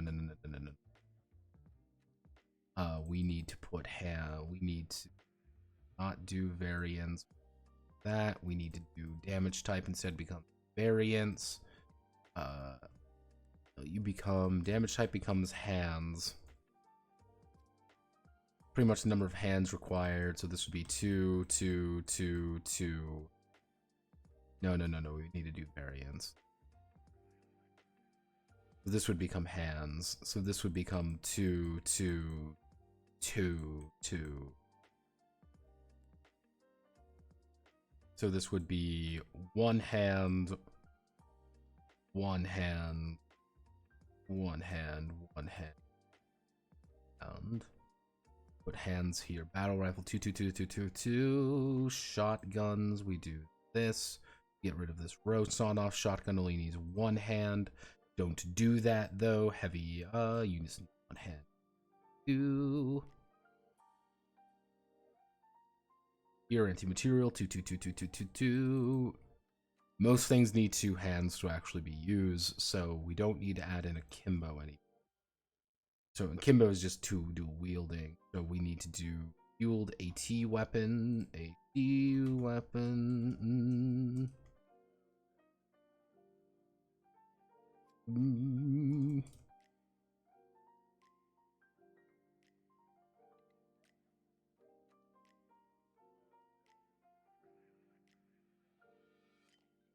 There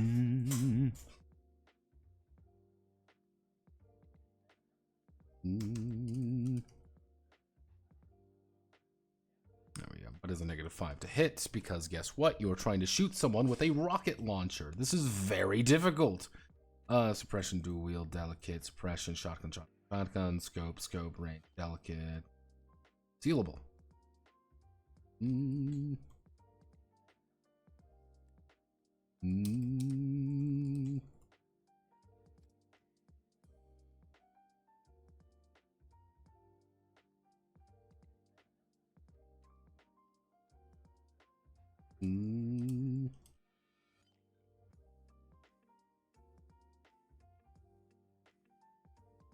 So we 1, 2. And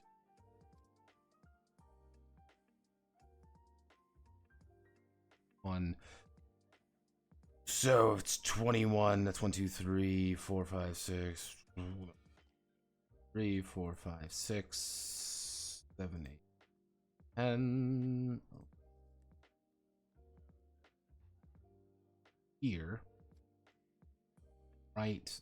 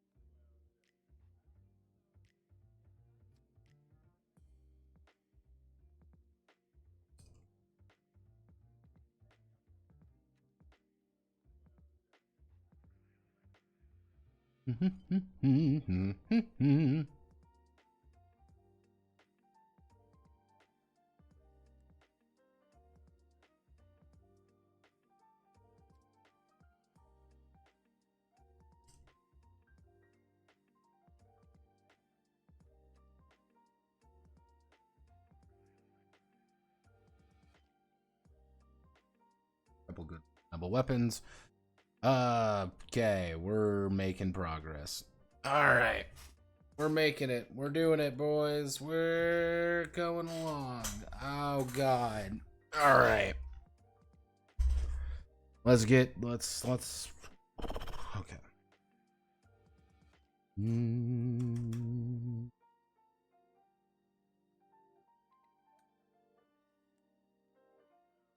Mm.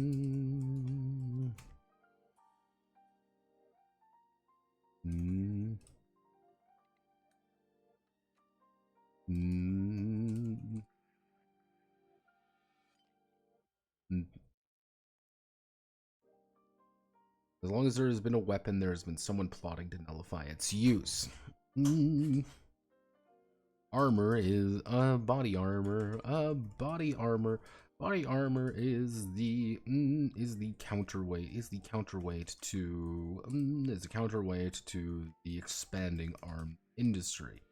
Expanding arms industry as the pendulum of technological development swings.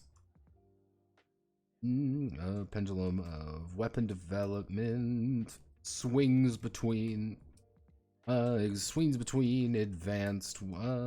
weapons and superior armor. But body armor is counterweight as pendulum to expanding arms injury. As the pendulum swings between advanced weapons and superior armor, it's I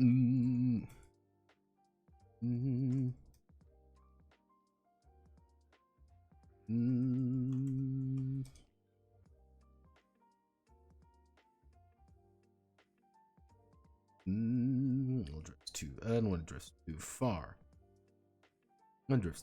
Every piece of armor is broken down into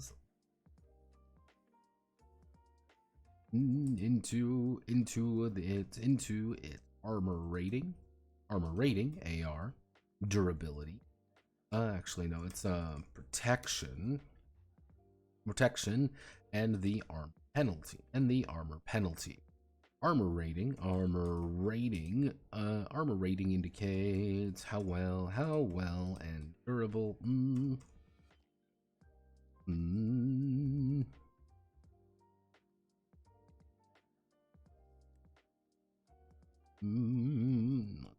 Armor rating indicates how well and durable the armor is made, and if can protect.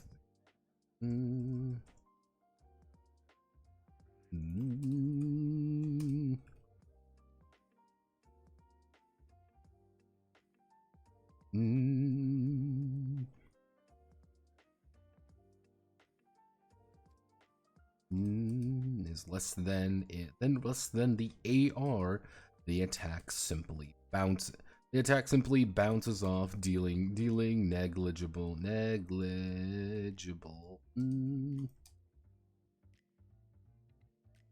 Actually, check something.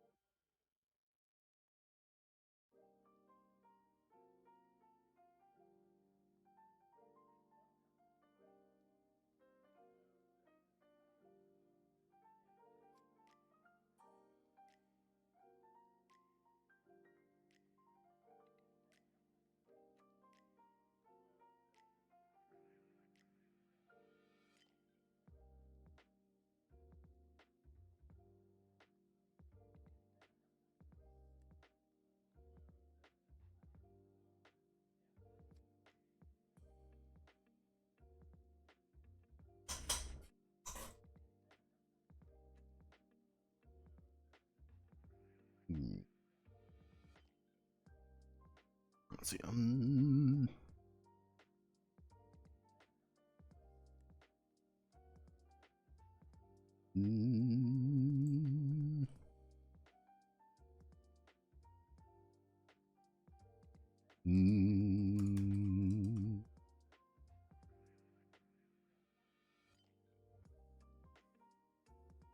Let's see. The armor rating effectively replaces the pilot's NSR.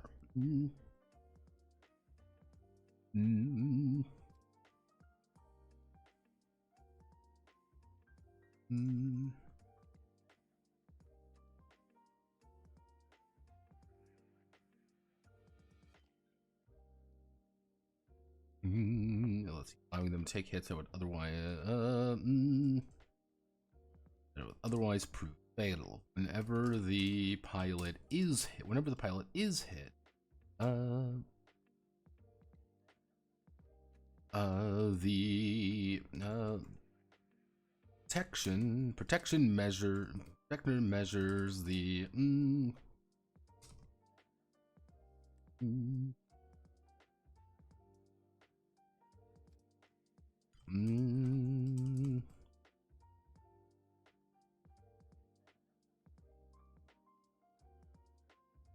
let's see. Soak before it breaks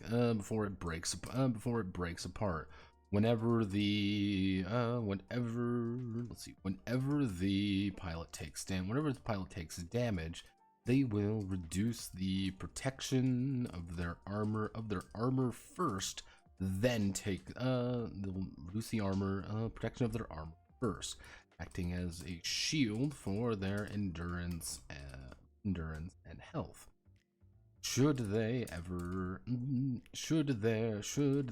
armor break, let's see, should their armor reach 0 protection, their armor breaks, rendering it useless and removing their AR as well. Finally, the armor penalty is a drain on the pilot's initiative and skills using and various skills. Heavier armor even interferes with the number of actions that can take place. Depriving a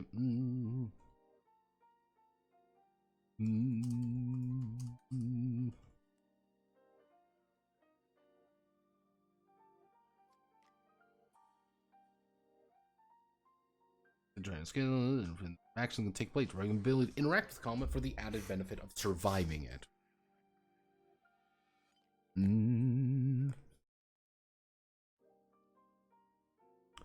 Body armor cover is assumed to cover most of the body except the head, which a helmet will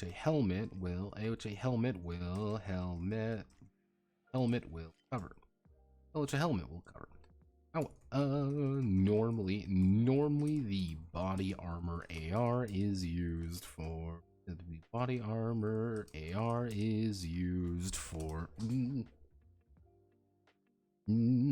protecting the pilot. However, if the pilot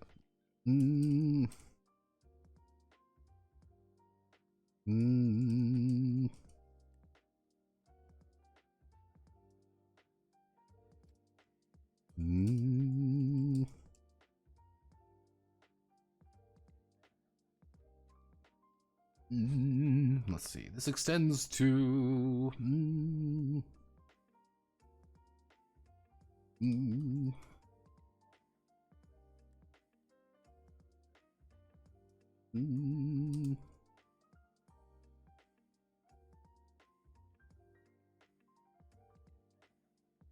or other attacks.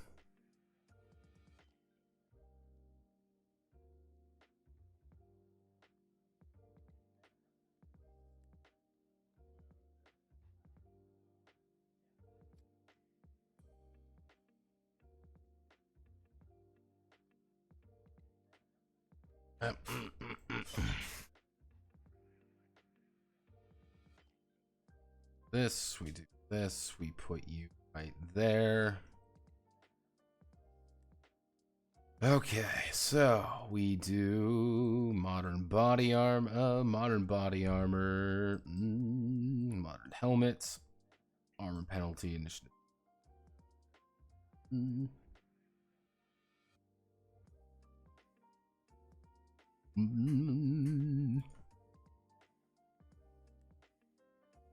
Mm.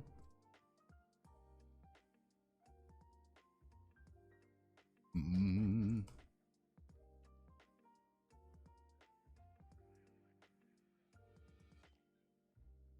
Mm.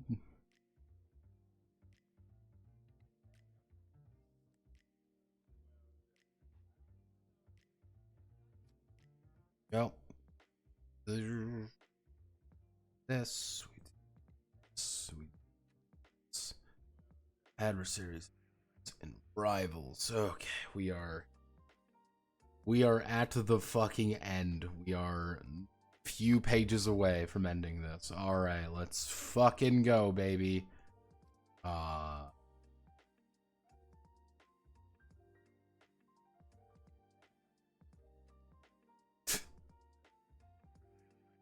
Oh, jeez. Tower girls. Okay, let's see. Others, the field of battle is indiscriminate in its rage and fury. Creating enemy pilot. A force not creating an opposing force is not complicated, but depending on the relative importance of the enemy, the equation is different.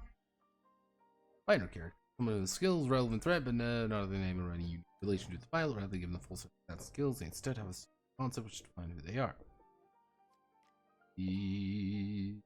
Reflecting on the importance of the character. Character needs to perform a skill and attribute action they roll under their concept to succeed.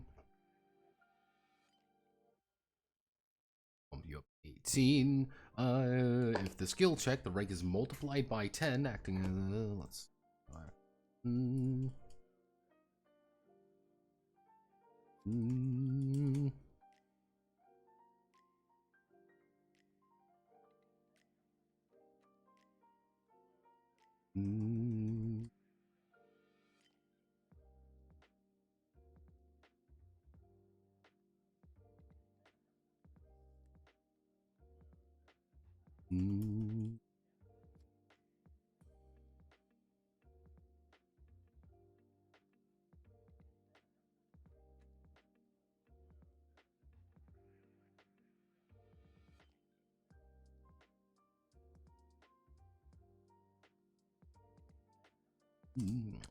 Roll under the relevant concept to succeed. Or they may default to a base of to a base competency of concept minus 10. Concept minus 5. Concept minus 5. So the idea is that if you have a concept saying like I'm a federal scientist, if you are a federal scientist, that means a federal scientist 12. That means you're going to roll under a 12. If you need to do anything physical, you're instead going to be rolling effectively a 7 because it's going to be whatever that is minus 5 because that's your default. You're defaulting to something if you don't have something. That's all that is. This is all this is saying. You're going to default to something if this as your base competence. If the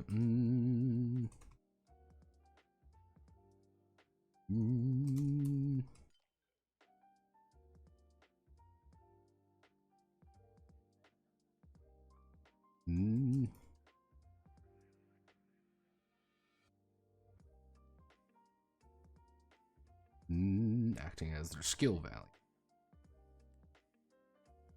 From there, the characters act normally as regular fighter would. If they do not possess a concept of something, they most likely cannot do it. They cannot do.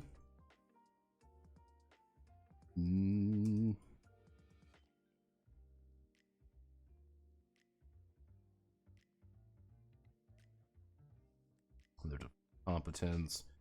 Mm.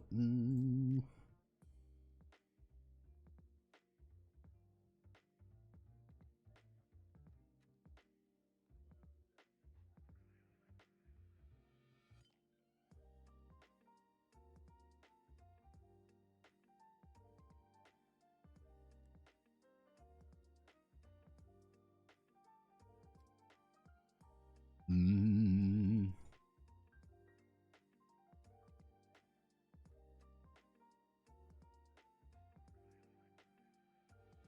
Mm.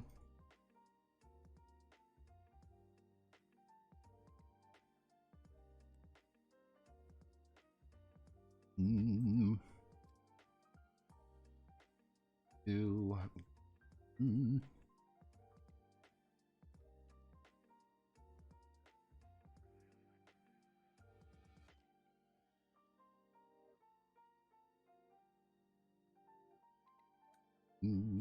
11. Mm.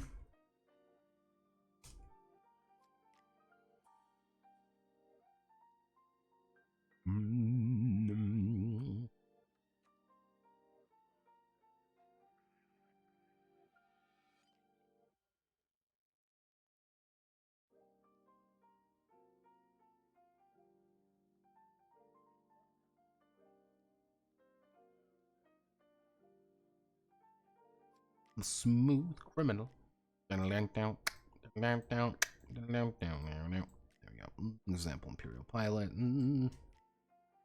Minor characters simply slotting quickly die should they.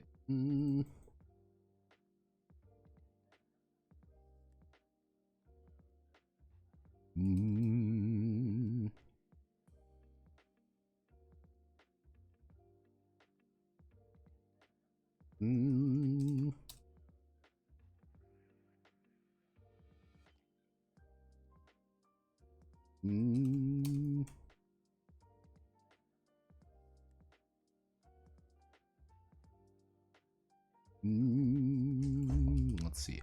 Whenever a minor character is under threat, instead of endurance, they will treat their highest concept as their health. Should they?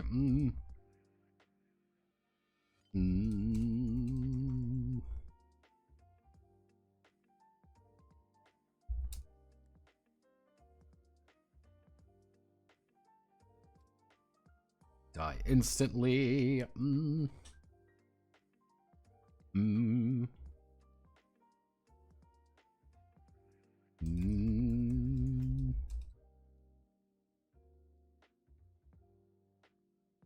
Minor characters in a cav unit.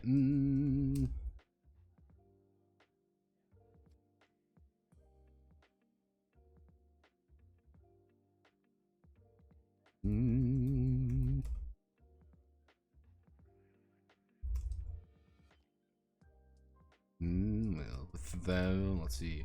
Minor characters can have a linked form with them normally, but if a pilot does form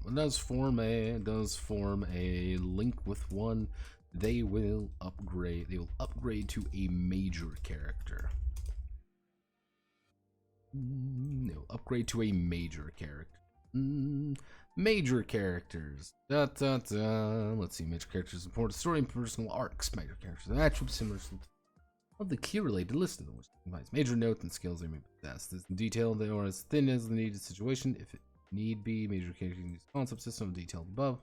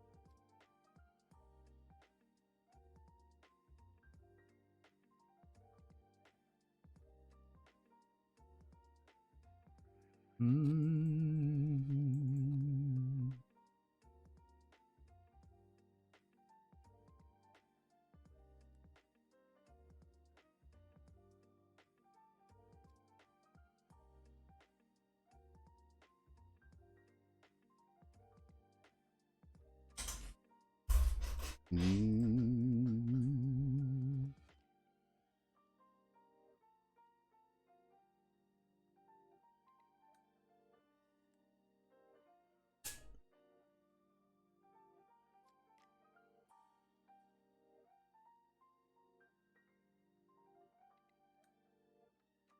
Increase these 5.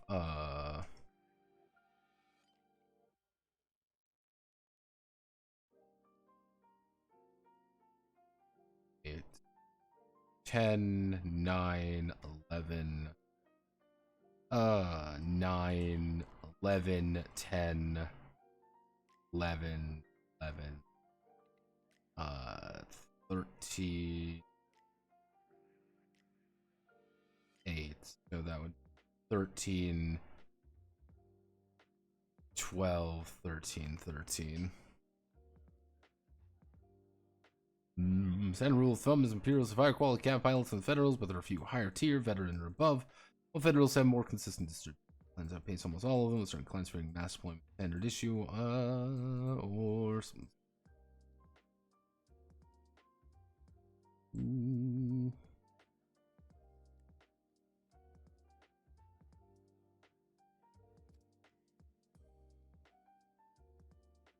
Yep. I'm getting pinged.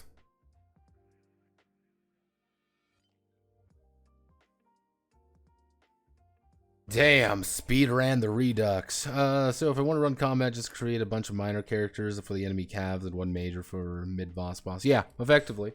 That's always been the case. Create a bunch of minor characters, put them in a mech, and they just go to town. Don't fuck with it. You want to outfit those mechs to be perfect? You don't really need to. Usually my big thing is give them a gun, give them a gimmick, give them a job. You don't need to give them perfect outfit of everything. That's perfectly fine. If you want to be really specific, you can, but you don't need to. If you want to be really specific, you're going to give them that big guy, that mid boss or boss enemy or whatever. You're going to fill him out to be the full. Yeah, you're going to give him the fill out to be a full character. Not even a speed run. I've been doing a lot of stuff off camera. That's a big thing with this, and you notice I'm even at this for 4 fucking hours. Like,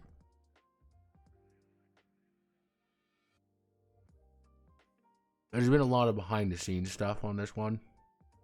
It's just me sitting and waiting and just double checking and fixing.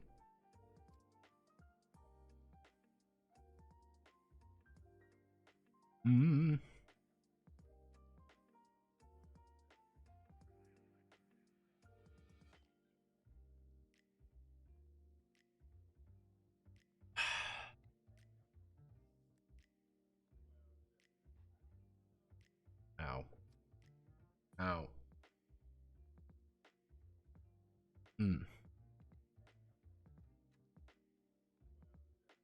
Ugh.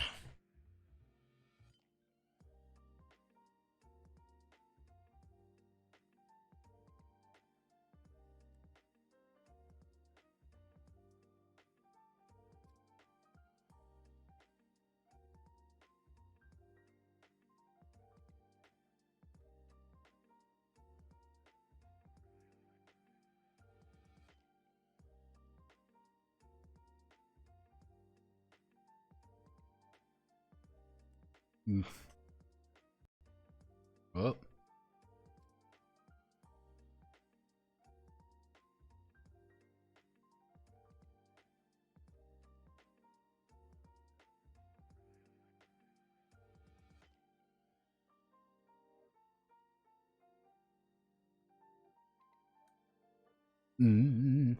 Oh, that was weird.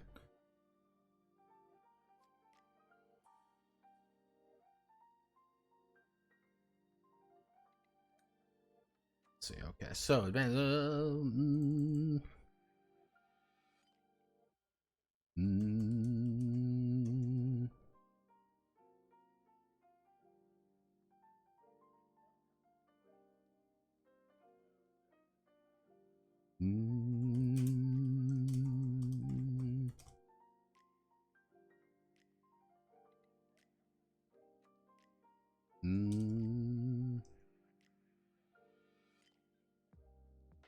Let's see. We'll shift, change, and develop them.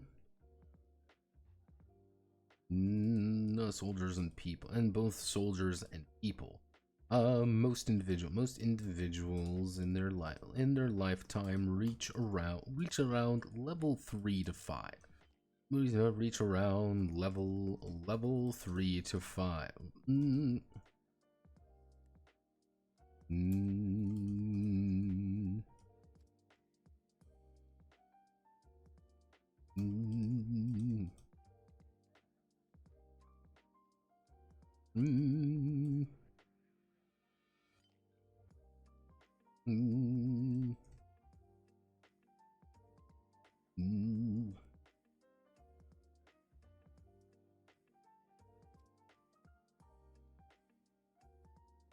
And their inevitable traffic demise. Let's see.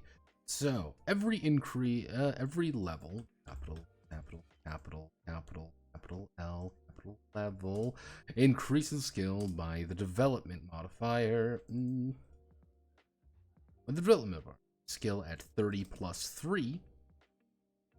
Skill at 30% with a plus 3 development.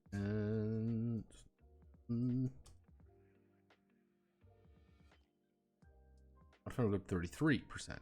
Every even level, 2, 4, 6, the pilot may choose a new skill. Not chosen skill. It would be a new. Let's see. Choose 2.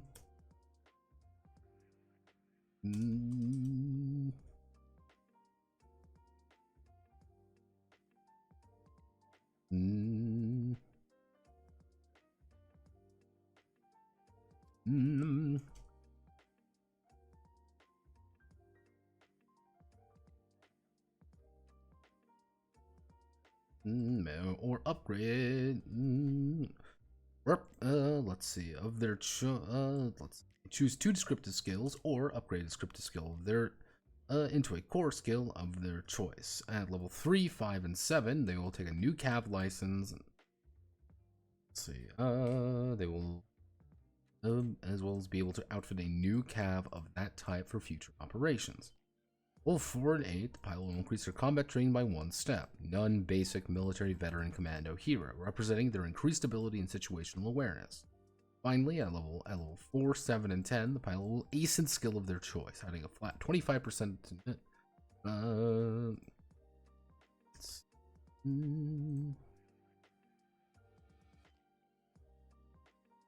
how do I want it properly? Need a rear. So I'm gonna do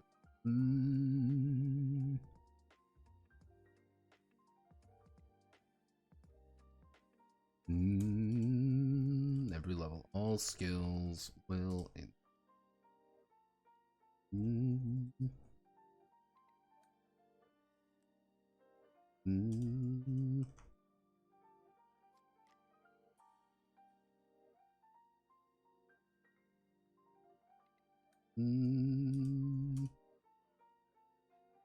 we'll go to 33%.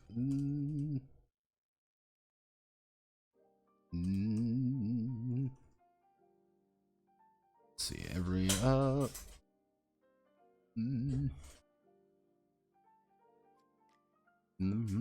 every skill will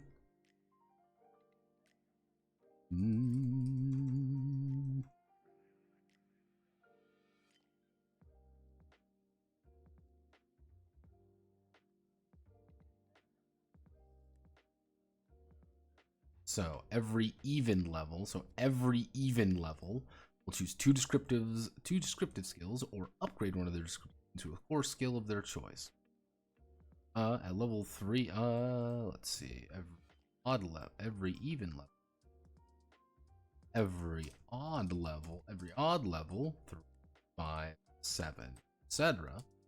They will take a new cav license, as well as outfit new cav of their choice from any of their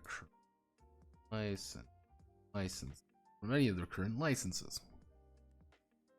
From any of their current licenses for future operation. For operations. And future operations. So, at level 4 and 8. At level 4 and 8, the pilot will increase your current combat training by 1 step. Reason, situation, commando, and hero. When they reach, should they, when they reach the hero, when they reach combat training, hero,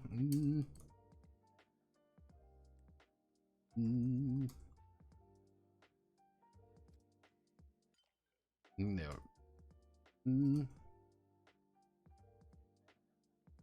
One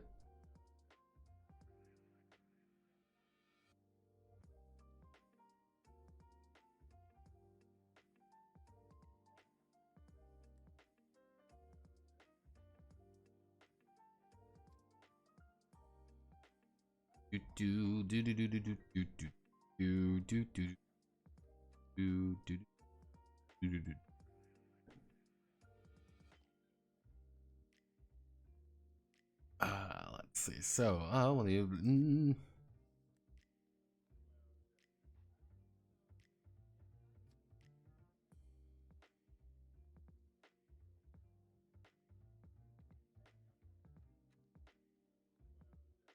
total of 6 actions per round.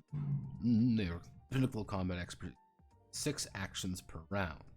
In addition, at level 4, 7, and 10, the pilot will ace a skill of, will ace a core skill of choice. Let's see. The pilot will ace a core skill of their choice.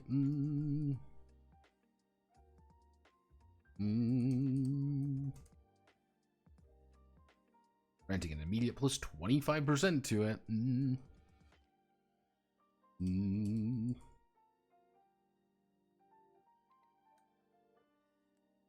Increasing its development modifier by 5%.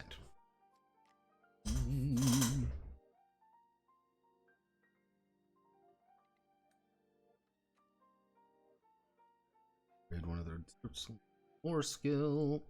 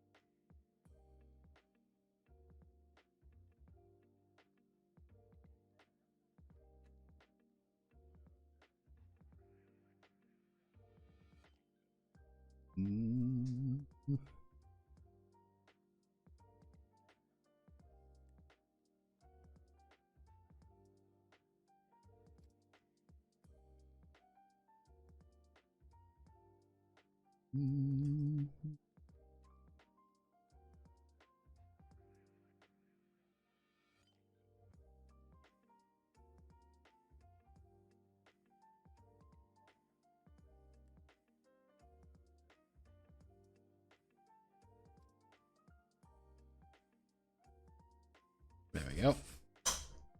Maybe convert it into an additional core skill if the pilot wishes. There we are.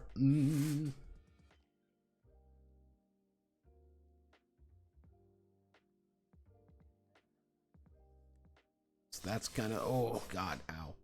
So that's kind of the main thing there. It's just like you get 2 descriptive skills, 1 core skill, but you can convert them into additional core skills if you want. What that's supposed to, what you can effectively do there is upgrade skills or, you know, change things around if you want. You're just saying, I want to upgrade my I want to convert my skills into better skills. But you can also, with 2 core skills, you can also buy things if you want. Delicious.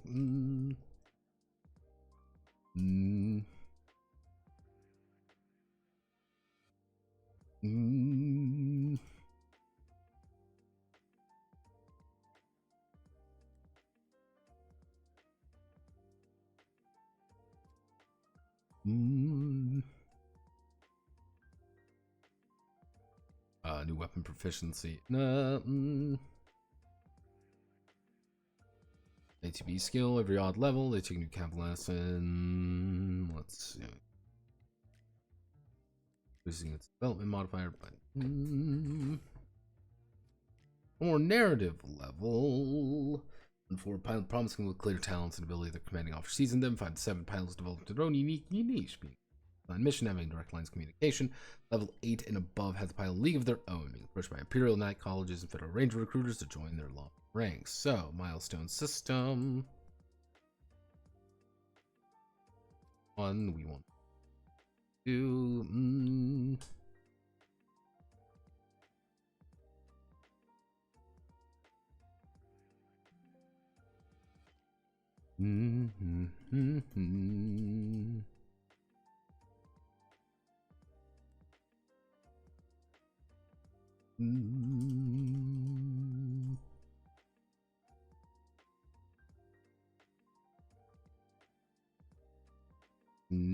Let's see, as the pilots progress through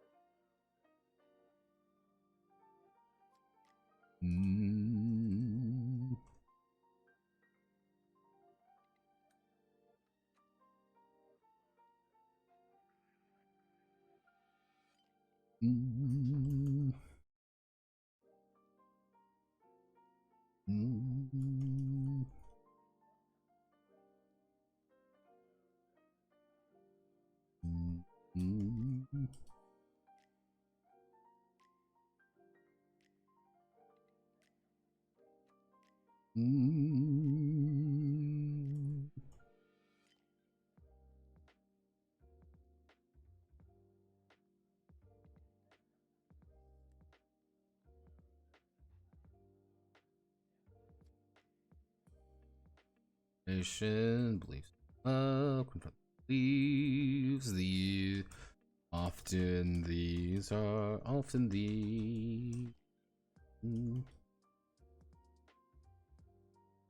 these are tied to story beats that to mission control.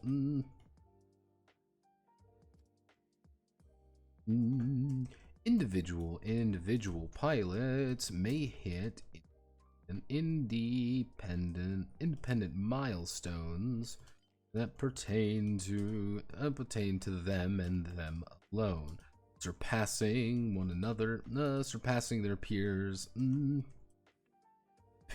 through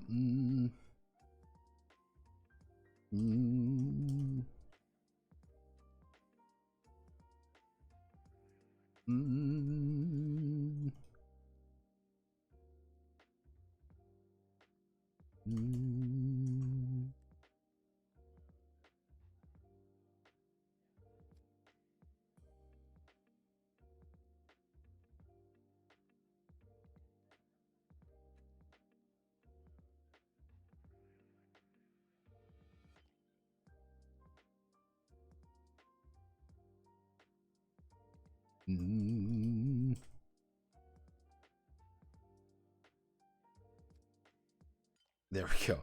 Unless a royal is among them, then they get all the credit. That was like one of the funniest things in the game that we did, in the game that I ran of this, was I made it abundantly clear that all of their accomplishments were actually the royal's accomplishments. And one character got outright told, yeah, no, we're transferring all of your accomplishments in the books to him to make sure that he looked better. However, you're going to be getting some like pity prizes.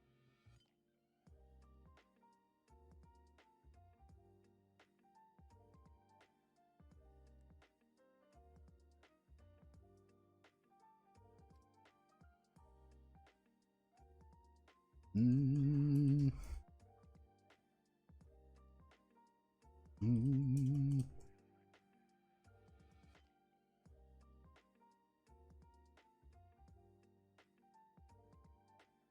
Mm.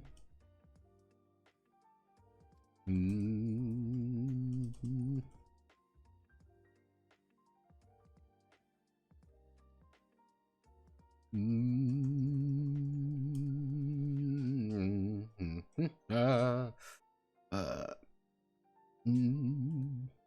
God.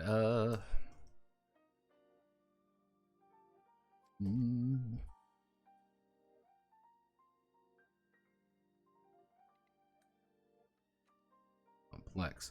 Fine. Combat operations. Combat operations. Indicated.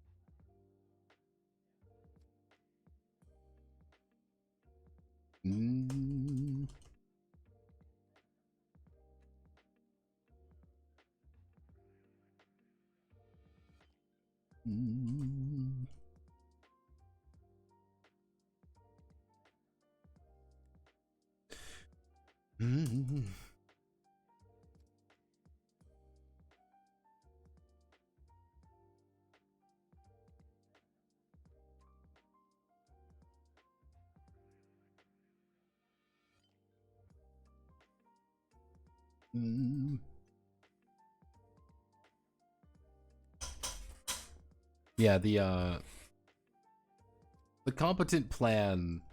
Yeah, the competent plan matrix is a pretty simple idea, which is literally just if you have a number of effectively good ideas, you're going to get rewarded for having a good idea because that's completely reasonable to assume, right? Hey, do you actually play to having a good idea? I know, amazing. Do you actually sit down and plan and say, oh, hey, we should do this, we should do that, we should do this? Good job, you're going to get rewarded. Quite a lot, in fact. Awards and commendations. Should the pilots should consider that they may be rewarded for their efforts. These scream mechanical value, but are handed out to give flat amount of experience points to occasion. Static. No matter the original. Should the pilot die heroically in the field of battle, request to transfer out, they will replace by another pilot. The pilot is lower level than the previous pilot, but depends on previous skill and replace. We got all our experience points, and then we've got a bunch of little notes here that I would need to fill out to make better. But yeah, we did it. We did it, Reddit. We did it. Probably gonna have to do some fixing behind the scenes. There's just a lot of things to consider here. Ooh. Ooh.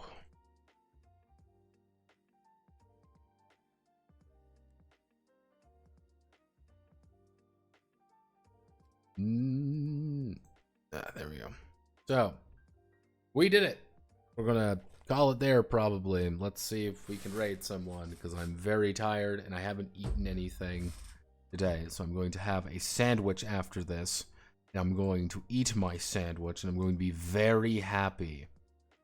Let's see. Is anybody... Well, we got Peepa. Peepa's doing it. We got some ASMR. I'm going to jail if I click on that. Bon is streaming. Senna. What's Senna Bon doing? No, I don't want to go. No, we don't need you. Have no fear. Oh.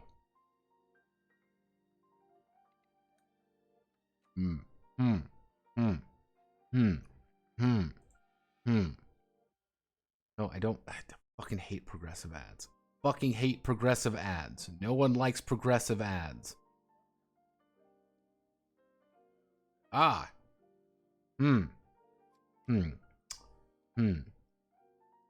Maybe not. Let's see. I mean, there's gotta be someone, right? I mean, Well, the aliens streaming. Cleo streaming. I don't like whatever the fuck that is. I do not like that. I am afraid of that. Arson. Oh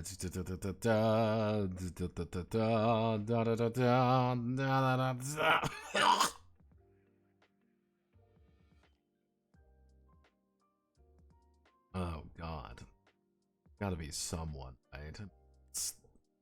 Let's see. Let's check WVT. Is anyone streaming on WVT? Because I'll definitely do it, because that's who I operate as. I'm going to click on that, even though I shouldn't.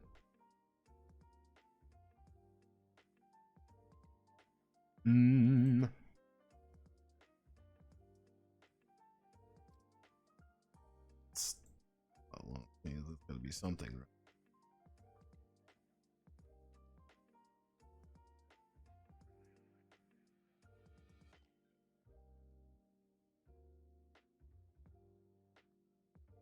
Let's see. Anything fun and exciting? Never anything exciting. No, I'm not going to click on that, because that's really bad. Let's see. Do we, let's see. We can save one. Okay, we'll go with you. Why not? It's been 5 hours doing this shit. Let's fucking... Is Fillion streaming? Is Fillion? I don't think... No, she's an AX. I would be very surprised if she is streaming. I mean, we can raid Pippa again. That's the thing. We can try to raid Pippa. Let's... She's not crying this time, everyone. That's an important thing to note. She is, in fact, not crying this time. Oh, God. Wait. She's not doing anything currently. Can I chat? I can chat. Alright, boys. We're going in for the kill. We're gonna go in for the kill because I need to ask her who her favorite horse girl is. This is very important information. I need to figure this shit out. May be wondering, Notepad, why do you care about who the fuck Pippa's favorite horse girl is? Because if we figure out her favorite horse girl, we'll be able to fucking improvise. Just give her that ability when we make the Sakata League.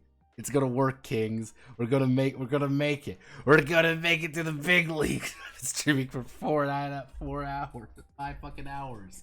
I'm fucking tired. I'm drinking. And there's gonna be more drinking, baby. Fuck.